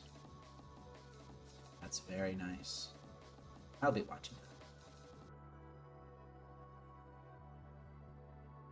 that. I just gotta wait for my opponent.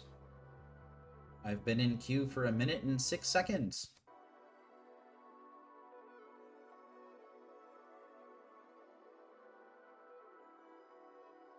I just can't believe that we were playing a legitimate match of competitive Magic the Gathering and it was Lantern Control versus freaking Twiddlestorm.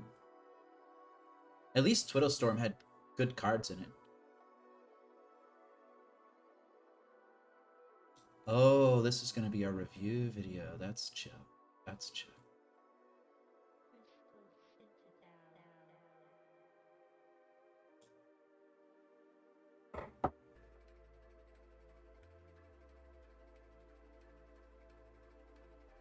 All right. Round 5 versus Saiyans. I will be on the play. I will keep this hand. And I will hopefully win.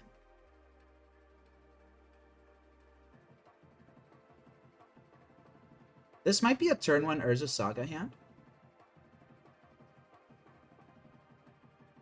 This might be a turn 1 Urza Saga hand. I'm going to make this a turn 1 Urza Saga hand. Because I want to get my Milrocks under me. That is a Malevolent Rumble. That's terrifying. That's terrifying. That is terrifying. I'm terrified. I'm scared. I am scared. I am scared. I'm glad I played Urza Saga on turn 1. Yeah, Thoughtseize ASAP. Definitely. That's terrifying. I'm scared. Uh-oh. That's a Delighted Halfling. Black-green makes me a little less worried. Question mark. But I'm still Thoughtseizing.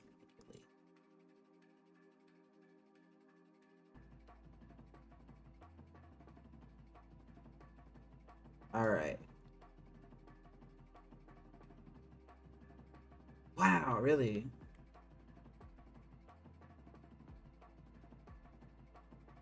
Victimize actually doesn't work if Urza Saga gets Grafdigger's Cage, which is definitely where I'm at right now. Pay 1 life, sack a creature, create a treasure. So they can, with this loop, they can pay as much life as they want and make me lose that much life, assuming they have something that they can recast. Create a treasure. So they can grab a like a grave crawler, which Grafdigger's Cage just completely shuts down. I think I'm actually going to take the Malevolent Rumble out of this. I think that my hand can beat everything else. Yeah, I think I can beat everything else. I'm gonna go ahead and play my Lantern.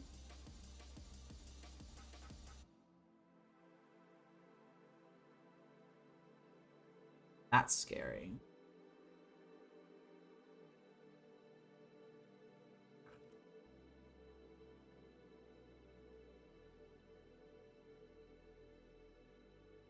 Alright, so that's what they have in hand now. Except they have another Misty.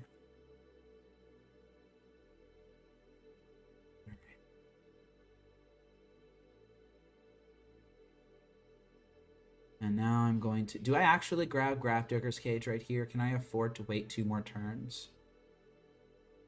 I don't think so. I think I'm just going to go ahead and do that. And play my ensnare.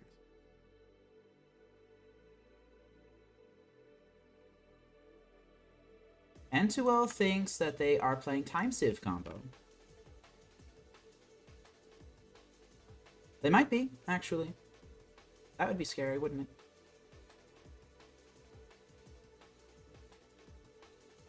There's a Misty. Now, notably, they can actually play everything right now if they sacrifice their Delighted Halfling to do it, which would blank this position on top of my deck. That's an Academy Manufacturer. And they would get a bunch of stuff, actually. Let's see if they see the line. I bet they see the line.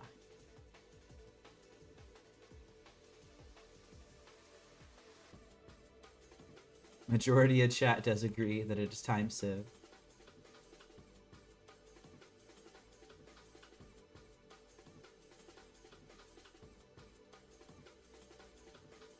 Yeah, they see the line. Here they go. Treasure, food, clue. Well, that Worn Soul Trader needs a needle ASAP.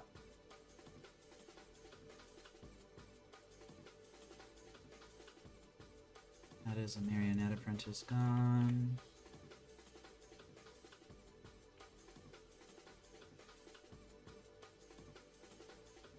I think I'm just gonna...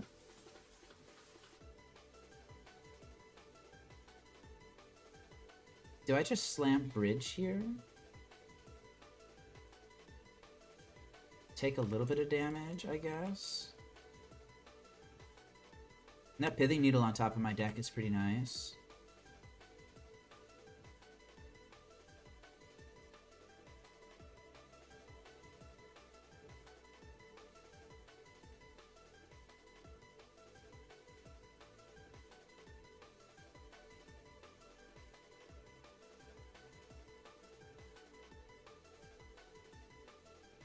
I'm gonna be in a little bit of trouble. If they have something that can just break the game wide open, then that'll hurt. Create a food token. Alright, so that means that they'll get another one of each.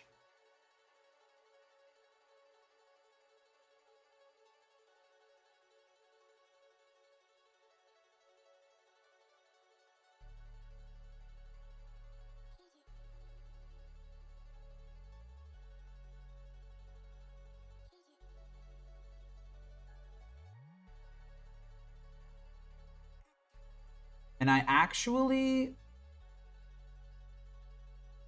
don't know what I'm going to get here.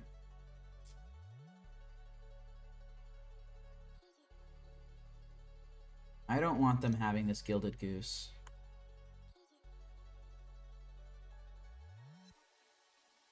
That's going to create a food token every turn, and with this Marionette Apprentice that I currently can't answer, that's going to be pretty rough.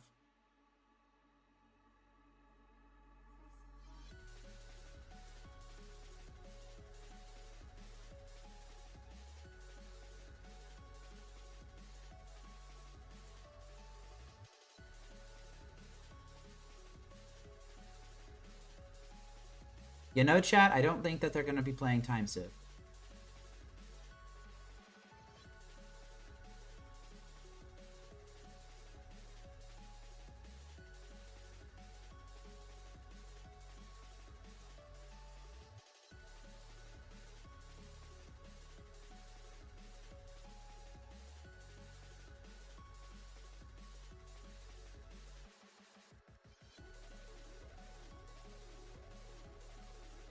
And I think I will throw the needle on this Warren Soul Trader here.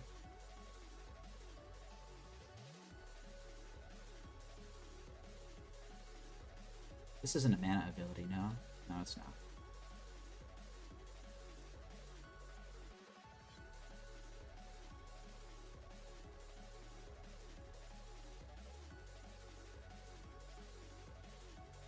Their deck does look pretty fun. Let's go ahead and float here. I need some form of top control, so I will grab a Pixis. I'm currently losing 3 life.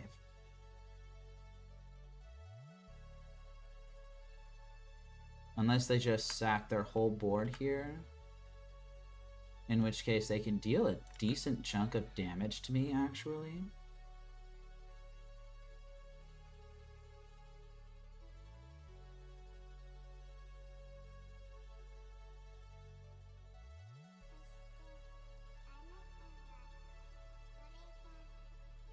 Alright, Warren Soul Trader. Yeah. Uh-oh. Okay. There we go. Just had to do that real quick.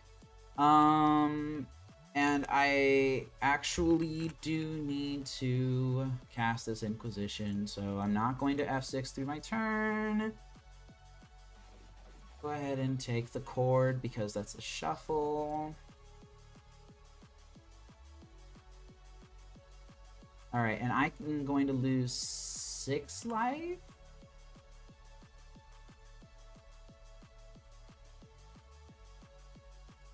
Hopefully they don't have any more of these gingerbread cabins in their list. Let's find out if they do. They do. That sucks. That's doming me for 3.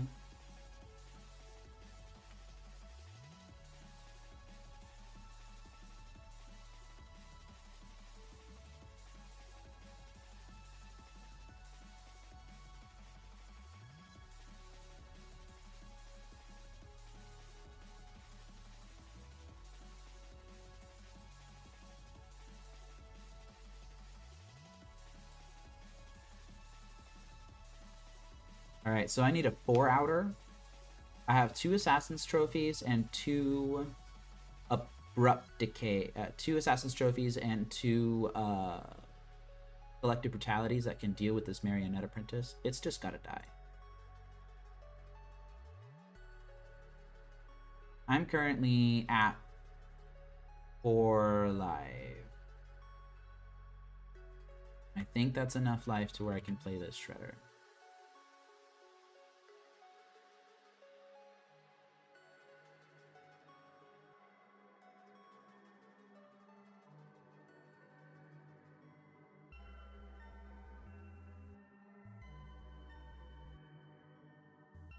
Play another Verdant Catacombs. Please do not have another Gingerbread Cabin. That would really suck.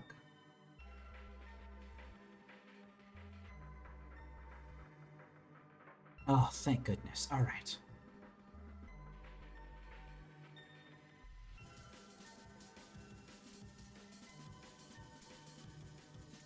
That needs to go. Oh, wait. No, it doesn't. Oh, wait. Yes, it does. Oh, wait. It needs to go. Fortunately, they have no way of drawing cards. But it doesn't actually need to be exiled.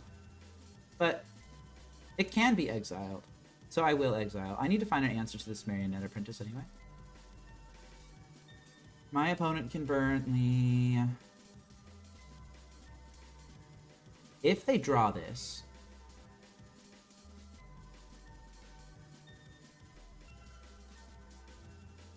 then that lets them sack their foods immediately, so I would take...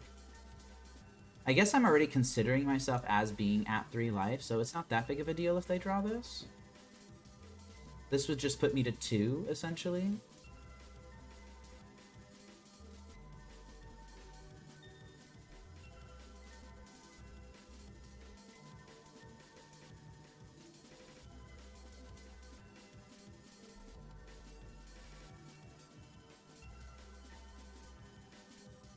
That's some creepy art right there.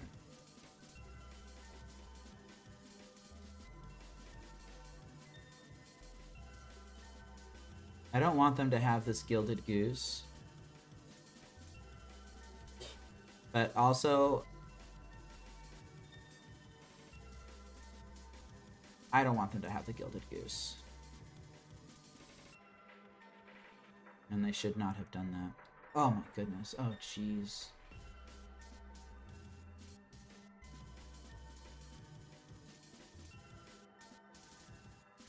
Oh, that's so much worse.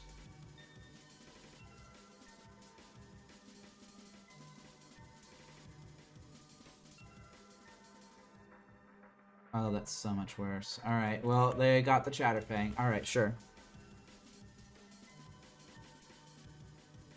Alright, and I'm setting a stop on my upkeep. I will mill myself.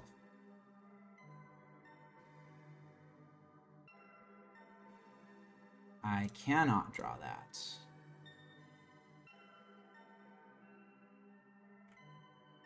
I can draw that.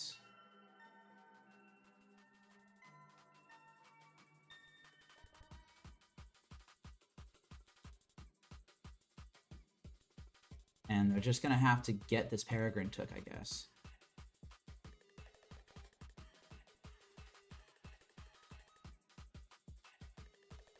They are certainly finding a way out of this, I think. I think they're finding a way out, just very slowly.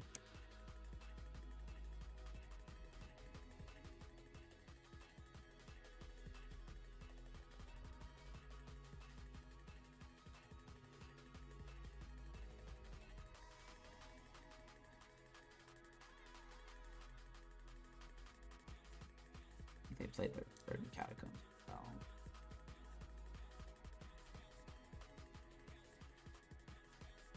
Plus X minus X. So I have to keep them off of all token producers of all kinds. That's a chord. All right. This is extremely uneasy. Yeah, I already knew that I was going to be taking this damage. Well, that's a pretty easy exile both at the top of my upkeep, I think.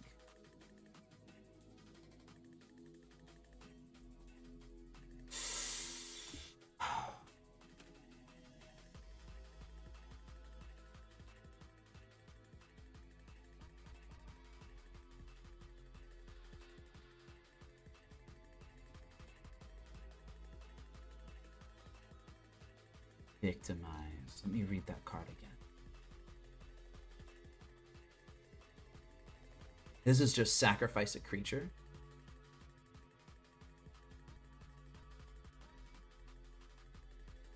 I'm not entirely certain I can afford my opponent to draw that Cauldron Familiar.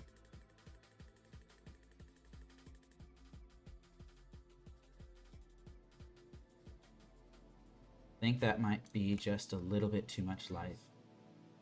Because they can untap, they can sacrifice this squirrel, they can give -X to nothing, actually. But they can give -X to this guy, which would cause me to go down by 2, 3, because they sacked the Chatterfang as well. And that would actually be lethal. So I'm going to exile. That's lethal. There's no way on earth that's not lethal.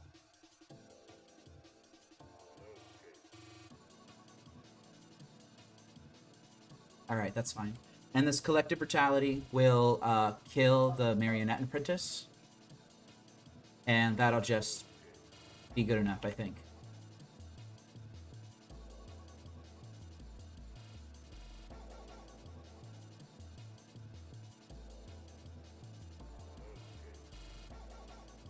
My opponent's out right there was to Court of Calling to shuffle their deck. They didn't see it.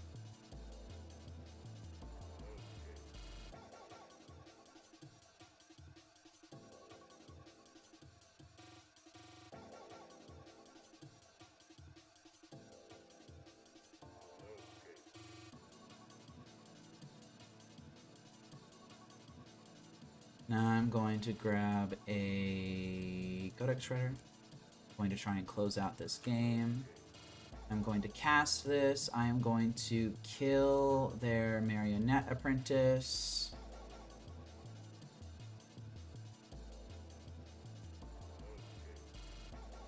I'm going to take 1 from that. I'm going to take 4 from the Food and Treasures. So I'm going to fall to 2. They can sacrifice their Chatterfang, make me go to 1. But they cannot kill me.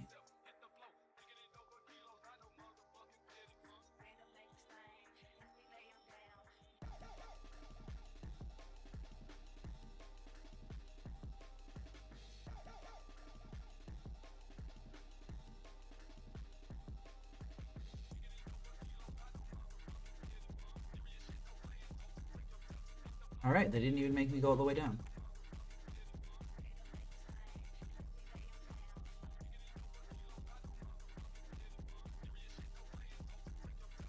Amazing. Alright, wow. This game is locked up. Just barely. Just barely. Just by the skin of my teeth.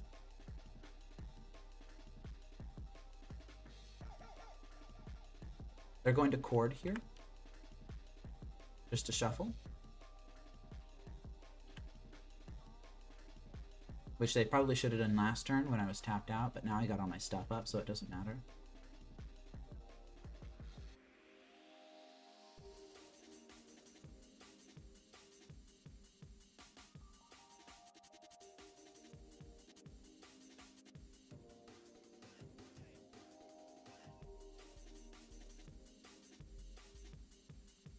I feel like my opponent could have killed me, actually, if they had played a little bit tighter.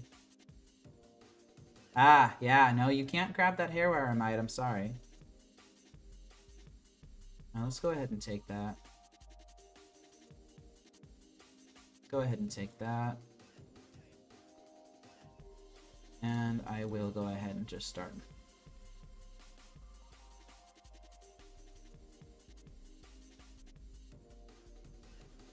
Alright, let's start removing some stops.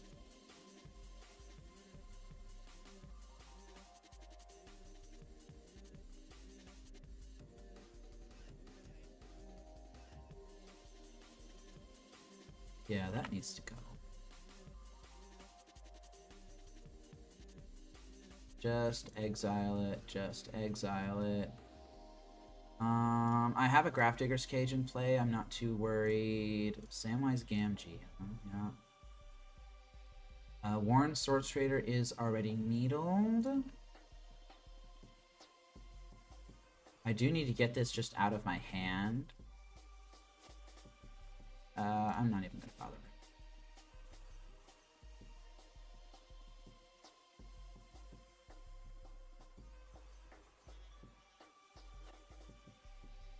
Doesn't have any ETBs or anything, does it? No.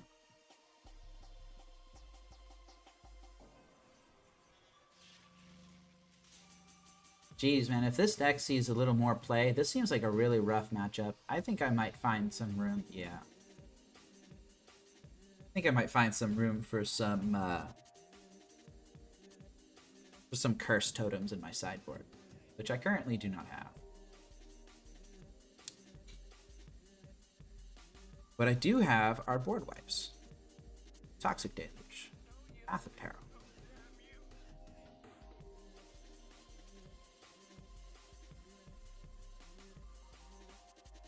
I got extremely lucky that game and I only won because my opponent made a misplay. Fatal Pushes are good. Duresses, not so much. Thoughtseize... yeah. Yeah, this is a good deck we're playing against, I think. Pithing Needle. Yeah, I need lots of Pithing Needles. What do I not need?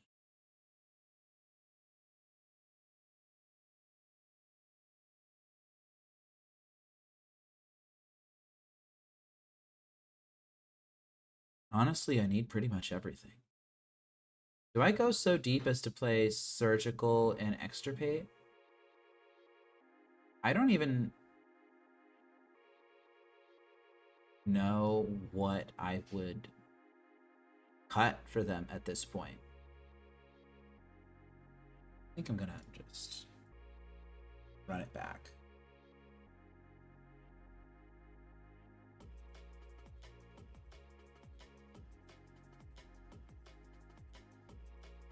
All right, so this hand does what? This hand shreds their hand. Kills a thing that they managed to sneak under all of my discard. It will find the Lantern off this Saga eventually. I think this is a... I think it's a keep. It's not a very strong keep. Jeez, they have Force of Vigor and Reclamation Sage in the board. Wow, that is just absolutely brutal. Alright, well, let's go ahead and look at their hand. Alright, yeah.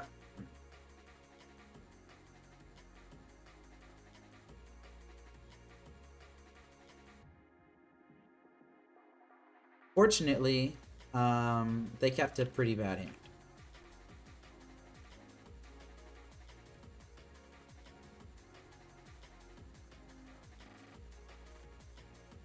Exactly the sort of hand that Urza Saga would be good at, actually.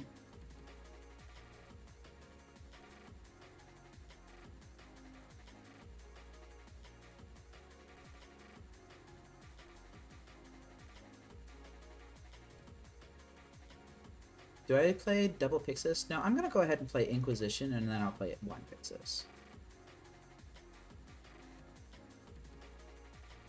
That's a Rex Sage. Glad I didn't play double Pixis.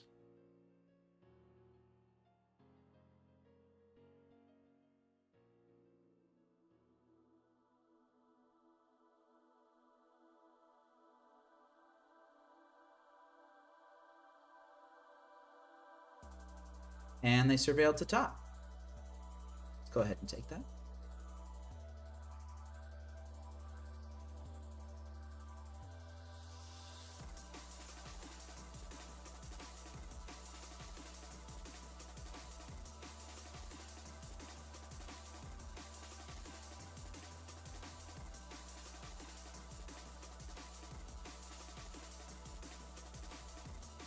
Interesting. They're playing something here.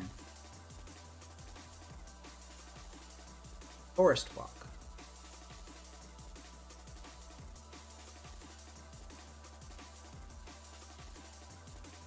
I do not control any forests. I do, however, have the ability to make a 2/2 token here.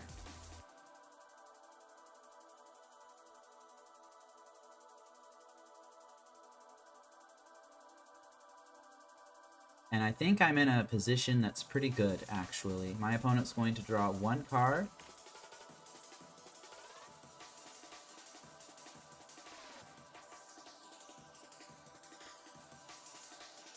Uh-oh. Is this a Samwise Gamgee? It is.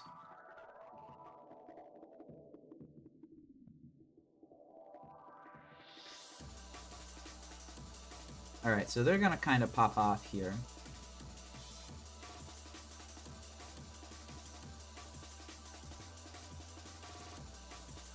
Yep, that's a pop-off.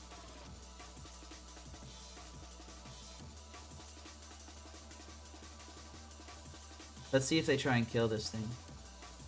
I think they can.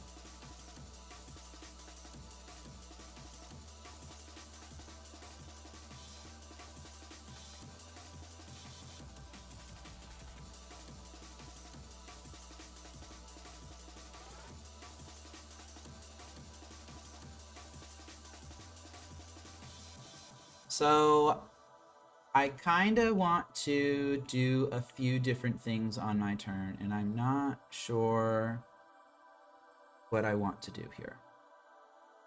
I could... I'm going to grab a lantern. I could...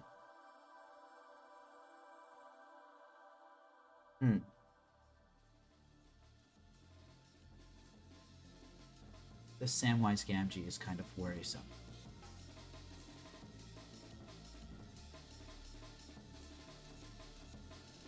Do I want to create an Urza Saga construct now, have it be a 4/4, and then deal with the Samwise Gamgee next turn?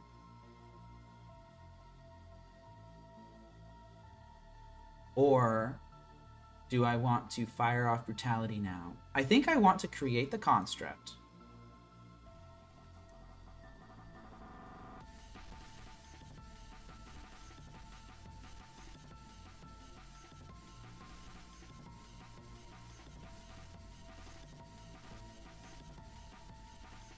I want that Pithing Needle. I'm not going to get the Pithing Needle, unfortunately.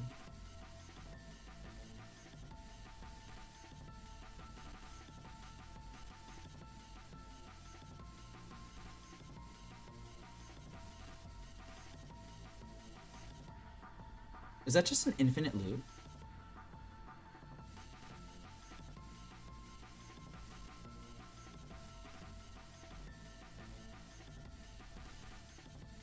No, they need a sack outlet.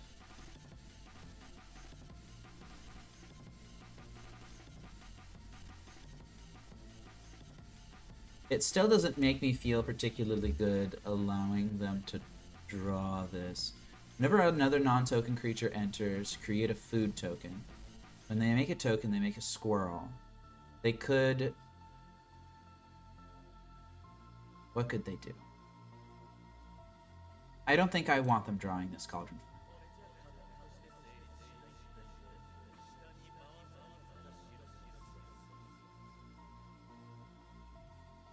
And of course I made the mistake of not doing it on their upkeep.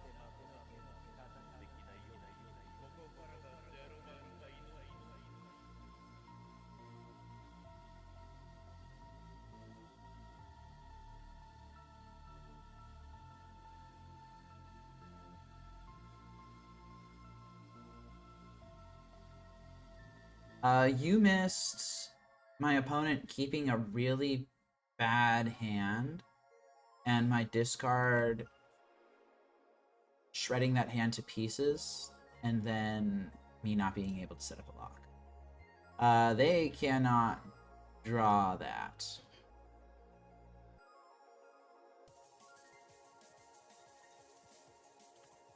They cannot draw that Court of Calling. That's just too scary. It's 3 scary, 5 me.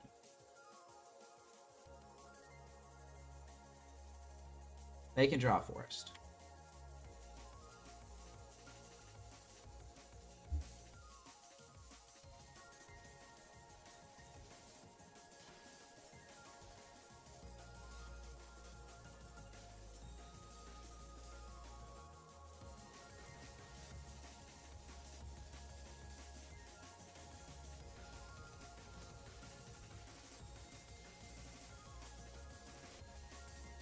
They didn't attack. Construct token too strong. Now I don't want them drawing this Victimize anyway.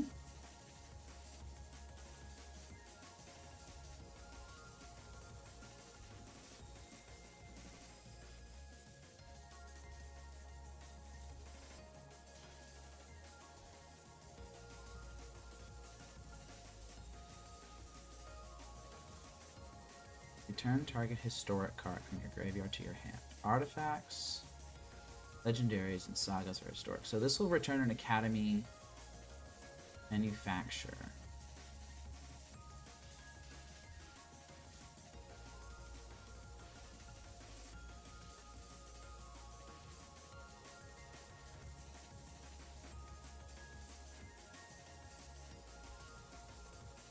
I'm going going to cast this just on this mode. I'm going to kill that. I'm going to kill that.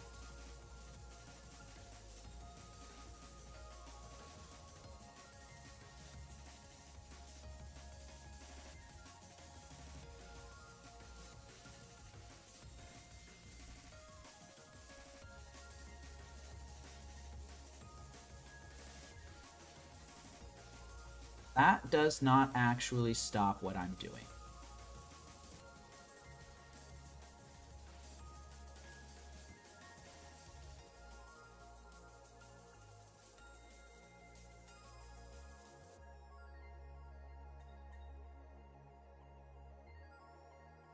Oof, that hurts.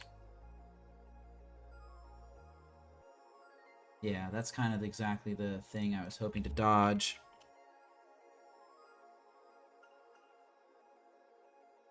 Now, can I allow them to draw this Marionette Apprentice? I don't know.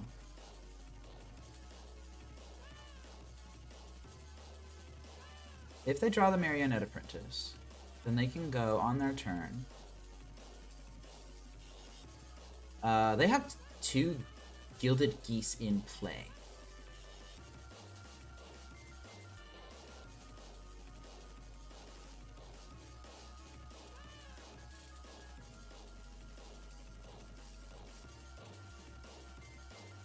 But they can't activate both Gilded Geese.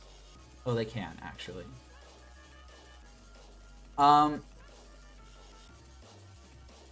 Here's what I'm going to do. I'm going to let them draw the Marionette Apprentice.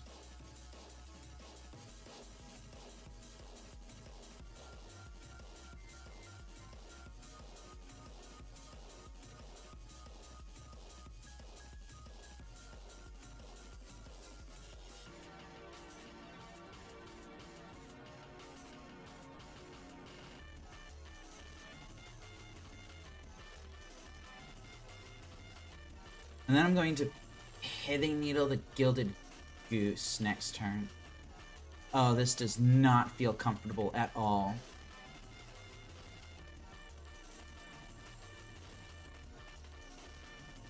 Especially since if they're really exceptionally super smart, they can use Chatterfang to,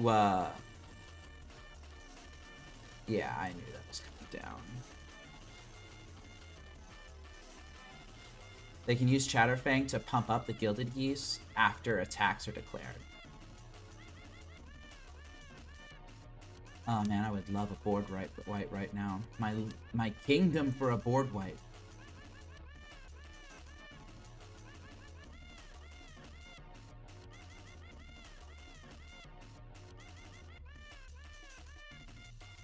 They just created 3 squirrel tokens. That's a lot of squirrel tokens.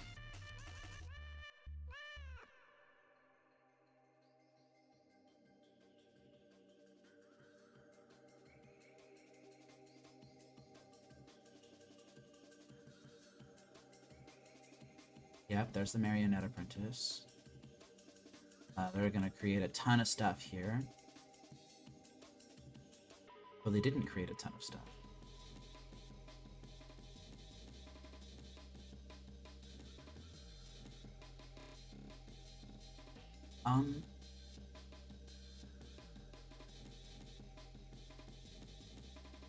They're tapped out. They're tapped out. It has Forest Walk, dang it. I played the forest. Oh, that feels so bad.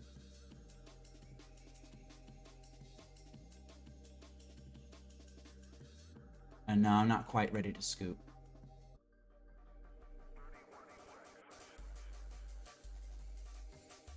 And I did not make a copy of Pixis because I am silly.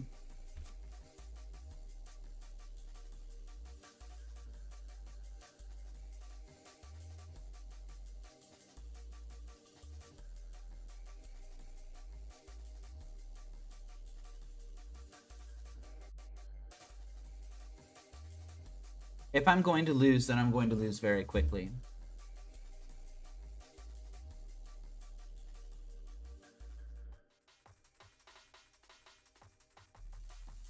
And I think I am going to lose very quickly.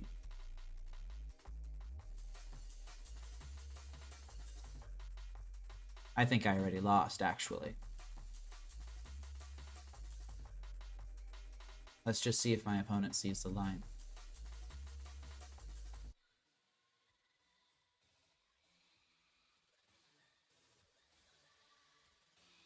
Yep, there it is.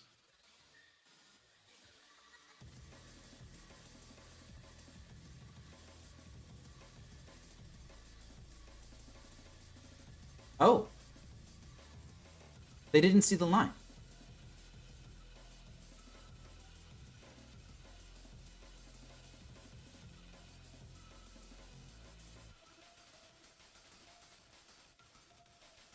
They didn't see the line. Everything around me became suddenly unreal.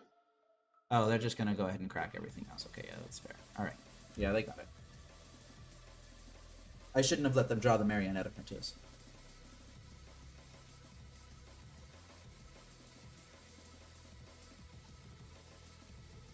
Alright, that was pretty simple, I think. I just shouldn't have allowed them to draw the Marionette Apprentice. I'm gonna go ahead and run it back. Yeah, this is gonna be pretty tight.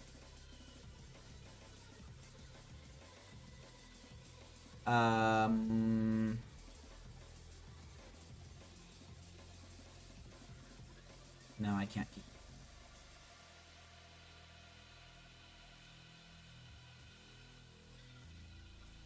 Wishing I had kept it.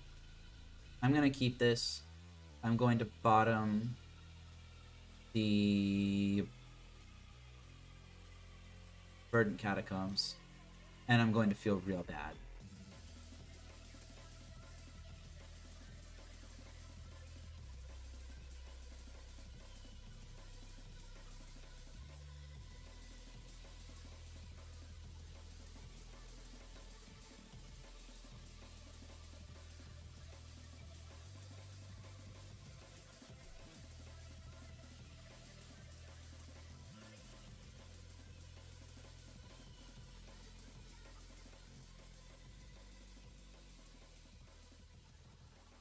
Now let's go ahead and play that.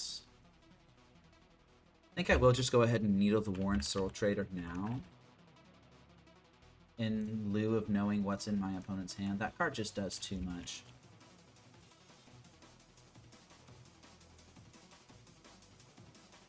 It's possible that was a mistake.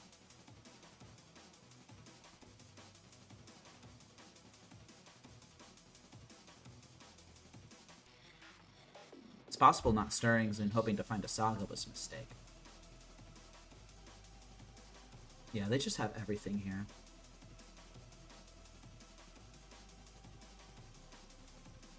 I would love to find a board wipe. That's what I would love to do. The Profane Tutor's kind of like a slow board wipe.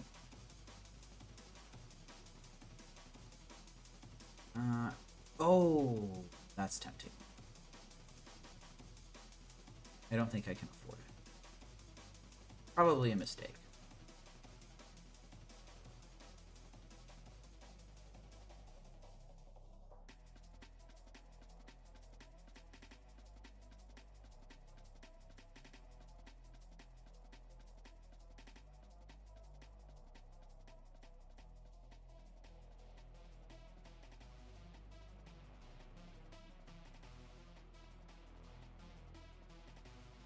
Jeez, that Marionette Apprentice, man, that's just absolutely brutal. Yeah, you got it.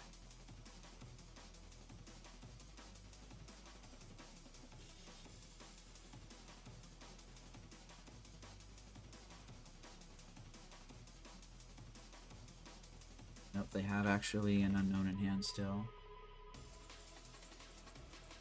And I will go ahead and take this. That Profane Tutor is going to come off of Suspend.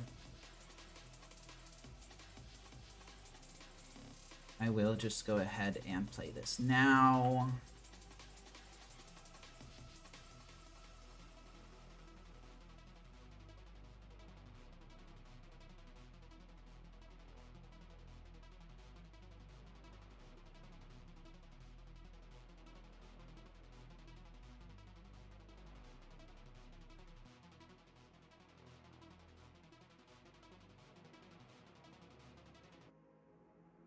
They're not going to swing out. Okay, that's fine.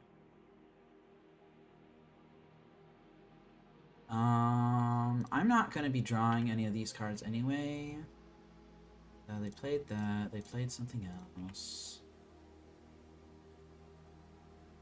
And here, I'm actually going to grab specifically... it's a Toxic Deluge.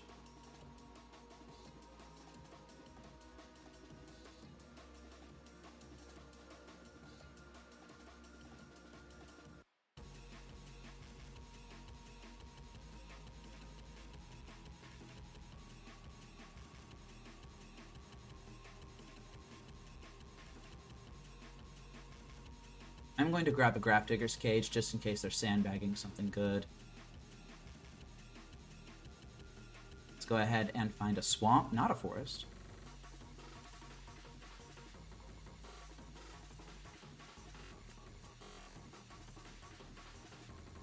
Toxic Deluge in hand is lovely.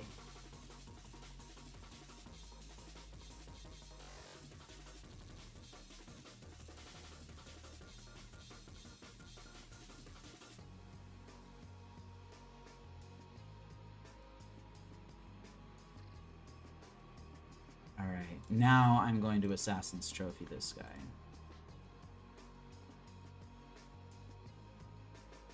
While they're more or less tapped out.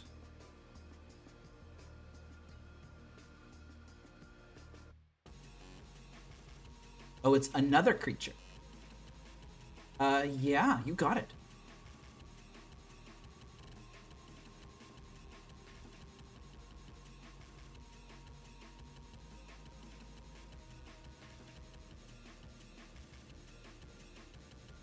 Alright, and my plan here is to clean up their board. I will mill that now.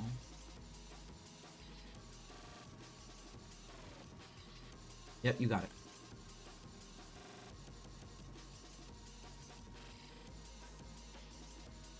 My plan here is to clean up their board with that Toxic Deluge.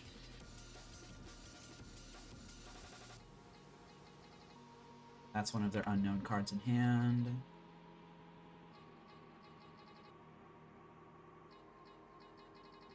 It's fine. And then beat down with my Urza Saga constructs. Still too scared to attack. Thoughtseize. What's your last card in hand? I want to know. The Gingerbread Cabin. That's fine.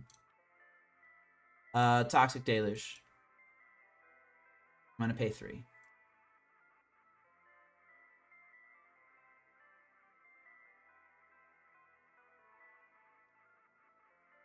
You get 1 draw step. It better be good.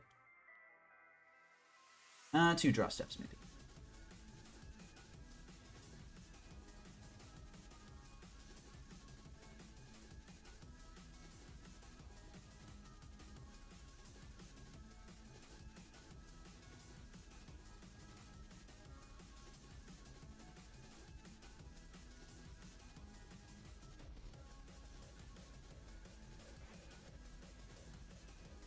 I will allow them to have this Gilded Goose.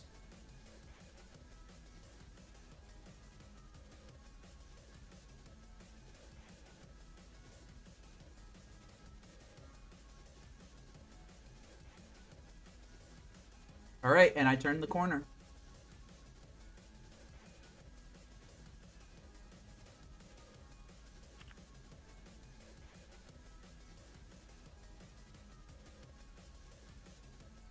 They're going to eat some food. It's going to be fine. That's not the important part of this. The important part is that I do that first.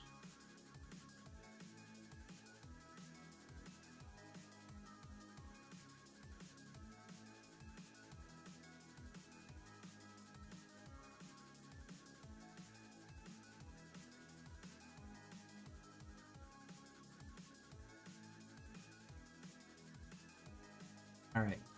And now we swing in.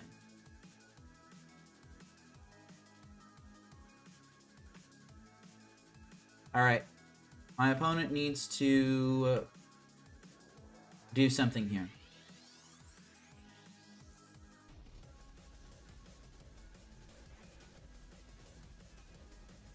I will take that collected company, even though they're likely to shuffle here. Can I just concede the game? Sure, I can just concede right here. All right, let's go ahead and swing in. They're going to survive this because they're going to create a food at the Gilded Goose.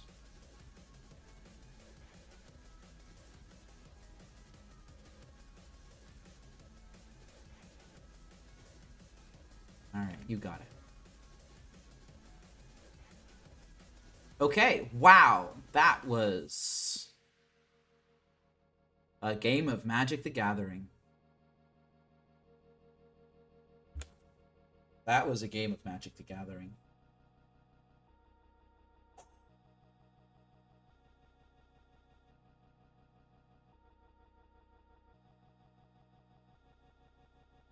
Oh, I did lose one, didn't I?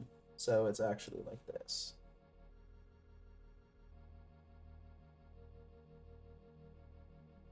I could have 5-0'd this league.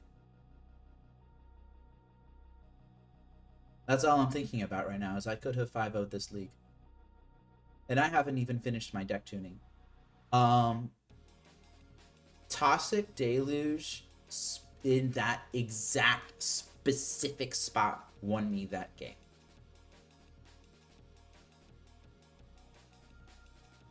So Toxic Deluge has earned its place in my deck.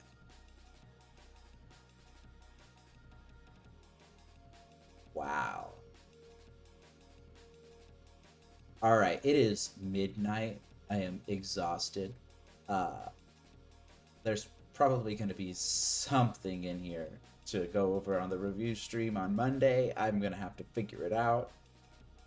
Yeah, that was insane gameplay, and I'm just amazed I pull it off.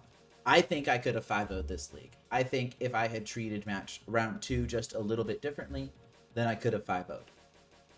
But I'm kind of glad that I didn't, because I want to do a little bit more tuning to my list before it appears in a 5-0 up.